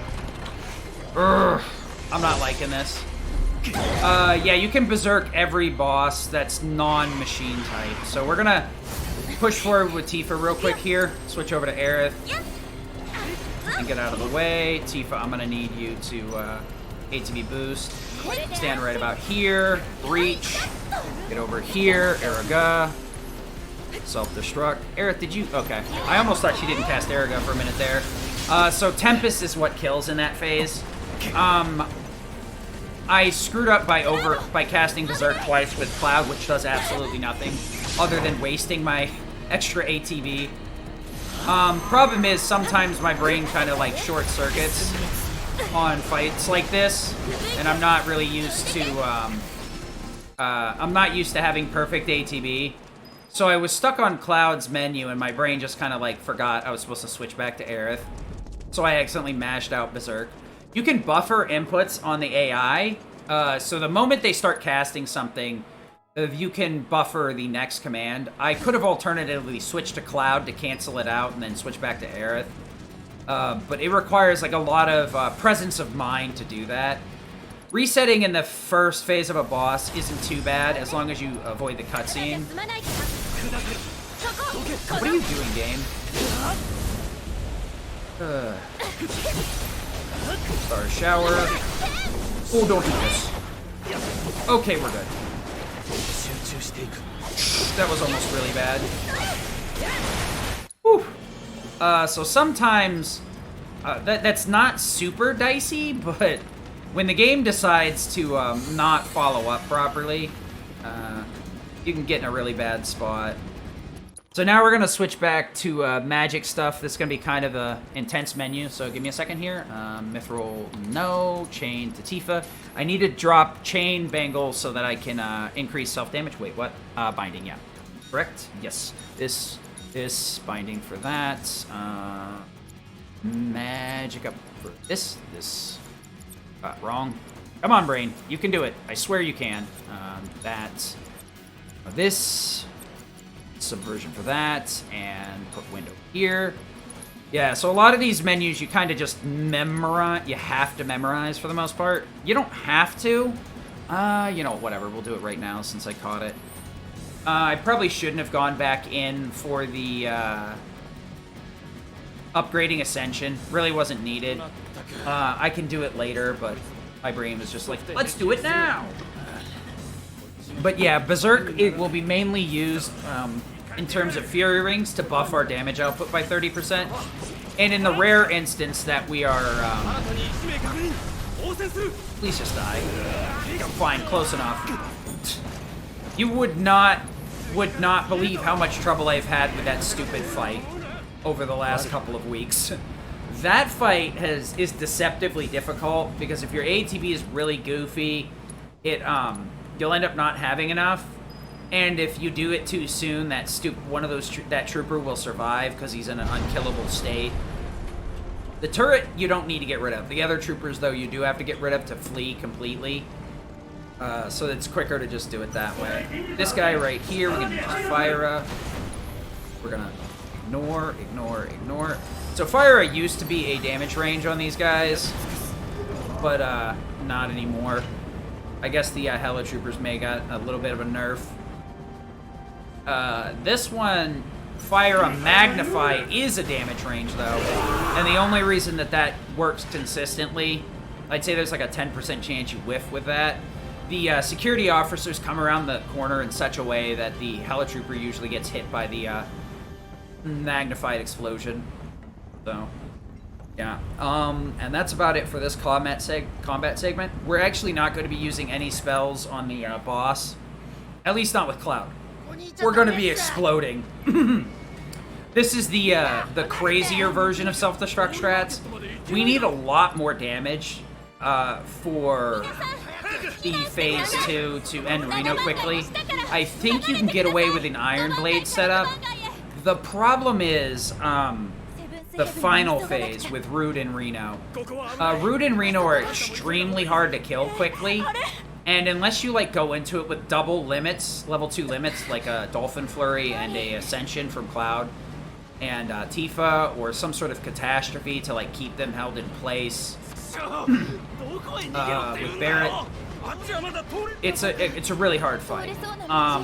Reno will often use Flash Step or one of his other moves to get out of the way before your limit starts firing off.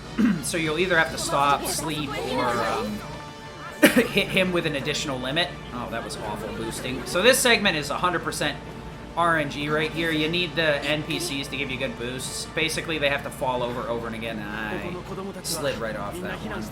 We'll take this guy. I know you can do it, buddy. You can do it! Oh, I'm bad. Yeah, so this whole segment right here is just time. Mostly time loss that's completely out of your control, but whatever.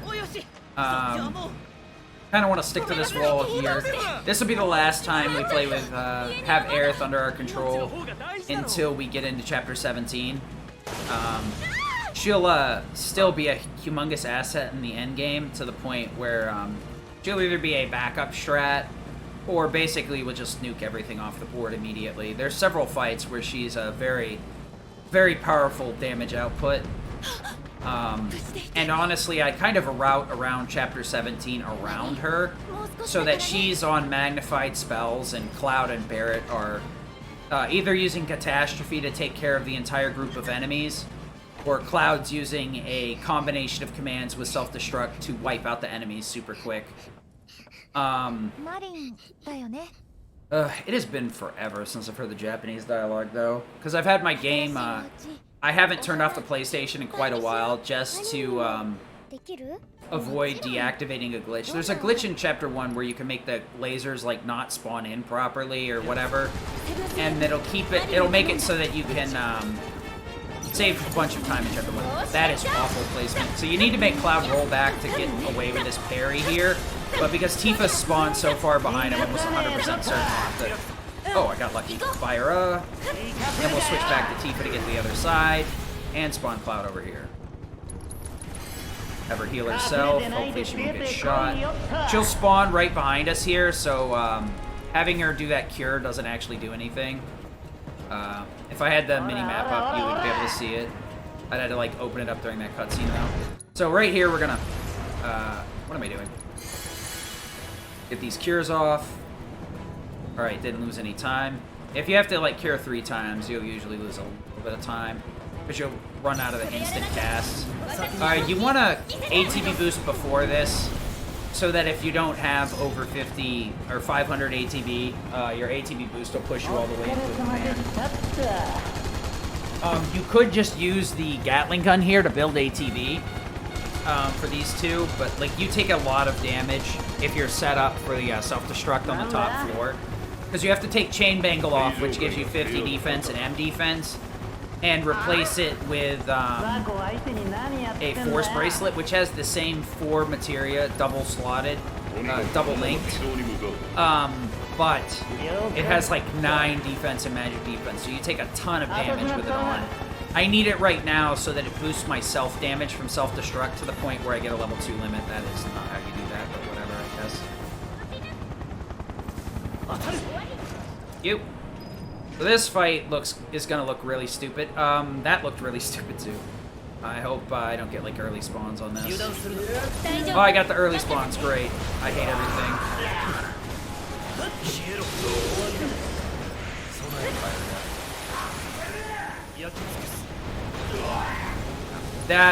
The Hella Troopers are supposed to spawn after I kill the Shock Trooper, but they decided to spawn early. There's 4 fights that are, or 3 fights that are supposed to be in waves. The one in Chapter 4 of the arena, they can spawn early out of the doors on the first wave.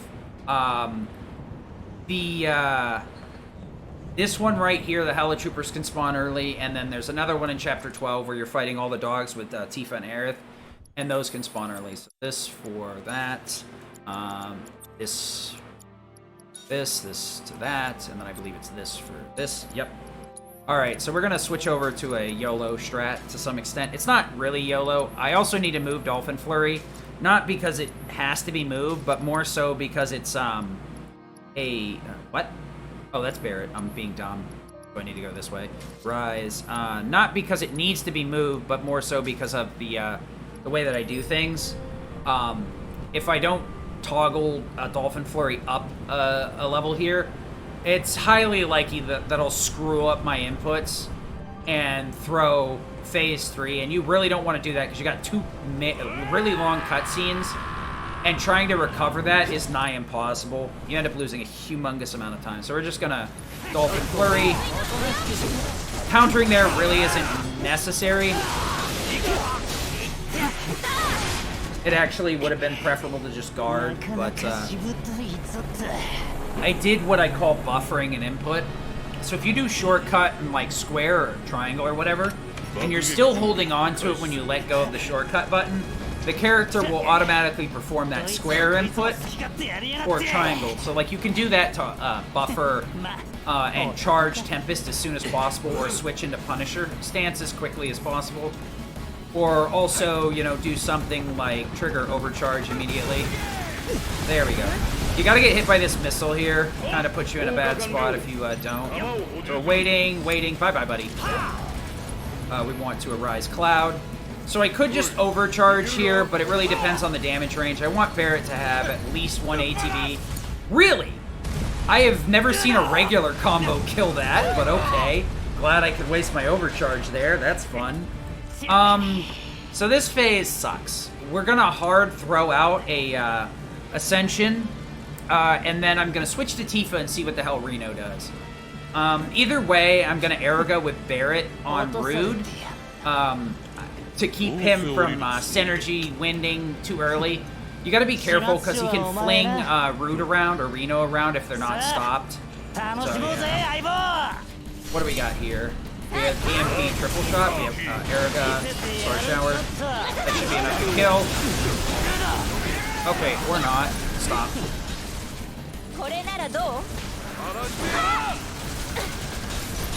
Alright, this is slower, but whatever.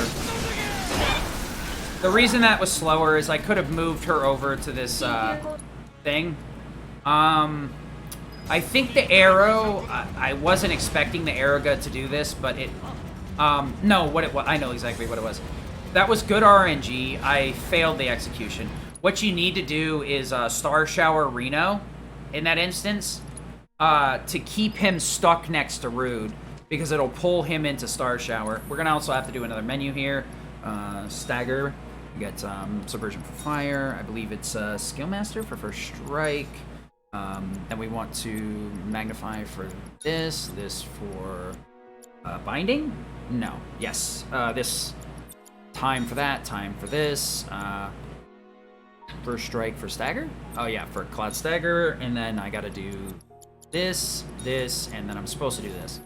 That's not completely right either. Fire Gun Mag. We need a Thundera for some of the machines in here to make my life more consistent. Firaga, Blizzara. We're going to go into Blizzara Magnify, and Eriga is going to cut for Max Fury, and we're going to switch to Tifa as leader. Yeah. I could downgrade my limit here to Cross Slash, but you basically need to die. The easiest way to put it is you have to die like twice to get a Cross Slash easily. So, I would either have to, like, full heal Cloud from near death once, minimum, to get a Cross Slash, or flat out revive him from a dead status. So, for the most part, your limits aren't going to mean too much unless you're actively setting up for self-destruct or actively setting up for God or Dumrung setups. The limits themselves, level 1 is 1,000 units for limit, and then it is 1350, I believe, for level 2 limits. The level 1 limit is very easy to get in most instances. The big difference is, like, staggering enemy gives you 350 per stagger. Self-damage gives you a specific amount based on percentages, so depending on how many HP ups you have or do not have, it will change. Sometimes it doesn't factor in the like reduced. So like while you're blocking, it factors in the damage you would have taken without blocking as a percentage. I don't believe anything else like stacks on that. Like I don't think you can add steadfast in or any of the other stuff. Not sure if counter stance and Punisher, like their damage reduction is calculated in against it. I'm not 100% certain. But for the most part, level 1 limits are pretty easy to get. The reason level 2 limits are better is they hit super hard, and they also put a lot of stagger on the opponent. Most of the time, though, they're very time heavy, but we'll end up needing the extra damage output in this from here on for the most part. There are going to be a few times where I can get away with not using a level 2 limit and just like firing off multiple level 1s over and over again.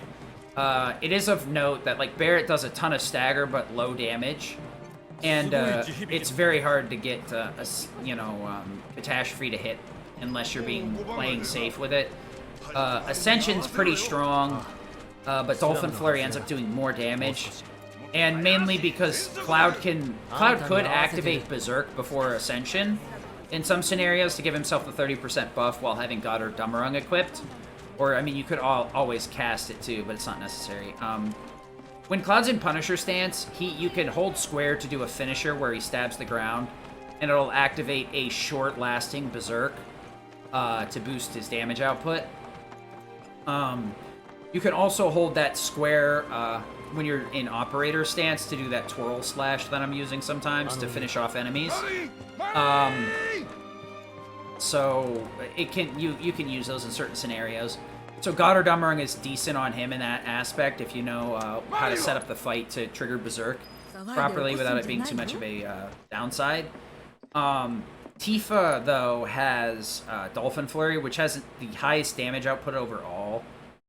And, like, its final hit hits super hard. But the big reason that she's so strong is Star Shower.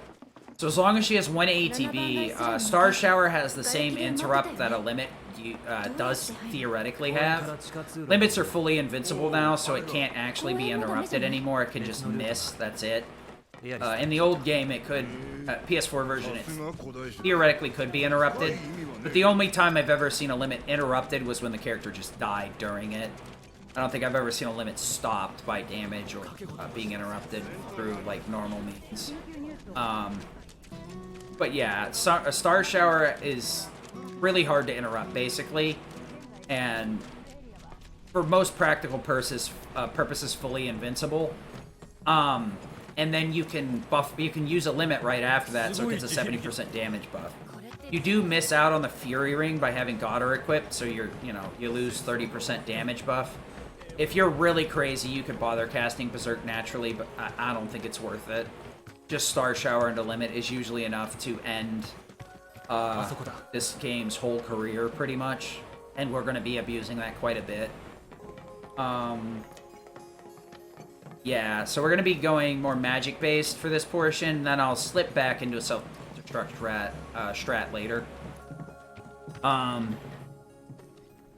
We have a more, the end of this chapter, if you don't remember, has the underground lab, and there's going to be a lot of, like, heavily flashing lights, so if you have any issues with that, the moment I switch over, I'll say something again once we get out of here, but the moment I switch that segment, you might want to dip out for 10-20 minutes, because it is exceedingly bright.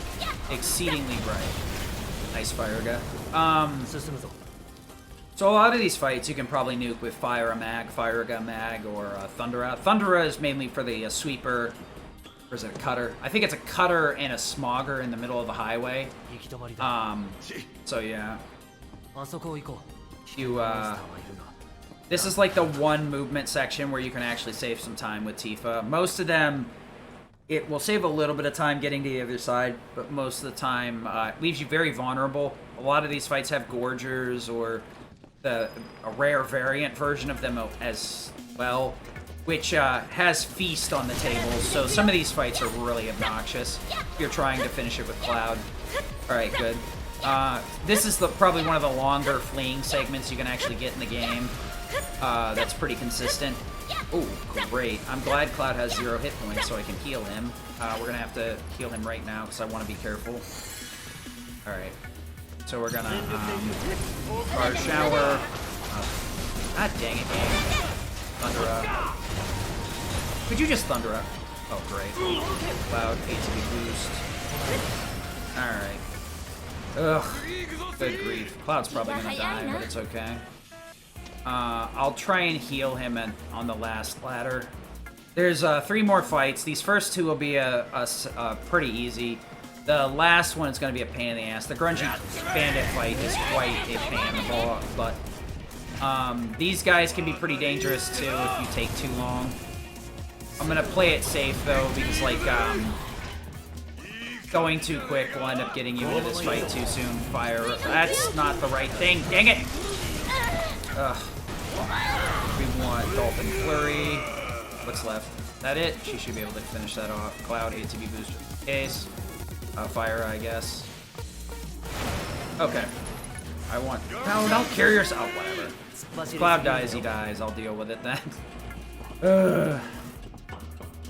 But yeah, both of them have Bloodsucker, so their HP isn't super duper important.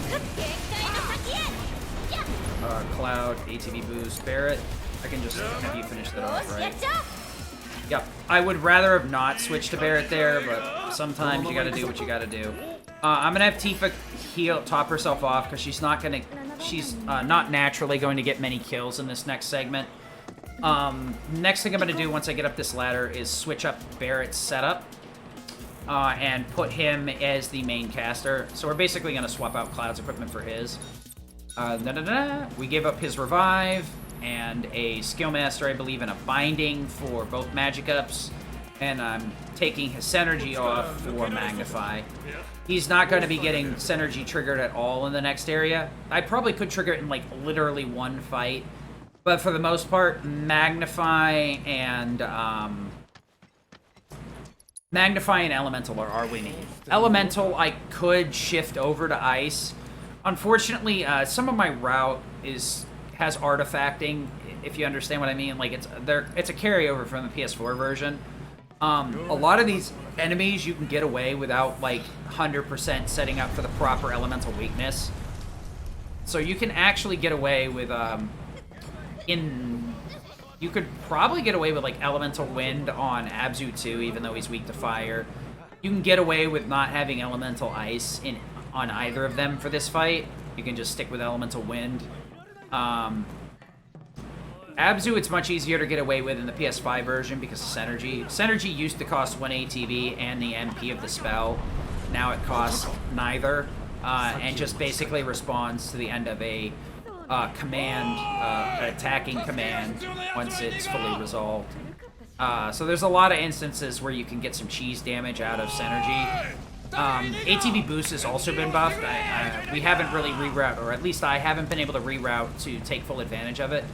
ATB boost used to take 2 minutes to refill, now it only is 60. I believe a lot of these changes were mainly enacted for the Yuffie campaign that FF Man did earlier in the marathon. Most of it, I think, is just to account for the fact that Sonon is uncontrollable, and this game, while routing it, was obviously... they obviously intended for you to switch between party members to gain ATB quickly. But we try and avoid that as much as possible, because in the PS4 version it was about 20 frames. I think it's more or less the same for the PS5 version. So, yeah. So boosting, you know, Synergy so that it's free, then that way you can get a lot of free commands out of Sonon while using Yuffie.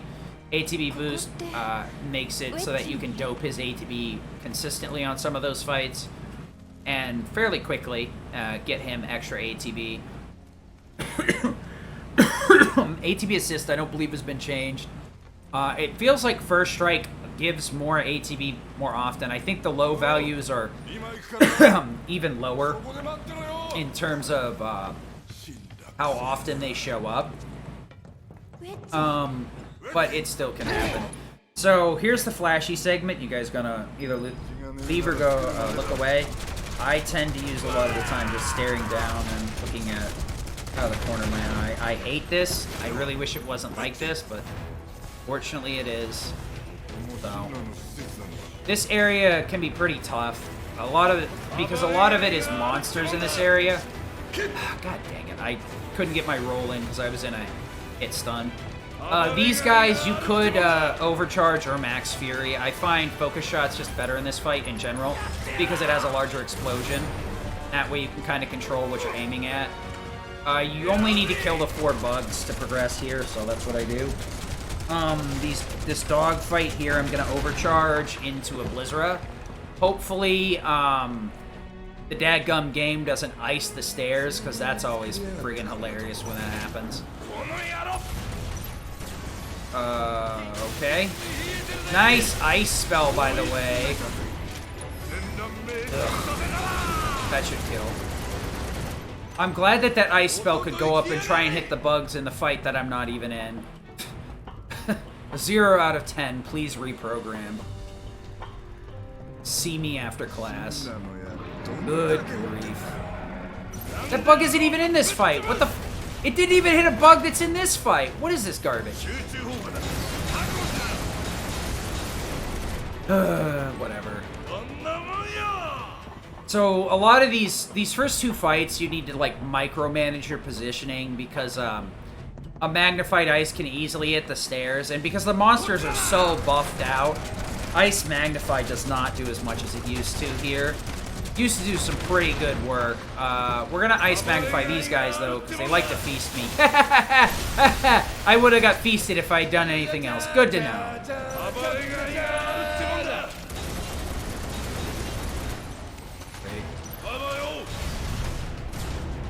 That'd have been so nice if that had hit the fan. Okay. Yeah, a lot of these fans are incredibly annoying to interact with. I think this is the reason you can't have a melee weapon in this portion. I can actually do Airbuster with steel pincers, so I didn't really need to put EKG cannon on, because as you saw earlier on, the Catastrophe will still, you know, shoot at range with a melee weapon. All of his ranged attacks will still work with a melee weapon.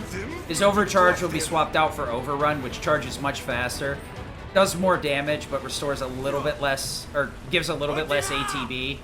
Max Fury and Focus Shot will still work, though. The downside to that is, though, having a melee weapon, I'll have to use Focus. Barret will be forced to use Focus Shot in the final battle before Sephi. To get the boss out of the way when he's on a non-gun weapon, when he's on like steel pincers or anything else. Probably shouldn't be doing it this way, but whatever. This is so obnoxious. We're gonna just fire that. So, yeah, that was fun. You could flee all the way up here, but this the wind turbines are super hard to hit. Probably the better way to always do that is Max Fury into Overcharge instead of the reverse. Max Fury is really shitty at hitting those bugs for whatever reason. I don't know why. At least when you let the AI do it. For some reason, the AI just cannot keep up. It's gonna... or shower. Into Dolphin Flurry. That's it, right? Okay, we're good. Yep. So you gotta Star Shower into Dolphin Flurry unless you Elemental Lightning. Here's gonna be a nice little movement section where you can take full advantage of this. No matter how much damage Barret takes, unless he somehow gets like killed, we're fine here. He's gonna be doing most of the killing in the boss phase here with the failed experiments and the main boss. So this is a complete RNG boss because it depends on how fast we kill all the little ads. I'm also gonna go for a little bit of a different strategy. So we're gonna do this. I need you to unbridle. That was really bad, but whatever, I guess. That sucks. I really didn't want to like do it this way, but I guess I'm gonna have to. So yeah, Blizzara Magnified here is mainly just to keep killing. I don't really think rolling's faster. I just end up doing it out of like habit. Barret's movement speed is so insanely slow. We're gonna Yeah, I figured he'd get Blizzard. Oh, nice. I hate you two, though. Wait, is he the only one left? Okay. I'm gonna want to get this extra ATB in here. Go. She keeps running in the cutscene. Unfortunately, that happens a lot. This stupid thing right here is so hard to get on.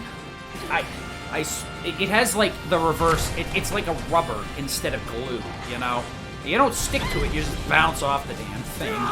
It's like trying to get out of a bouncy castle, not even trying to get into one. Like, oh no. Alright, so I wanted Omni Strike here to boop this dude in the snoot.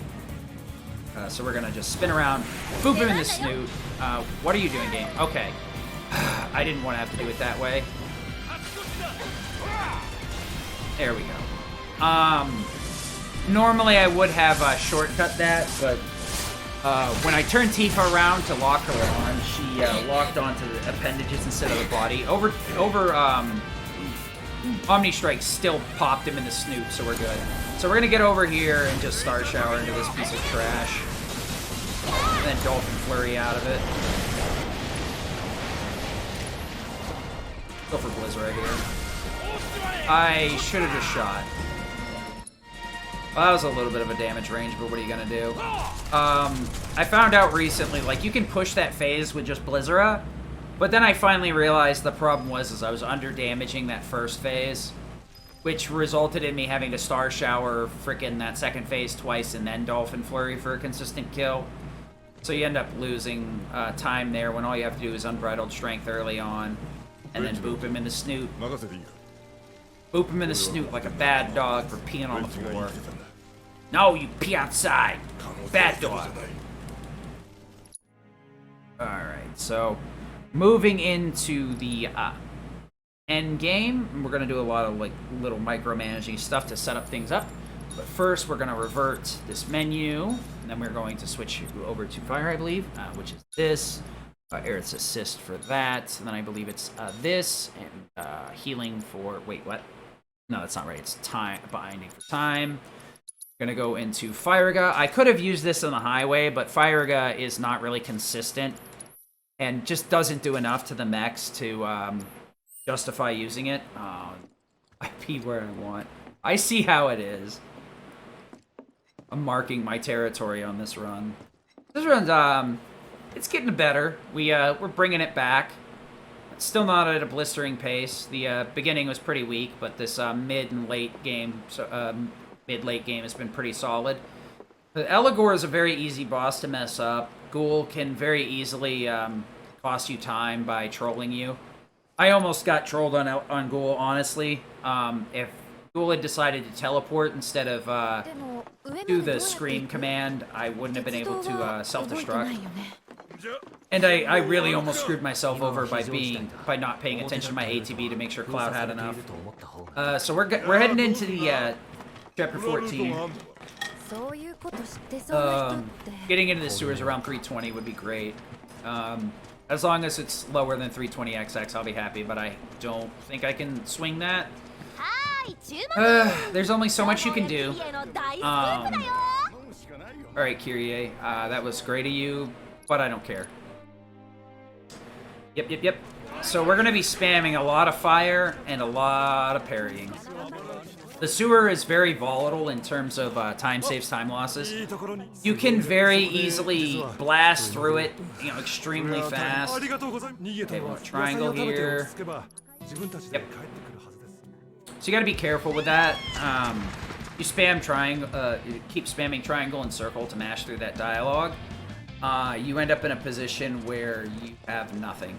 You'll end up canceling out and then having to go back to that menu. Once you select your area, though, you can just mash X and then be ready to shortcut. Or not shortcut, but skip. But yeah. I think this can 52. I probably have some time saves later. Really? Never mind. There. All that goes right there. Triangle boss is beating me for the last time. I'm done. The game wins. Triangle boss is a vicious boss. And he gives no quarter to anyone. Anyway, the sewer is very volatile. We're going to end up spamming spells a lot. For the most part, Fire and Magnify usually wouldn't cut it in most of these fights. It will work on some of the larger group fights, but some of the like single target fights, it wouldn't work normally. But the reason it will work out is because of Fire Synergy on Barret. Between Fire Synergy acting as basically a additional first strike in the terms of like getting an extra attack out of Barret, and First Strike proper as well as Goddardumrung being on Tifa, we have enough options to push out plenty of damage quickly enough. To the point where most of these fights are going to get resolved relatively quickly as long as we don't have exceedingly bad luck. In terms of like being sleeped by the bluegills, by being frogged or jumped on by the turtles, or getting insanely low damage rolls or something. Those are... Oh, we want Dolphin Flurry Fire. The Dolphin Flurry is just a little bit of extra damage here to make sure that Fire Synergy kills. The Fire on Fire can kill, but it's not super likely, so it doesn't really matter. They'll both warp over to me at some point, and they get a massive speed boost when they're off camera anyway. They'll warp in on this combat. So this is probably like one of the more extensive playing segments here. Unfortunately, oh no, with that 2 slumbers, yeah, we're gonna lose a shit ton of HP. Oh no, I got jumped after double sleep. Cool. So I really don't have a good place to heal until after these few fights. I would like to heal before this one because I can't get an MP crate. I guess I'll top Cloud off. You gotta be careful with that, because if you don't do it at the right time, or the game will just, like... Okay.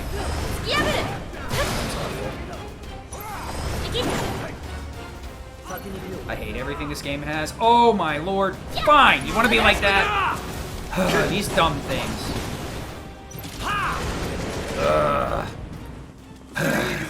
Bludgeon game. Scissor pincers are like the worst thing to let loose. Oh my. Awful. Alright, so we're just gonna go over triple slash here, because you'll often just hit the wall. True strike. Alright, so I can't heal just yet. I would have preferred to heal before that frickin' hallway, the scissor pincer survived.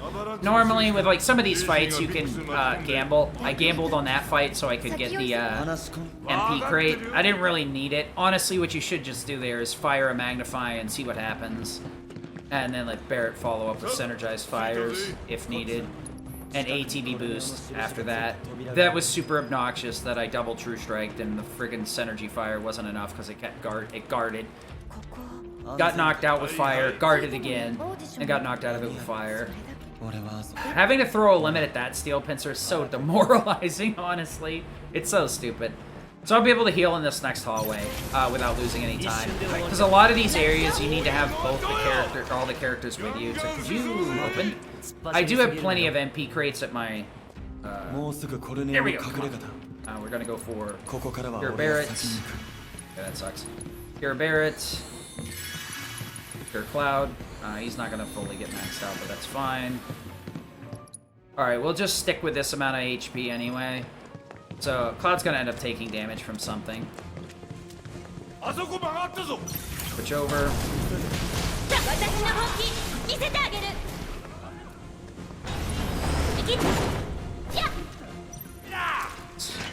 Alright. ATB boost. Fire on.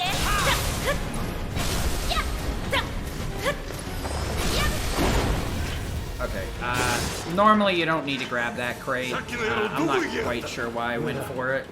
The problem is your swing gets locked when you warp over there. The game kind of takes a while to activate it. But it's fine. I can grab the 2 during the shoat fight, and I can grab that crate on the way back.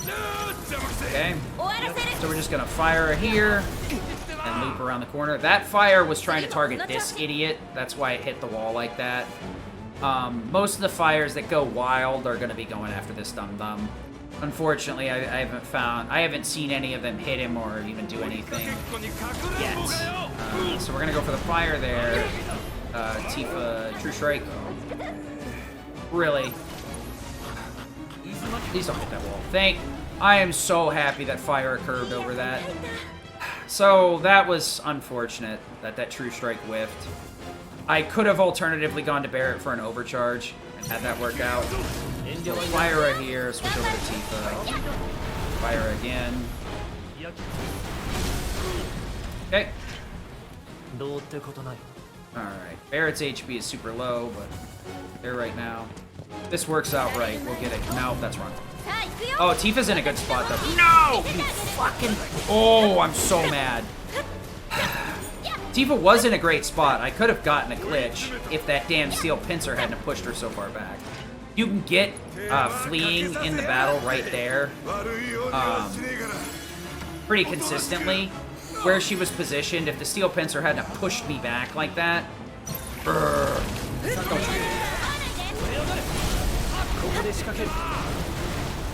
These fights kind of suck, though. Damn it, Tifa. The one-hit thing.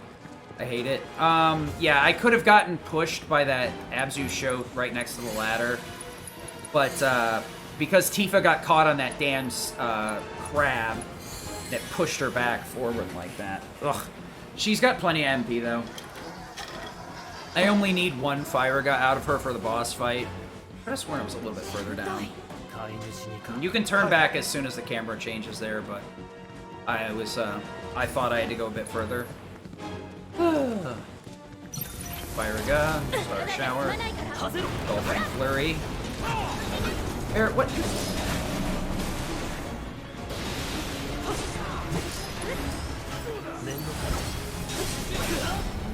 I think Barret's Synergized Fire didn't activate because I unlocked on too soon. Interesting. So yeah, you can get both of those crates, and normally what will happen is Dolphin Flurry will kill. But I think Barret didn't Synergize Fire for some reason. I'm not sure why. I know you can interrupt and like delay a character's synergy by like Barret's really easy. You use Overrun or Overcharge.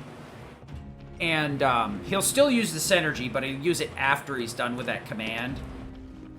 I mean, as long as you do an input after that. But yeah, if they're locked into a command, they'll usually respond with a synergy, but they'll like have to do it after it's finished. So like if Cloud's in counter stance or whatever, he'd follow up with a synergy after that.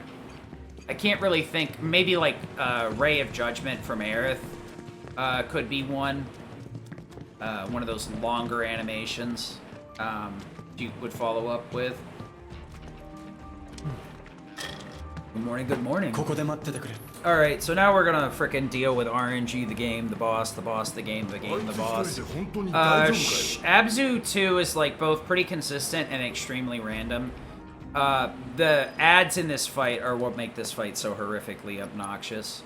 So we'll see where we get with this. Okay, we can deal with that. Fire Ga. Charge. ATB boost. Fire Ga.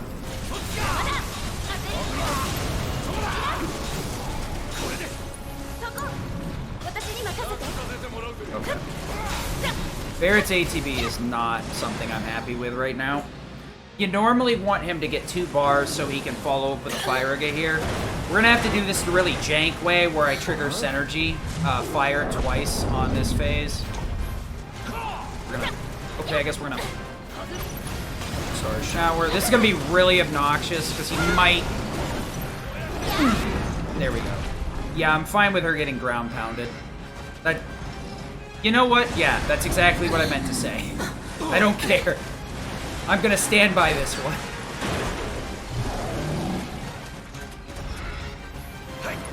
Start a shower.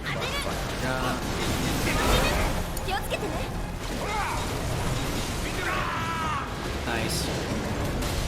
So you normally can interrupt and rage.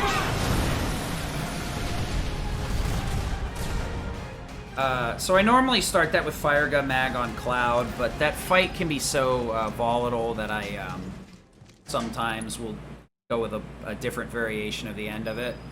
Since Barret, his ATB got pushed back, we played it a little bit safe. So let's see here. We want to put Gotterdammerung on. Yes, we want fire. Nope.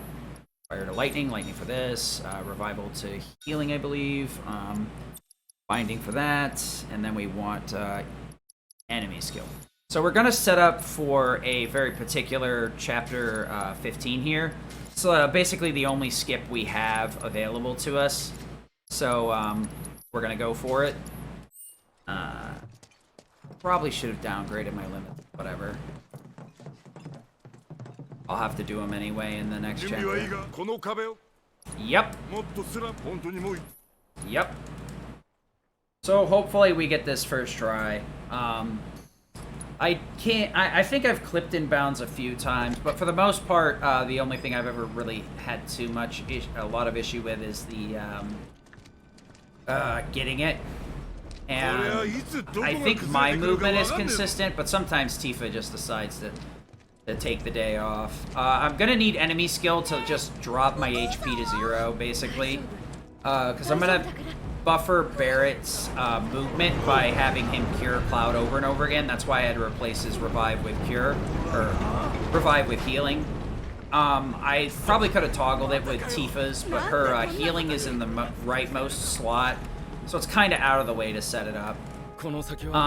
So we're basically going to do the first 3 fights like normal. Well, actually the first 2. The second one third one I'm gonna self-destruct on to drop my HP down to 1. I won't get a limit out of it though because I have instant death inflicted rather than HP damage. That's fine. Actually, it really depends on how much damage I take in these fights. If I get hit enough, which didn't seem to be the case, yeah, I'd have to take like half of my HP right there, and then I could take another couple thousand here. I'm not going to drop low enough unless I'm below like 1,000. So depending on how hard the soldiers hit me, I'm going to have to kind of play it a little bit slow and see what happens. HP boost. So wind is really nice now because we don't have to worry about these fights getting really obnoxious. We want to start shower, and we want Barret to max fury. Okay. We'll try and get a little aggressive with the soldiers and see what they do. If I can get them to hit me once or twice, then I'll be fine with this HP and I won't have to self-destruct. If they decide to go after Barret and Tifa, I'll self-destruct, pretty much. Fire a Magify can, like, one-shot the troopers if they're close enough together, because the magnified spells will, like, multi-hit them both, and it's enough to burst them down.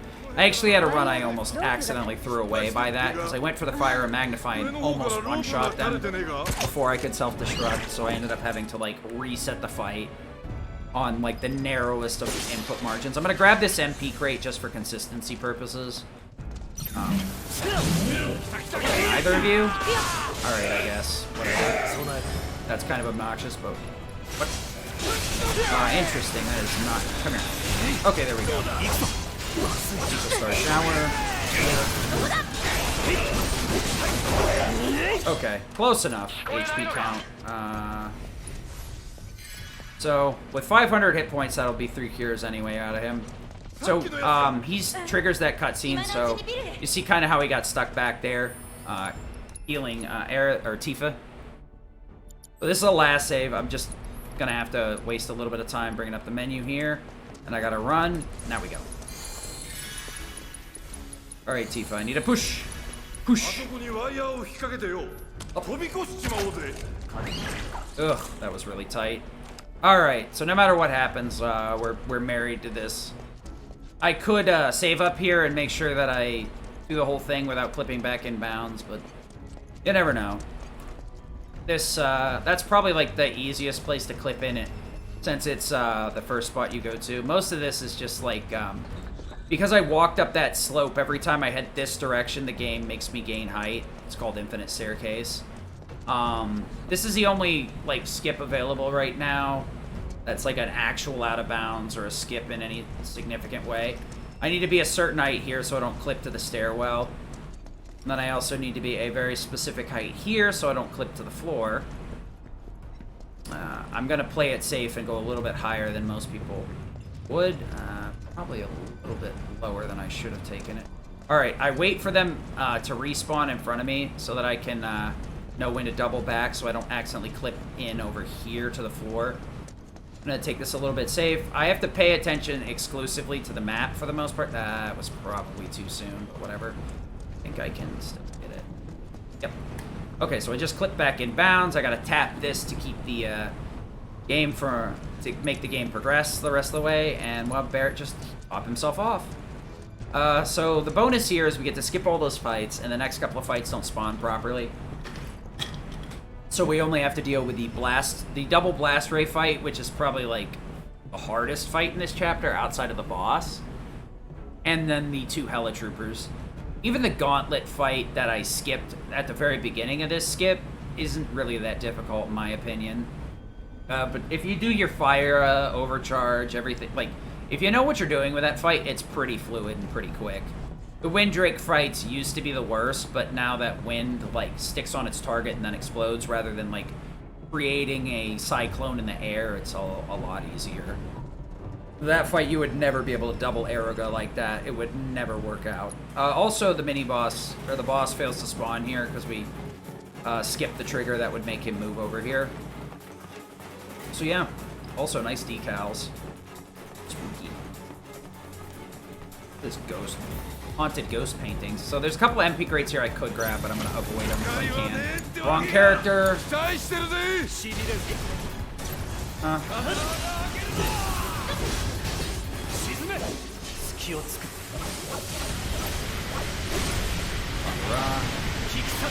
HP boost. God dang it, Star Shower, Thundera, Aeroga, Thundera. Clear yourself. Alright, and that's how that goes. So, Catastrophe staggers that first one pretty consistently. You may have noticed that I kind of lagged out in the shortcut menu there. One of the side effects of Synergy is it blocks you from getting into a character's shortcut and can very much make a lot of this stuff very difficult. So you need to keep in mind that, like, when you're doing shortcuts and stuff, that it will keep you from going into that person. So if you, like, normally rotate past Barrett's shortcuts to get to Tifa's, it'll basically block you from that. It'll keep pushing you back into Cloud shortcuts. You have to be very mindful about it. If you're starting to learn on the PS5, then you're in a much better position, so you don't, like, have to unlearn stuff like that. If you're going to use Synergy, you don't have to unlearn what is technically bad routing. Alright, so I'm going to make sure Cloud doesn't take much damage here, because he normally has an HP up, but he's not going to. Barrett, it doesn't matter, because I'm actually going to have him champ the laser beam in the third phase. So it really ends up not being an issue. Barrett, could you just, like, Aeroga, please, Cloud. An ATB boost on Cloud. Charge with you. Alright. So, I want to start out this second phase with Barrett so I can just limit with him to do some additional damage to push this phase as quickly as possible. And also, while he's in limit, he's completely invincible, so no matter what Valkyrie does here, I shouldn't take damage. I'm gonna try and manipulate Valkyrie to come in. He wasn't having none of it today, I guess. Tifa, what do you got? Okay, Cloud, can you do something about this? Okay, yeah. Nope, we're gonna have to do this way. Unfortunate. If you go the same direction as him with Cloud, and then come in, he'll normally hook in. I did it too late, so gonna have to stop. Aeroga. Charge. I didn't mean to charge right there. I'll switch over to Tifa. And I want to focus strike here, just because it triggers Synergy on Barrett immediately. Aeroga, strike, strike, Aeroga, strike again. Easy fight every time. Synergy Wind is really strong there.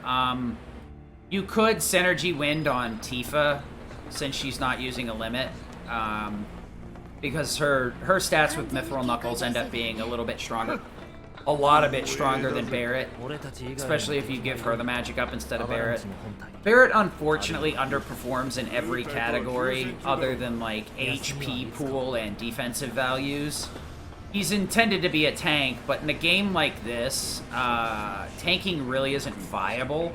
Even though he does have Lifesaver, which I believe is also translated as Avalanche Spirit, he'll take the damage for other characters, but in a speed run for sure, you're not really gonna see it because I think like the one thing that could do is gain him limit, but I've been informed that it actually doesn't do that for him, so it's actually really bad.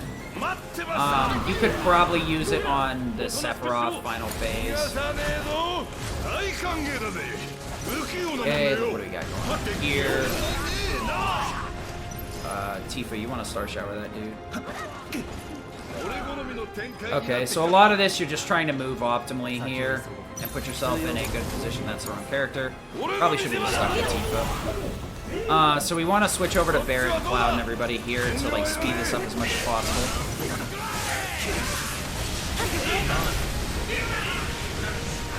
So a lot of these fights are, it's just far easier to catastrophe the hell out of it. Because we're not locked progressing by catastrophe on these scenarios. If you actually activated catastrophe, you'd be fine.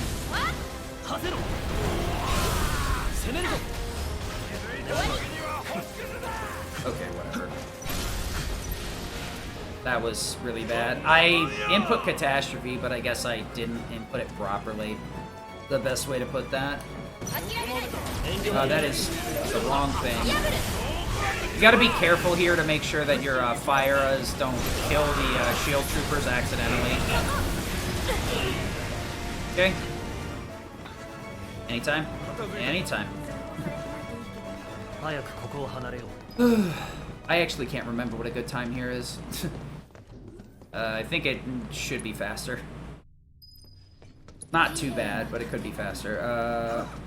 So this is one of those, like, save loading doesn't matter. They'll just walk at this slow pace anyway. I do think that there's a possibility that save loading at the door instead of moving may make them move at full speed, but I couldn't tell you if that was the truth one way or the other. So we gotta... Oh, that's right. I almost forgot we had to take the stairs. Oops. Good thing I remembered that. I'm assuming the stairs is what's winning in donation incentives. Hey, can you hit the button? Let me see. Oh, you wanna skip this? Yep.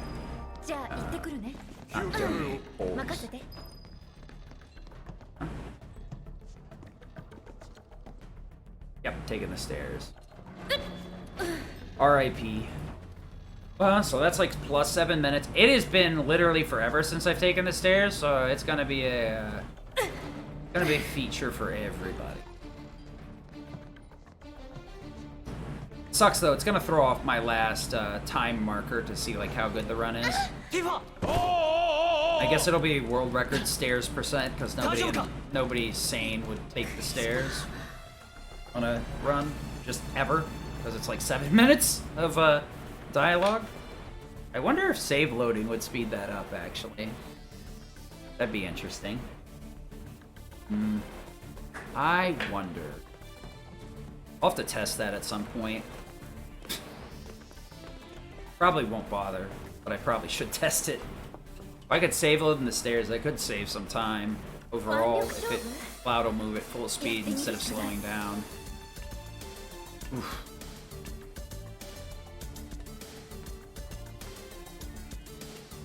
Oof.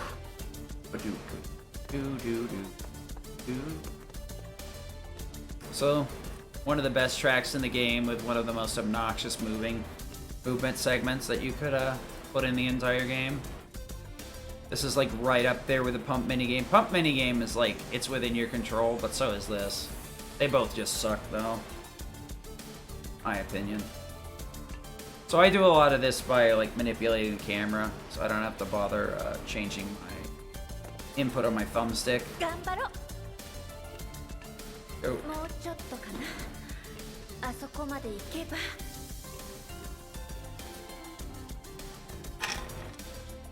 So whatever the final time is, minus 7 minutes, give or take, is what my actual time would be without the stairs being figured in. The elevators are a thing of beauty. That it's literally just do it, fire, do it, fire, do it, fire. Okay, you're at the desk. I almost forgot I had to take the stairs, to be honest. I swear, I'm not cheating. Not cheating. I wouldn't do that. That would be wrong.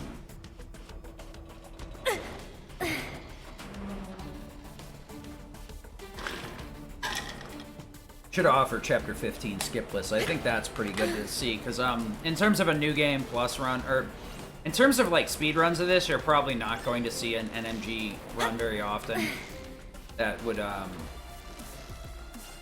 not do the Chapter 15 skip.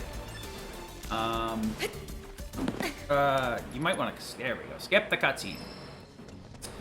Up the stairs it is.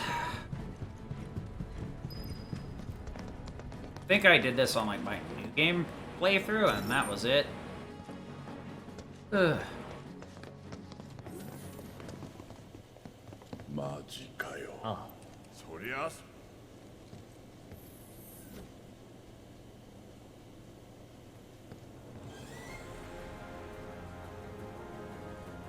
たった59回だ。そうだね。レースじゃねえか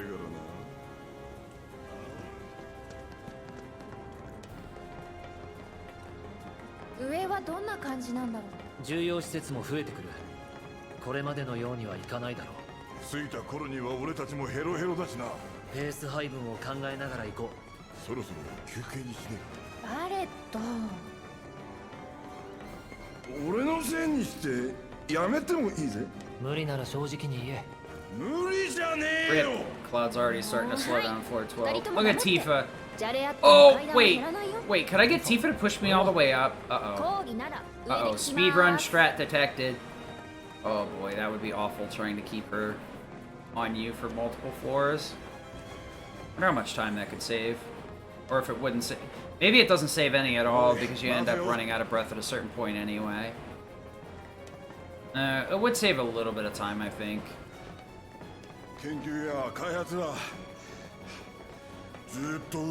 I don't think you can beat Tifa, but it looks like you might be able to get a boost out of her for a significant period of time if your movement's perfect. Just imagine a task taking the stairs and it being faster than the elevator because it uses Tifa to push you all the way up to the top. She's on the 24th floor? Holy shit. Oh, Barrett's dying down there. Well, at least I can blame him missing the boss if he, missing Specimen when I try and make him attack it because he's too tired from this. If there's any treasure chests, I'm grabbing them. You know, the one thing I was disappointed in, I don't think there are any chests on this frickin' flight of stairs. Cloud didn't do enough squats. This would have been pretty easy if he'd been doing as many squats as Zack. Lazy lump.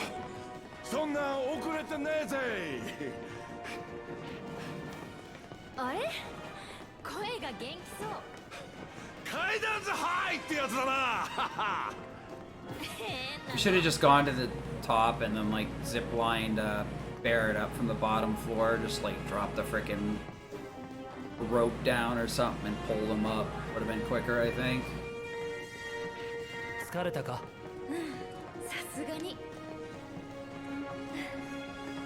Wait, did I get up to that floor so quickly that her like model didn't spawn in properly? Maybe.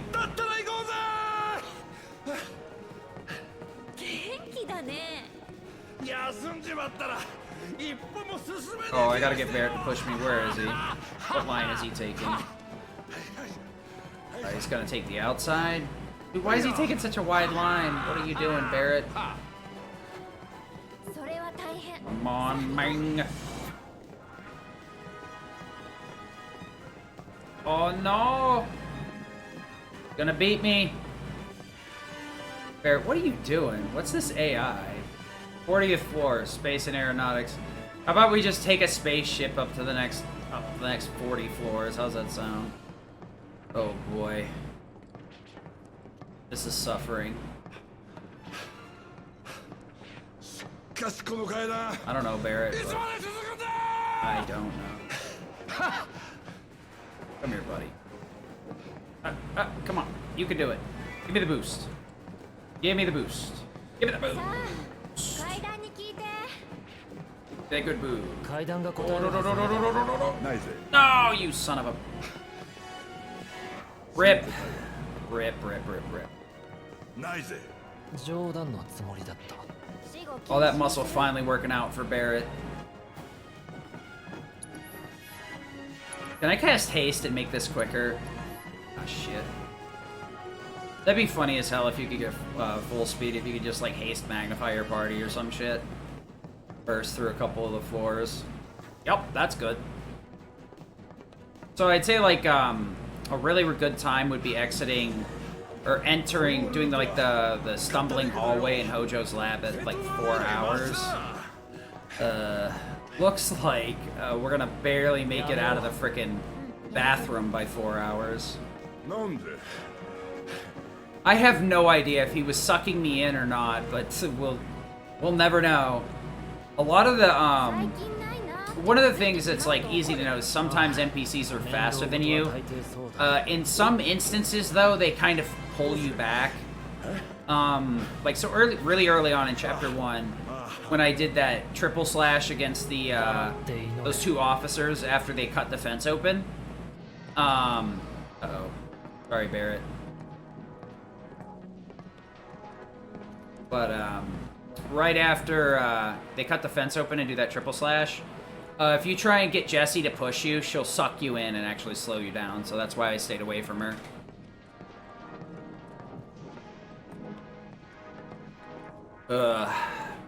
Where's Wolverine when you need him? God dang it. 55 floors.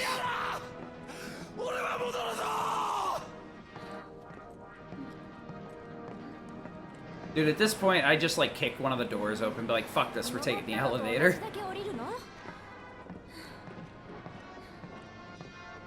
Yeah, we're further up than we are down at this point, Barrett. You just gotta keep going, buddy. You can hear Tifa up there panting, too.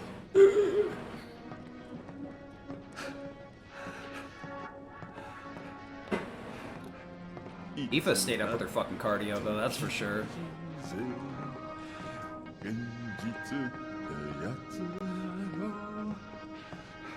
Considering we're on a rescue mission, like, I can understand doing this. Because it's, Wait, I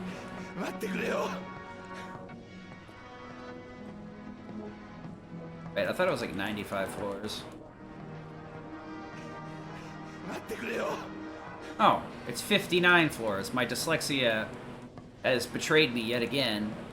Here, get the fudge up here, dude. Thank you. Maybe I did slow him down. That took a while. I could have sworn he was singing for far longer, so maybe I did get a good boost off both of them. Got Barrett to push me for like 3 or 4 floors.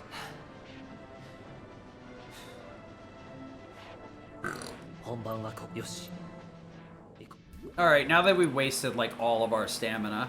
Wait, what the f- I don't even know where I'm going. That's how like fucking disoriented I am. Oh my lord. You have to go all the way out of your way for that too. Oh my gosh. Oh, 355 visitor pass, guys. We're on a blistering pace of slow. They're like 5 minutes to frickin' finish all these cutscenes and get out of Hojo's lab. Yeah, that ain't happening. Rip. Hey, hit the button. I guess 55 is... I forgot about the frickin' thing. The 455 is probably the best I can do with that. But it'll probably be closer to like a 58. Yeah, probably 458. That'll be equivalent to about a 52 without the stairs, I think, something like that. So yeah, we're gonna go forward right here, a little bit to our left. All right, time for a quick bathroom break.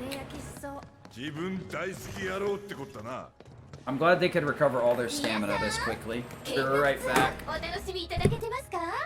プレジデントやシンラカンパニーのこと知っていただけました？プレジデントの思い出の品が目にできて感激ですよね。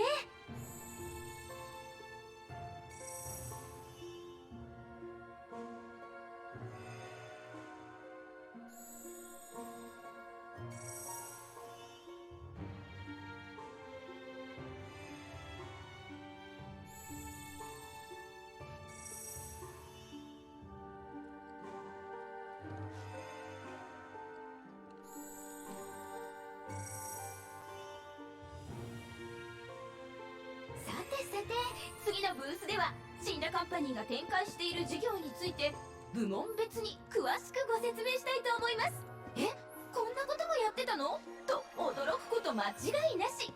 お楽しみに。よく見るやつだね。散々スクラップにしてやったぜ。いかがでしたか？シンラカンパニーが手掛けている事業やそこから生み出された結晶の数々ご覧いただけました？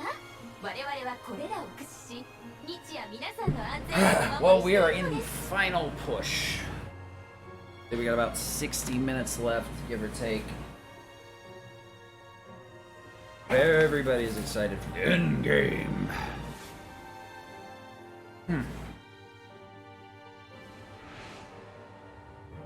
Yep. You have to take full advantage of every break you get in this game.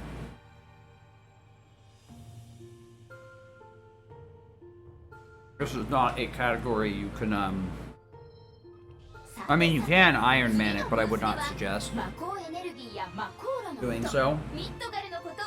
So the next big hurdle will be Specimen. Specimen themselves is not that difficult once you know how to deal with them. The issue is the little eyeball buggers that will tag you in the back with ice or fire and interrupt your attacks. Specimen can do some obnoxious stuff, but for the most part, they have a pretty decent setup for dealing with them. It's a pretty insane one, too, to be honest. It looks really dicey, but it's not that bad. The only time that the fight kind of blows up in your face is, I've had to change how I do Phase 1 because there's a decent chance that the little jerk will frickin' rake your party. Rake, R-A-K-E. And he will swing at your whole party and basically knock everybody off their feet. So I have to hard start with Tifa so that I can dodge, I can kite the move off to the side and dodge it with her if he goes for it. And then stop him right after. Follow up with a an overrun because we're going to switch to melee weapons for some extra damage.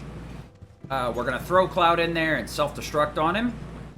And then we need Tifa to do any 2 attacks. She could do True Strike to push the damage through. Star Shower into True Strike or Star Shower is a little bit safer in terms of the fact that it's less likely you'll get interrupted. Since Star Shower has a really high interrupt defense value, it'll most likely not get interrupted by the ice or fires from the enemy. Also, though, since you're doing stop and those 2 commands, they'll trigger Skill Master. So between those 2, you'll trigger ATB Assist on Cloud and Bear, which you really need.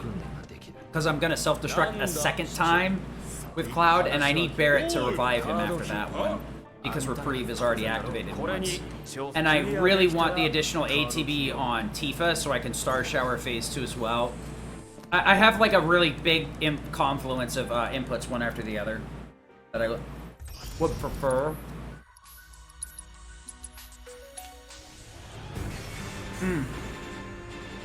No hard mode, so we do it on easy.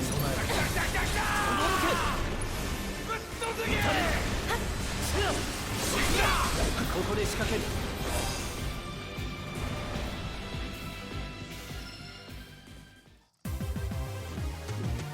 この調子で行くぞ。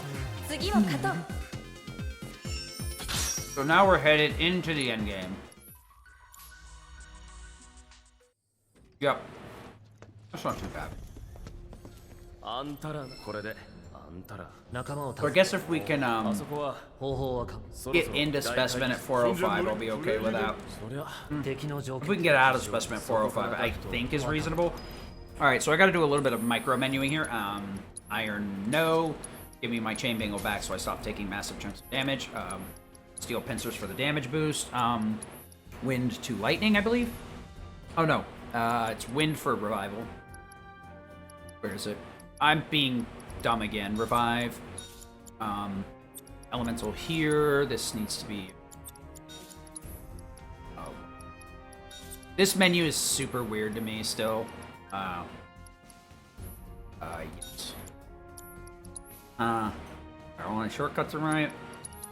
Blizzara won't be needed for this fight, but we'll use it anyway. Cross slash. Self-destruction. Berserk for some extra damage. We need a rise for Cloud. We're going to stay on Max Fury, and we're going to make Tifa leader. So, yeah. This is where speedruns go to die, and fun also goes to die as well.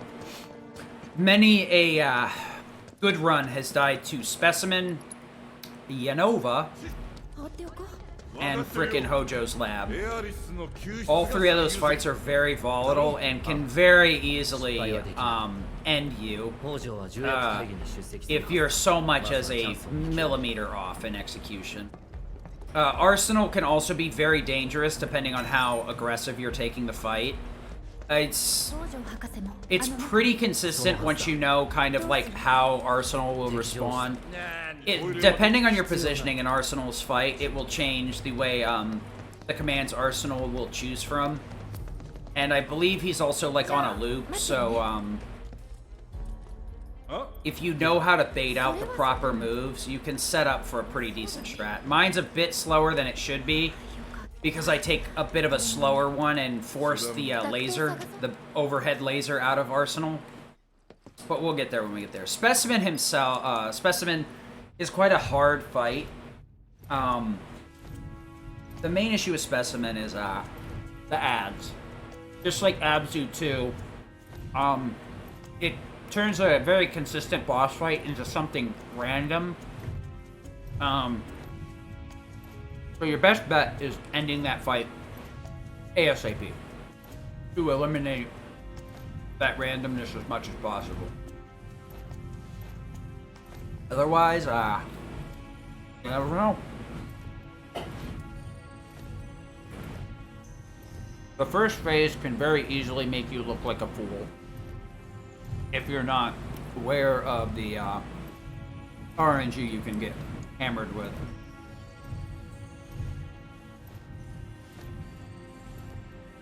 Anyway.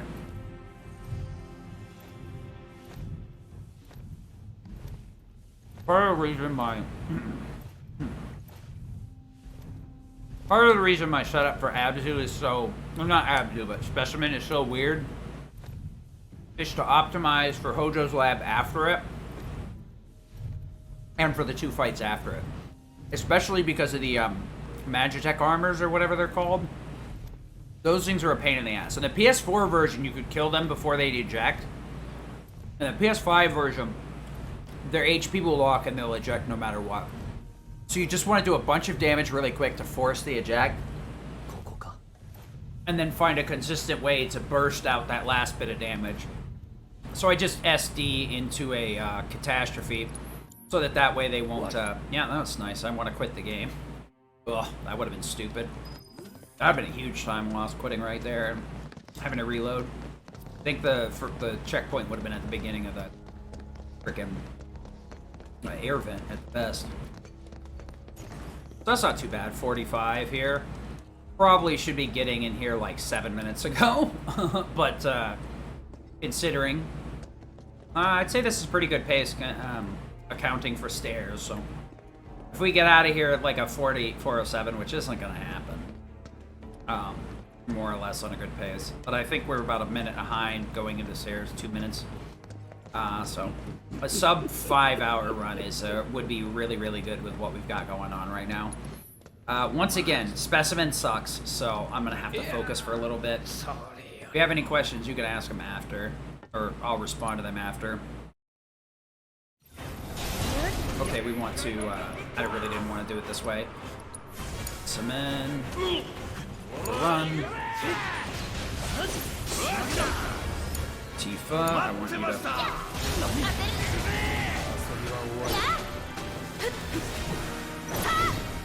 Okay, Barret. God damn it. That's really obnoxious. This is going to be super hard to back up because the damage values were way too high again.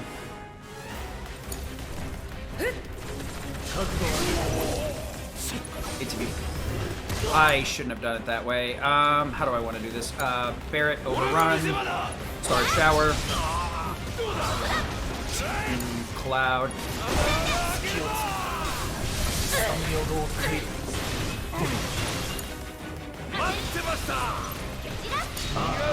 Star shower again. Okay, that's enough to push the phase, thank gosh. That is not how this fight's supposed to go, not at all.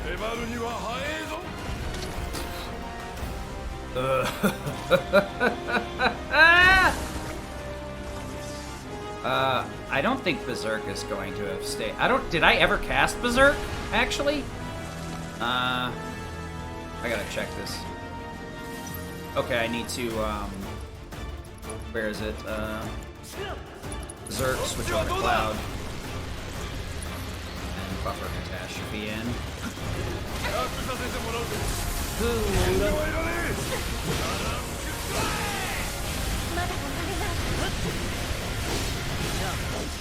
The only reason that worked is because I berserked right before that.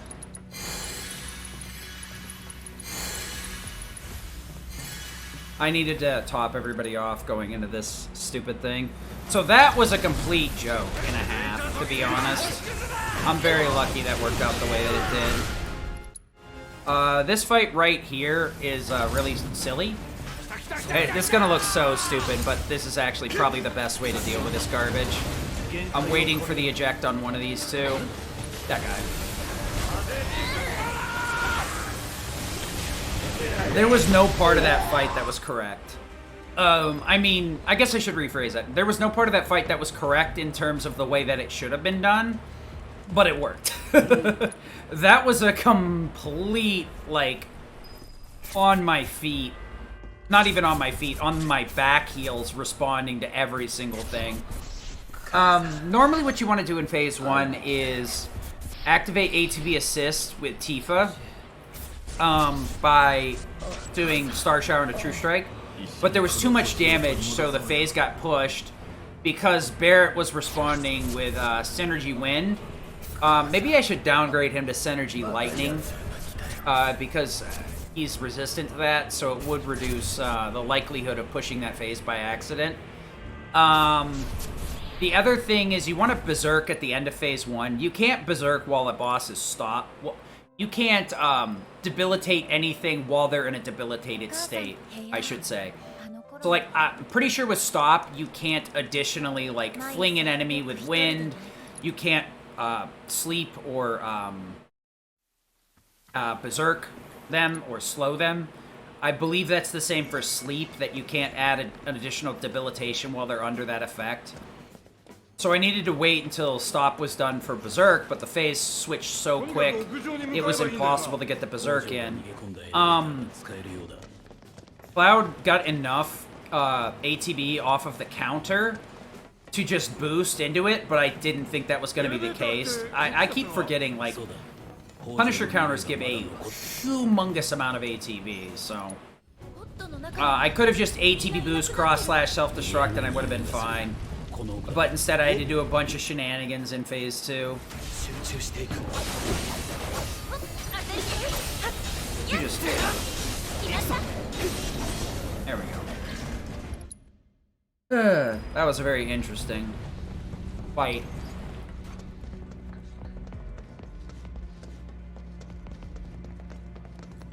Just a dadgum stairs gave me bad RNG. Never taking them again. Oh yeah. Now we're heading into the final dungeon.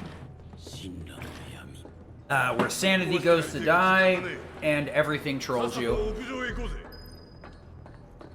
Yeah, you know.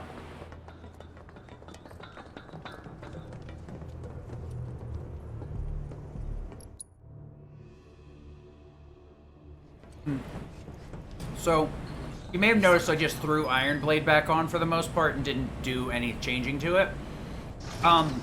Fortunately enough, Ice Elemental that we used back on Eligorn Chapter 11 lines up pretty good with our wants and needs for the Specimen fight, because Specimen isn't weak to any element and is just resistant to lightning. And a lot of these enemies in the lab here are weak to ice or fire, or lightning. It's a lot of monsters and machine-type enemies. So Ice Elemental puts us in a pretty decent position. Probably be quicker to have lightning in some things, but it works out good enough to not need to change it just yet. We're just gonna wibbity wobbity. Yep. So without the Ice Elemental, this fight would definitely take a lot more time.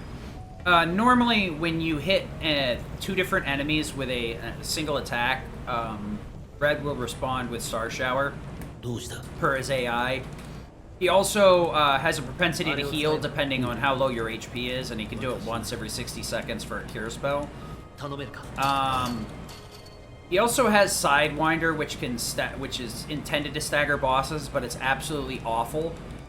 Because since we gain so much limit from staggers, and even in some cases we get a chunk of ATB out of staggering an enemy, when Red steals it, you're in a really shit position. Because he can totally throw off your entire boss trap by not only sucking away the ATB by interrupting it, but he can very easily siphon out a limit that would make the boss fight far more consistent. Okay, so I need to do this guy over here.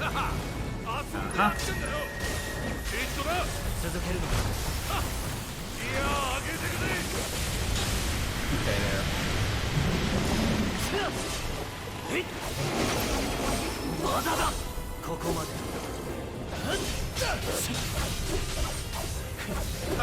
Okay. Fine.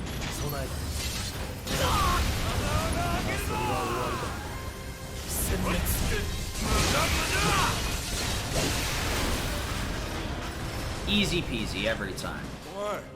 Actually, it's not. Those rare mono drives, one of them is resistant, or not resistant, but flat out immune to physical attacks.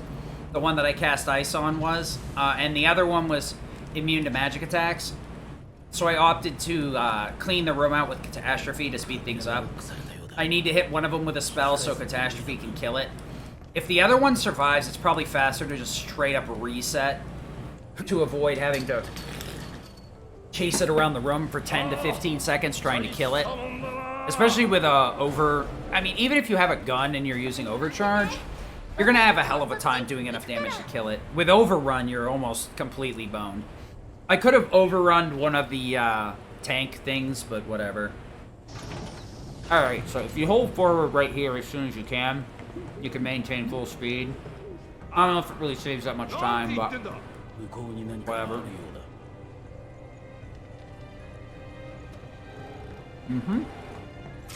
So a lot of this area is, you can probably try and do, like, minimize your menus and stuff.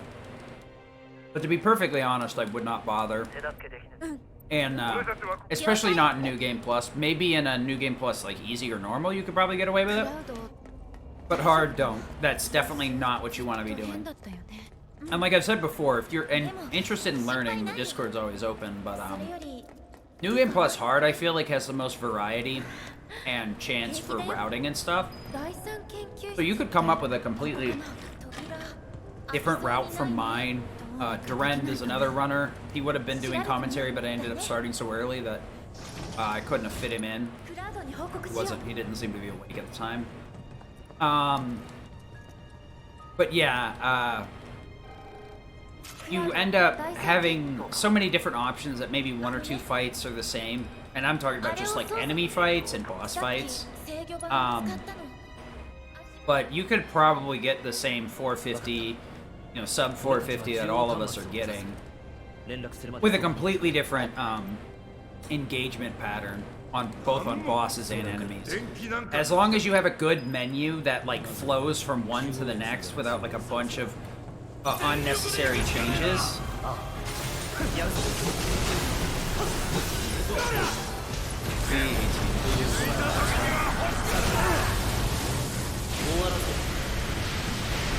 (2009, 2008, 1881). We're traveling to the past, dudes.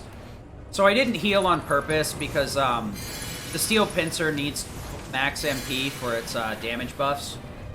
I don't believe it affects like your elemental bonus damage because I think the 20% buff is only applied to cast spells. So all your synergized spells would be buffed, but nothing else. I'm gonna be doing a little bit of a menu here, so I'm gonna stop and focus. 1995, 5. ありがとう。行ってくるね。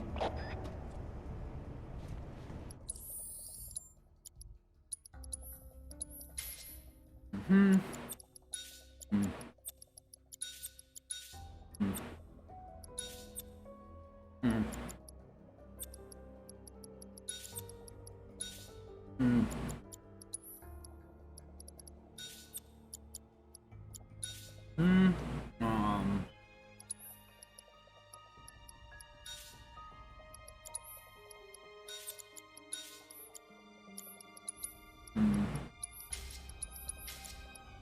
Yep. It's gonna look a little weird since those monsters are resistant to thunder, but trust me, it's probably the best way to deal with this chapter. Because a lot of these enemies do not care about your ice spell, and are not willing to hold still for it. So you're better off going with thunder here.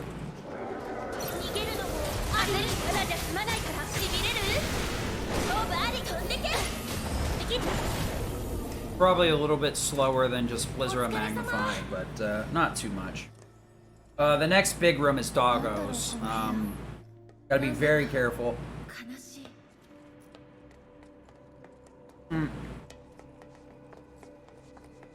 So the dogs have a chance to just flat out evade your Blizzard spells. But what makes it more dangerous is they can also evade Tifa's punches. So if you let Tifa go ham, you're gonna end up in a really bad spot. Thunder out. Thunder out. Thunder. Okay. I don't even know why I did it that way. Oh, this is such a weird thing to do, dude. What am I doing? I hate it. I hate myself. That was so weird. I don't know why I did that.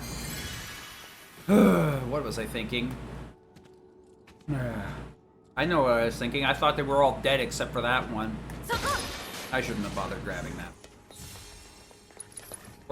I'm gonna heal Aerith up because she does have Bloodsucker, but she's also extremely vulnerable.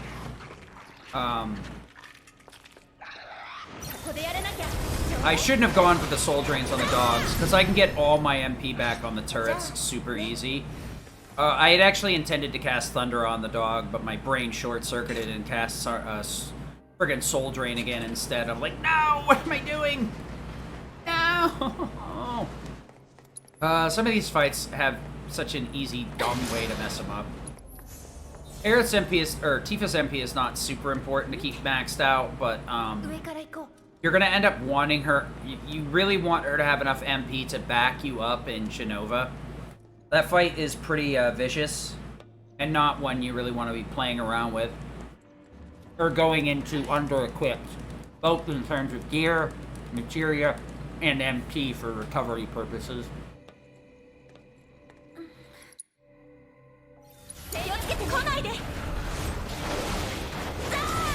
Nice. What? What? Damn it! That was supposed to be a Thunder Up. I'm annoyed. Also, I can't believe that damn thing didn't get killed by the somersault. That's so obnoxious. ここが出口。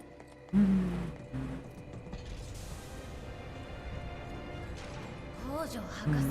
I guess it's gonna be one of those days where I fat thumb all the wrong inputs. 気にはさせない。落ちて。ごめん、行くよ。終わり。さ。シャワー浴びたいな。 She didn't even get the damn soul drain because Tifa got. She crit both of those missile turrets, by the way. That's all I'm gonna say right there. She friggin' crit 2 missile turrets. Oh my god.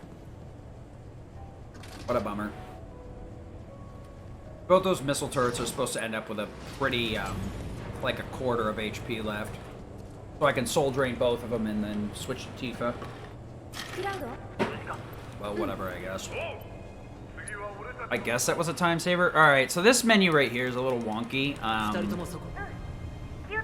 We're gonna toggle Barrett off to Goddard and EKG to get him a decent range, some damage buff, give him Goddard Dummerung again. You gotta be really careful because it's super easy to just accidentally go into that. And then I want Cloud to grab both the magic ups to push his damage output up.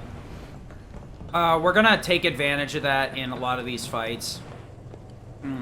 It'll let us get away with a lot more shenanigans than we probably should. Cloud and Barrett have it easy. After, like, each one of these fights, there's a stack of crates that have 3 Mako shards in it. You get 30% MP recover after each one of these. Even if I was, like, empty going into this, I'd be in a good spot after it.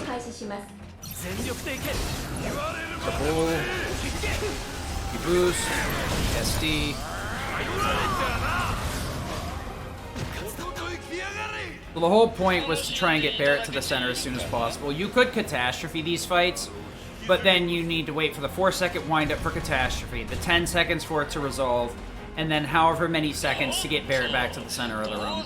You do need Cloud to be in a neutral stance, so like ending it with self-destruct or cross-slash is kind of slow, but when you're comparing that to like every one of these rooms being 15 seconds, it's a very minimal time loss.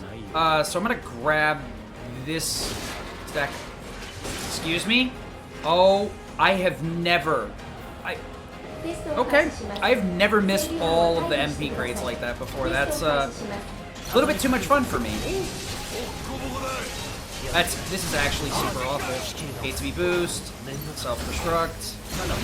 We're gonna cross-slash this thing.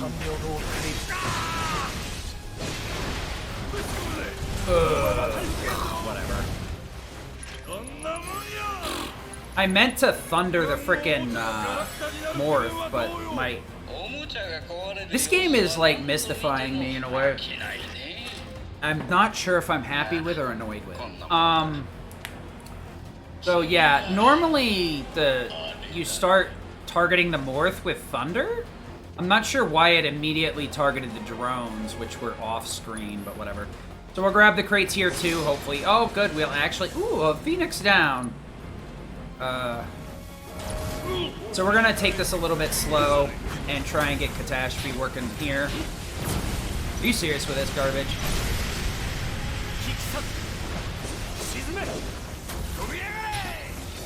Oh good, I still have Arrow on. Nice.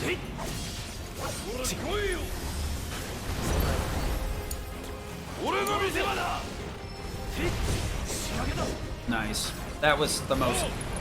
How did I mess up the thunder thing? That's so obnoxious. That's one of the ones that's like more of a pain in the ass to get. Let me see here, actually. Here, I'll fix that right here, actually. No! Damn it, menu. This, part of the way there, we want to... I believe is the main fixes I need for that. Then the next thing is to toggle Goddard Dummerung back out and the magic up. I would have rather not had to do that way, but unfortunately, since I screwed up attaching, you know, synergizing Thunder, it would affect this fight too. What am I doing?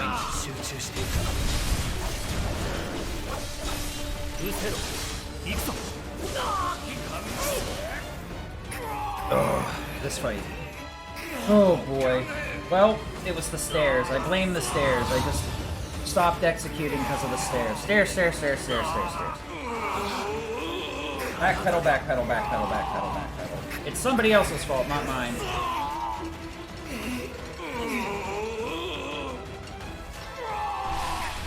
Alright. We're gonna go for a self-destruct here.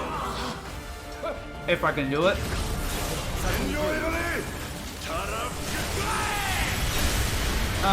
Or I'll get stopped. That works too.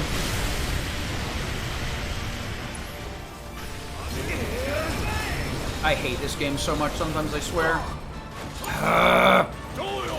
Are you... Dude, what did I do to deserve this? That's what I want to know.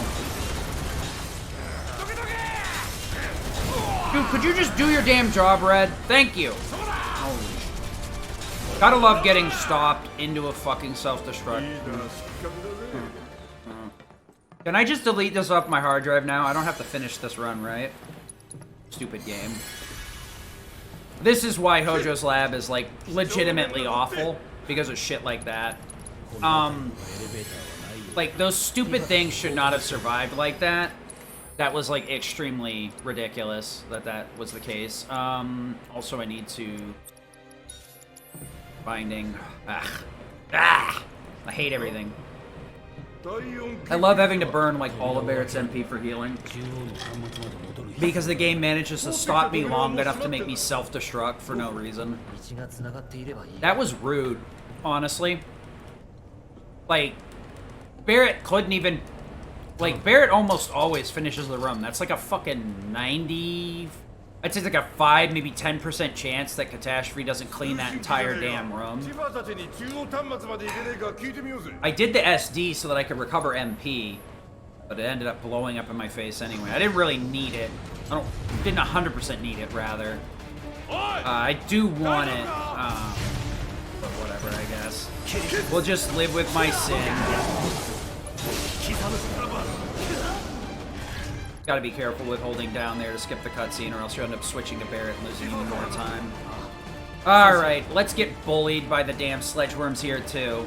Dude, that sledgeworm fight went so good. It would have been better, though, if I hadn't been so stupid that I forgot to Synergize Lightning. And I went through all the effort to change into Synergize Lightning. Cloud just dies anyway, so I can't even trigger it. The game totally was bullying me for making a bad menu choice. Is he the only one left? Where is it? Thunder. Thunder. Okay. I couldn't tell if the other one was still alive, so I just went for the double Thunder anyway. The Thunderer will kill. It does cost a little bit more, and I'd say it's less consistent overall. Okay, fine. I see how it is, game. I'll take 3 out of 4. Unless this fight turns into a complete shit show, too.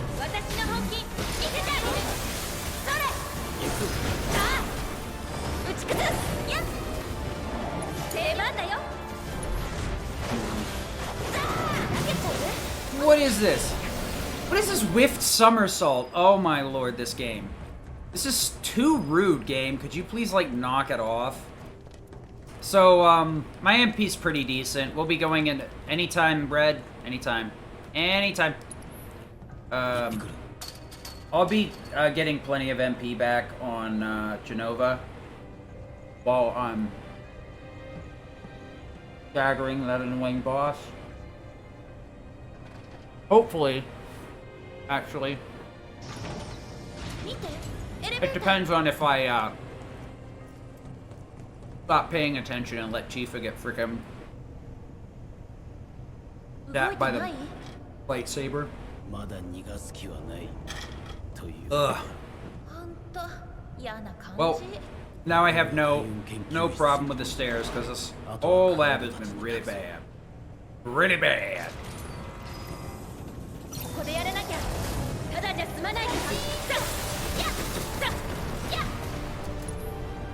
Aerith, you wanna... Imagine. Game just stares at a half-dead drone and is like, The staring contest will kill you, I swear. Oh, that's right. There's one other. No, here.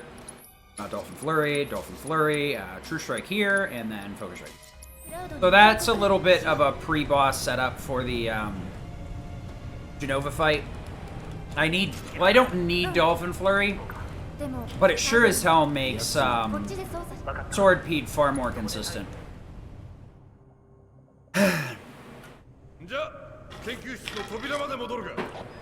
On to my favorite. This boss is so easy, I've actually killed a run here. Or was that a practice run? I don't think it was on a good pace. Oh man, that was a really frustrating day. I used to do a counter, Punisher counter on Sword Pede. And if one thing is universal, Sword Pede's movement is really friggin' weird. As far as I can tell, it's not consistent. Unless you like literally roll into it and switch into Punisher, you're not gonna get anything out of it.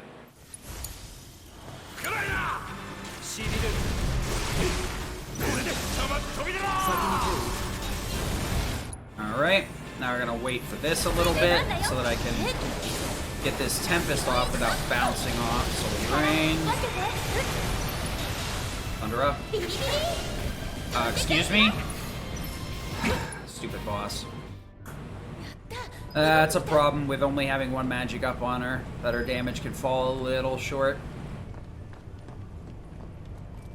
I need to do some testing on Sword Pede to see what works, what doesn't. Either way, we're both at full HP, so I'm happy with that. I did have one time where Tifa was like lowered HP for some reason. I've had the friggin' camera do some like really weird stuff in this hallway in previous runs. Why, yeah, whatever. Damn it! Ate my frickin' like L2 input like 6 times. This game can be very, very persnickety about its inputs. So we're gonna do the second to last setup. This will take us into the final game. Here, want lightning into time, I believe. Yep, time for this, time for that. This needs to be, what? HP up, I think? Yeah. And then we need, this needs to be, what am I doing? Time. Sure, yeah, let's go to revive, like, the longest way possible. HP absorb for... What? Okay. Stop thinking. Parry binding for magnify. Okay. Then we want, skill mass for HP absorb. Wait, what? Oh, yeah, this, and then, good grief. Why, like, reading this menu has actually made it worse instead of better. And then we want revival for stagger, I think? Yeah. Okay, we're good. Now, this boss is pretty friggin' hard, Genova. It can very easily kill you. There's, quite a few points of failure if you're not, playing the game right. Quite literally. I mean, obviously that's like a really... what feels like a really obvious statement. But what I mean by playing the game right is you need to be situationally aware of quite a few things. Aerith's MP, Tifa's MP, all of their ATBs, you need to know where they're positioned as well. Because in certain phases you're going for a counterattack with Cloud, and Cloud's the only one that can take it because he's reducing the damage with Punisher. Meanwhile, if Tifa and Aerith start aggroing and jump into the way of the attack, they'll just die. Luckily, I have revive on both Aerith and Tifa now to try and fix that. There are some points where if there's a death, I just literally cannot recover it, period. Or I have to do the fight in a really weird way to recover it and then like stagger the boss and then start reviving in that instance, which is really, really weird. It's super hard to explain. I hope I just do it right the first time. That's all I gotta say. Yeah. So, we're just gonna head straight outside and Start up the murder machine. No, I'd rather not help you.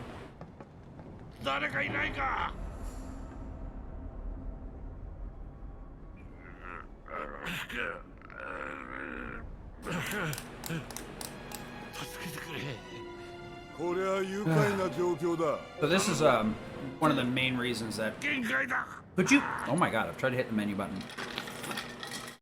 Okay, just fuck us. I'm gonna get knocked out of this.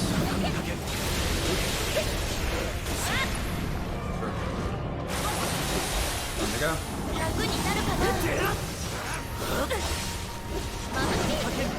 Okay, I need to make sure I'm in the specific name. Oh, what are you doing? Watch out, go in. I was really worried that Aerith was going to get herself murked, but there wasn't much I could do about it at that point.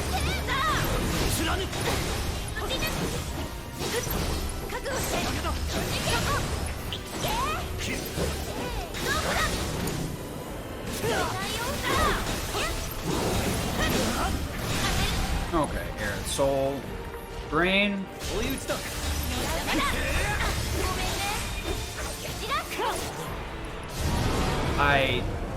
Interesting. I managed to hit him during the time, hit Jenova during the time slow, and it ate my braver, or didn't allow me to get into braver. That's a very interesting.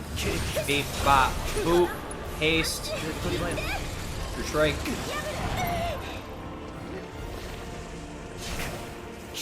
And that right there is why I do another haste right there, because that actually muted Cloud.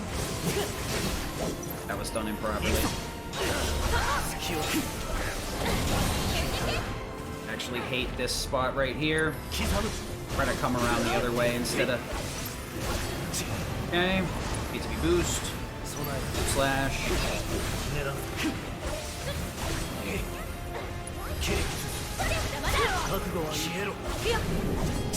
Okay, I'm so annoyed by this. Oh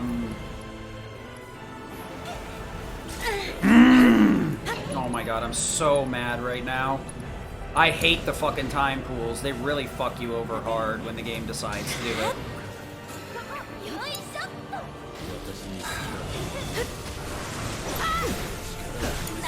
This fight's gonna turn into a complete shit show right now. Great. If I remember right, I don't think I can actually get stagger off anymore.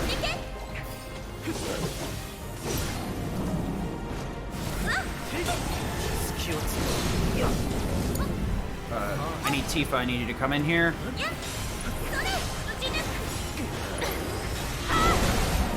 Red, you son of a bitch, you almost screwed me over.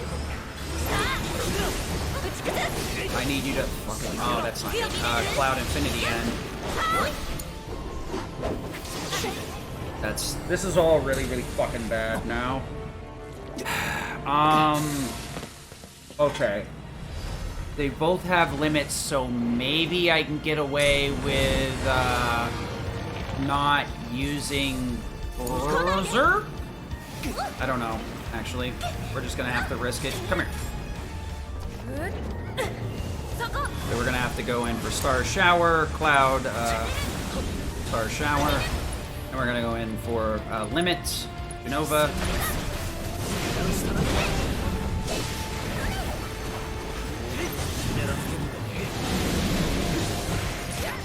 Okay, that did work. Friggin' I hate Jenova so much. Alright, time for the weenie bench.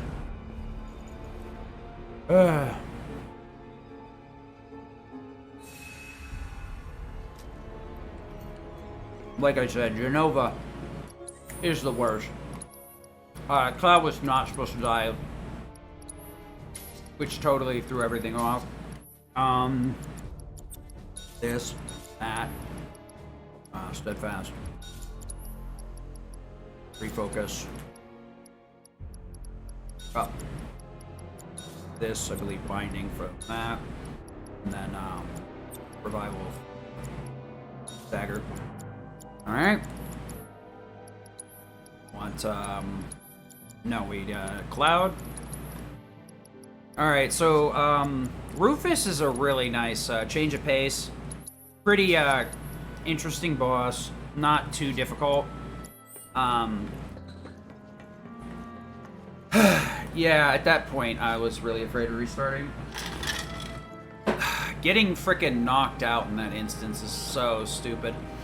So, the reason Cloud died is he was in Punisher stance to counter, and then the game graciously jammed a time pool up my ass to try and stop Cloud, which interrupted his action and made him completely vulnerable, and moved him out of Punisher counter, so he took full damage and just immediately died.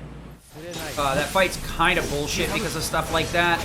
You literally have to go out of your way to stand around like an idiot, like I did in the first couple of phases, to make sure that doesn't happen.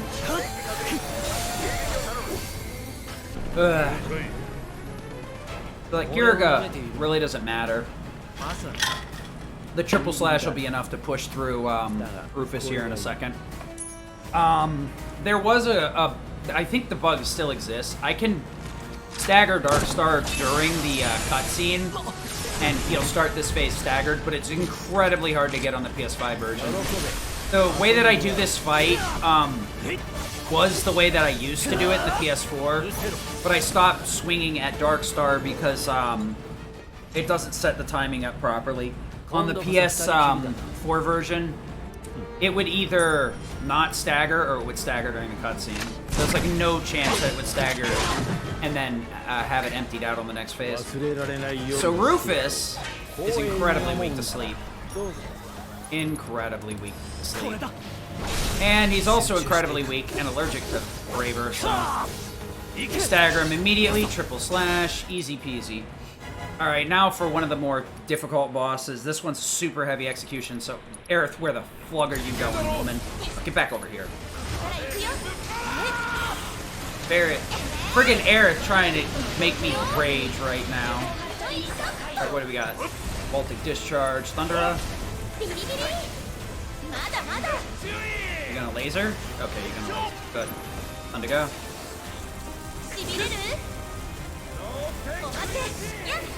2, 3. There we go. Yeah, Rufus is really easy to deal with when you know how to deal with him, because he's weak to. He can only be slept once because of the way his weakness works. And the Braver will always do that to cause an immediate stagger.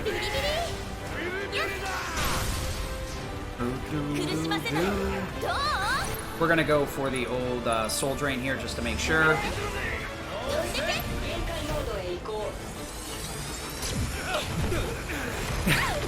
Yeah, it's definitely. So we could stop here. Thundigo will work just fine too because we need the damage output. Breaking the wheels here does a hard amount of stagger to the boss, just like Crab Warden. So doing things this way makes things really quick. So we'll Thundera here, and then ATB boost out of this, and we're good. So since we're on Synergy Thunder, I'm just gonna spam some Thunderas here. Between Aerith and Barrett, we'll do enough damage. This is what a good arsenal looks like. Most of the times I screw this up and end up in a really bad spot, but I'm okay with that. Genova was an unmitigated disaster and should never look like that, but considering I didn't have to hard reset, I'll take the W on that one and walk away with it. Right now, sub 5 is what we're going for, because we got plus 7 minutes or so from the stairs, but I'd probably say we've got another 2 or 3 minutes tacked on from just poor gameplay or dying in a weird spot. Want to put Goddard on. So we're going to abuse Goddard Dummerung here. I believe this is HP up. Yep. HP up for assist. Tifa's, this needs to be luck up. And then leave Steadfast. Yeah, Steadfast. Skill Master. Steadfast for wind. And that should do it. Yep. We're going to go The rest of this, counter stance is going to finally see its day in the sun. We're going to go for... I've been told not to bother with it, but I don't really care. I'm going to go for Regen Mag and Kirga Mag. We'll downgrade to Fire in the Hole just in case it comes up. Somersault we'll downgrade to Somersault because it's going to be extremely hard to gain enough, take enough damage to get a limit any other way. And there we go. Time for Chapter 18. This fight with the Whispers is very long. The first two phases are 100% on a timer. The only thing you could do is make them longer for the most part, as long as you, by doing extra commands and causing the boss to, the big Whisper to do extra attacks. You can speed this up by doing self-destruct, but I did not have enough time to learn that strat. You can make the first two phases go much quicker, but, this is a far safer, setup. And the reason I gravitated towards it is this sets you up so that you're good for both this fight and Sephiroth after. With the SD, you can go into Sephiroth with it apparently, but it's very dangerous. This strat yields a pretty consistent Sephiroth as long as I don't fail at hitting buttons. Sephiroth is a fairly tightly wound fight, and mistakes can very easily occur. And recovering requires a lot of knowledge, information, and fast reaction to things. Like, you can... The way that we have this set up is to get Tifa in the third phase of Sephiroth and Aerith in the first one by feeding them specific kills. Tifa killing Bahamut gives a bunch of points to put her in that fight. And Aerith is going to kill the big one, which will give her more than enough points to be in the phase 2. It really doesn't matter one way or the other. Both phases I can get to work just fine, with or without those setups.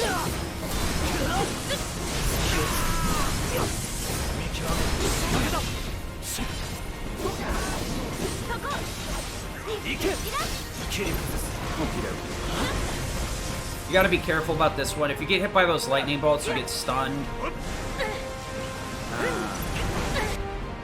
Reformation. Okay, I need to get out of the way so they don't get targeted by that. I was right in the middle of it, so they got hit by it anyway. And the 10% isn't really enough, but I'm hoping that the Whispers will push them in a better spot. So, standing over here will blow me into that corner in the right. And, those two... Okay, they should be in a decent position, yeah. We'll all get blown into that bottom right-hand corner. So I'll probably get pushed back once while trying to get up here, because one of them will be too close. But we're good now. You usually end up on the opposite side of the arena, but, the game seems to have trouble with you being past certain points and accidentally flings you the wrong direction. So if you're at an extreme, the game will tend to fling you in a weird way where it's not intended to be. These first couple of phases, like I said, are on a timer. You can speed them up by one-shotting the Whispers with a self-destruct, but it's not the easiest thing until you've like learned a lot of tricks and stuff. Now, the reason Barrett's over there taking a ton of hits is because he keeps trying to activate Synergy Thunder.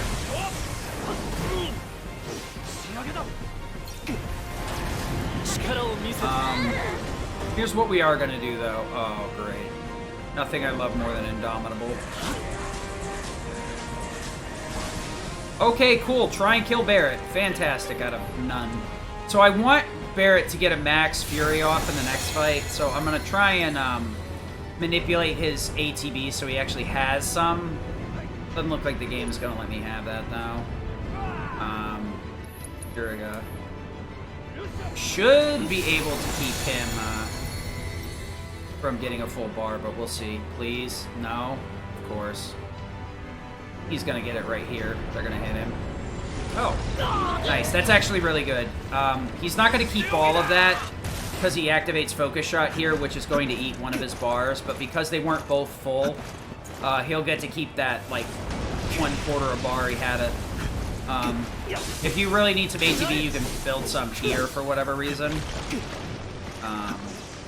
I think the SD strat actually has to do that there. With SD, you only get one reprieve, so you end up having to revive a ton with Barret. This phase right here is not on a timer, though, so this is going to be really important.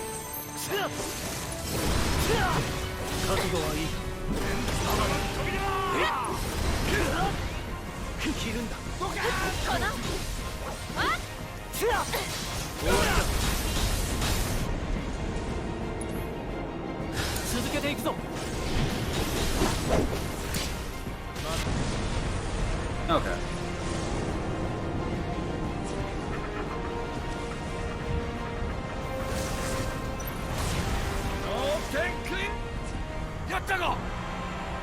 Alright.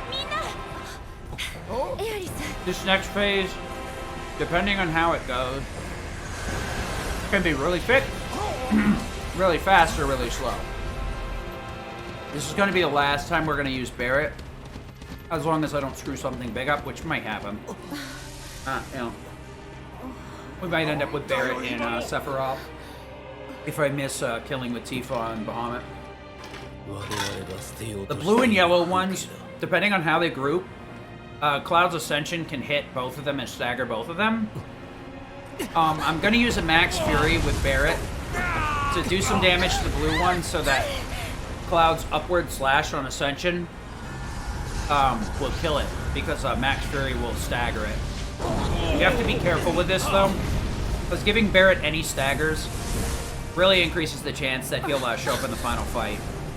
Actions taken, staggers on these Whispers, all that stuff is what determines who you get with Sephiroth. Killing Bahamut and the big one are huge point sinks, but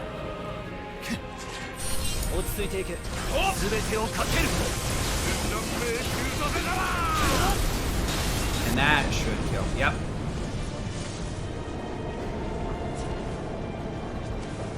So they didn't group up close enough, but that's my bad.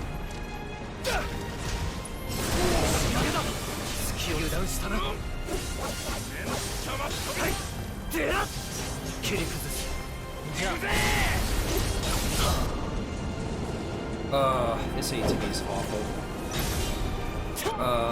Actually, what am I doing? Why?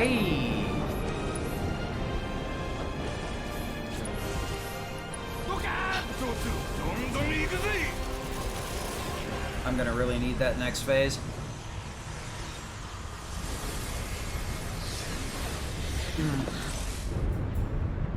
I finished that phase too early. I needed to leave it with at least 1 bar of ATB. I don't have to. I really need to, though. You need to counter stance this red one to push into the next phase. You can punish your counter, but it's not going to do enough damage to cause Bahamut to spawn, so I'm going to lose a little bit of time to this.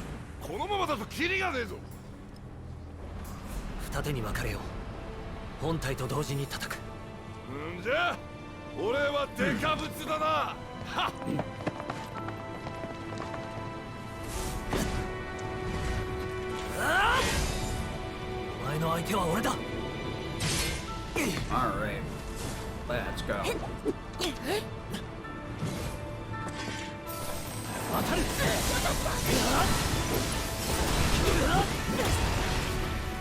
Okay, I'm not gonna bother with that, I want the boost.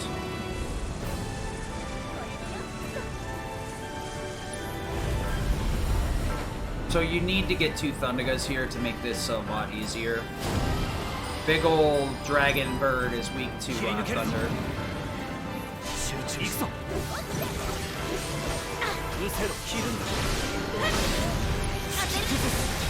Star shower.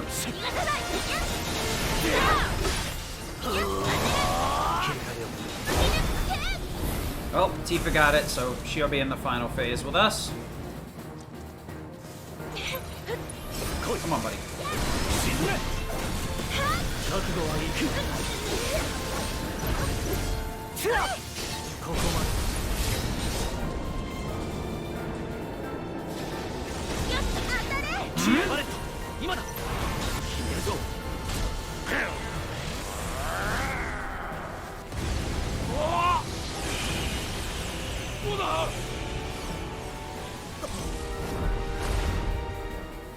Bum, bum, bum, bum.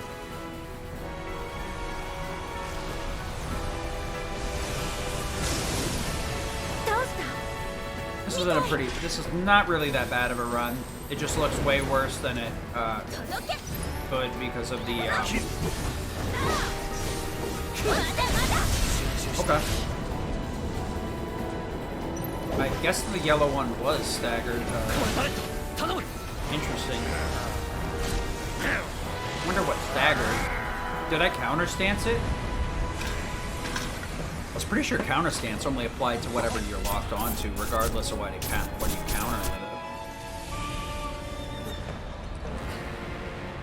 I don't think I didn't tell the other two to do anything, so I shouldn't have had any inputs that would have caused that.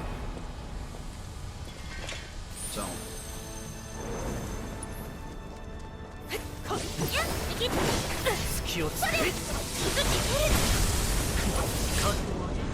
Aaron. There we go. Alright. So now we are heading into the home stretch and fighting silver-haired menace himself. I don't think that leather is going to save him, but what am I doing? What am I trying to skip? That's what I want to know.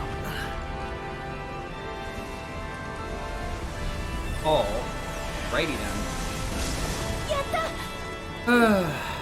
Now we just need to zap this. Any other spell, I guess maybe wind would do it now that I'm thinking about it, since it's been changed. But any other spell. Alright, so we're gonna lock on here, build up a little bit of bar, and then try and get out of the way! Or just get hit by it, whatever.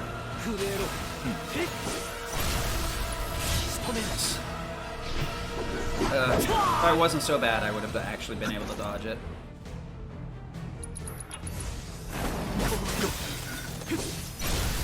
Alright, we're gonna send him flying because I need the extra ATB right now. I would have preferred to not take damage in such a dumb way. Okay.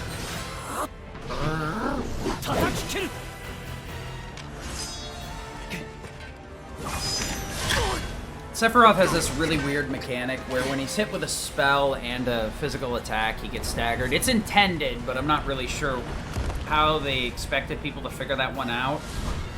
But whatever. We figured it out. We got it out of the Ultimania. I don't know what. But there you go. Alright, so he's going to use Masamune in waiting because I have a full limit right here. You basically have to stagger him at least once in the first phase. So even with a refocus thrown in, you're just not going to get through that. Wait, what the hell? That's very interesting. Oh, that's right. He always starts with Aeriga. Alright, so we threw the Tempest in for a little bit of chip damage plus ATB gain. One. Yeah, get out of here, buddy. No. I didn't even... Oh, dude! RIP! Didn't even recognize you without a sword through your abdomen. Oh, savage.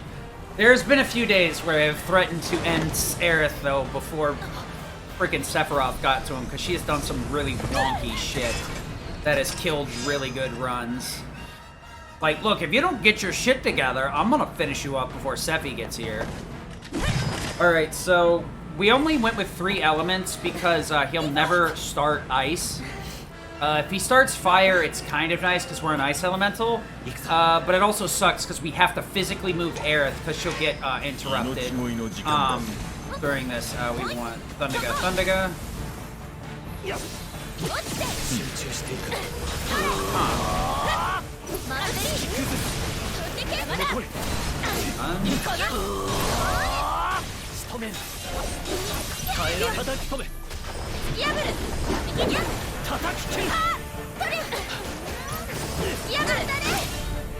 Okay.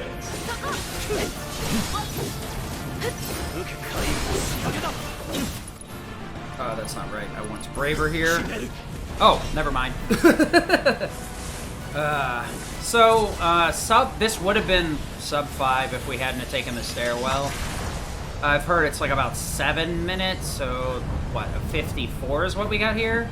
No, that's not right. Either way, let's Oh, you know, you might actually want to start doing stuff. Sure, yeah, we'll just switch to everyone here. We want the whole party involved. So let's see here. This would be a 454 without the stairwell, I guess. That's pretty decent. I was hoping to get like a 52. Genova ate up a ton of time. Could have been better. Arsenal was good. Rufus was good. Whispers was solid. Sephiroth was pretty good. I've choked out more Sephiroths than I care to count. Hojo's lab hurt me on the inside, and so did Specimen. Oof, that Specimen fight was really wonky. So anyway, if you guys are interested in learning or joining in with the Final Fantasy 7 Remake speedrun community, feel free. There's a link on the speedrun.com boards. If you like routing games, New Game Plus Hard has a ton of options and choices. And there's a couple active runners, and we all basically do different stuff, so. The New Game Plus Easy and New Game Easy and Normal are a lot more execution-based, so if you're interested in that, that's where you'd want to be. I'd say like a good runs are around 5 hours. But for the most part, that's it. I wish I had like a super boss incentive, but I couldn't really, I wasn't doing very well learning them, so we'll have to do that another time. I'm also extremely tired, so I'll see going on forward. まだ存在していない。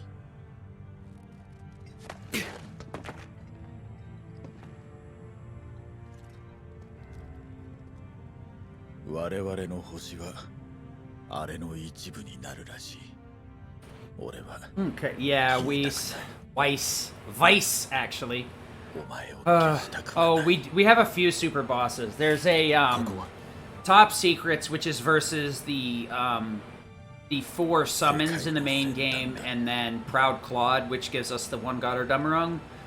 And then beating the Yuffie DLC unlocks Vice, which is a boss that can be chained pretty hard in terms of around 30 seconds if you know how to do it. I think my best run is like a minute and a half. Beast is pretty hard unless you like practice really hard. There's a couple of 2-minute solo fights though, but I never got a chance to learn either of those, unfortunately. I could fake it, but I can't guarantee I'd kill it in one round. I'd probably sit here struggling with it for at least a few playthroughs. The trick is you gotta get your limit at the proper time, or else you end up letting him back up and having to go through multiple phases. If you play it safe, you can get through it pretty consistently, but it's not going to be extremely fast. It'll look really amateurish, rather. It'll be faster than a casual run, but it'll still won't look as good as it should. So we got 7 seconds here, I guess.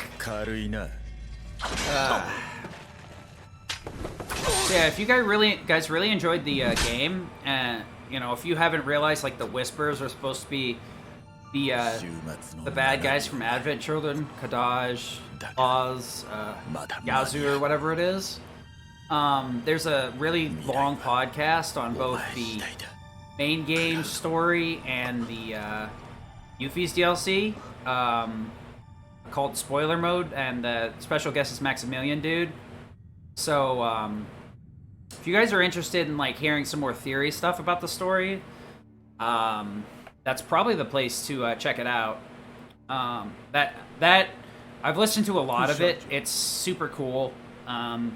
Obviously, it's not all confirmed stuff, but it does give you a pretty decent idea where the story goes and stuff you may have overlooked throughout the course of the entire game.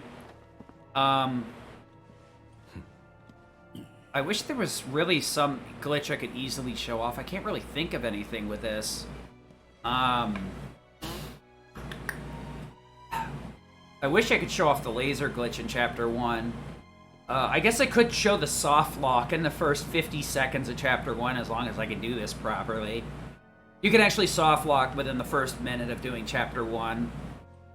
I guess I could All right. You guys are ready for me to go? That's good. I'll, so this is my first marathon run. Thanks everybody for watching and hanging out with me.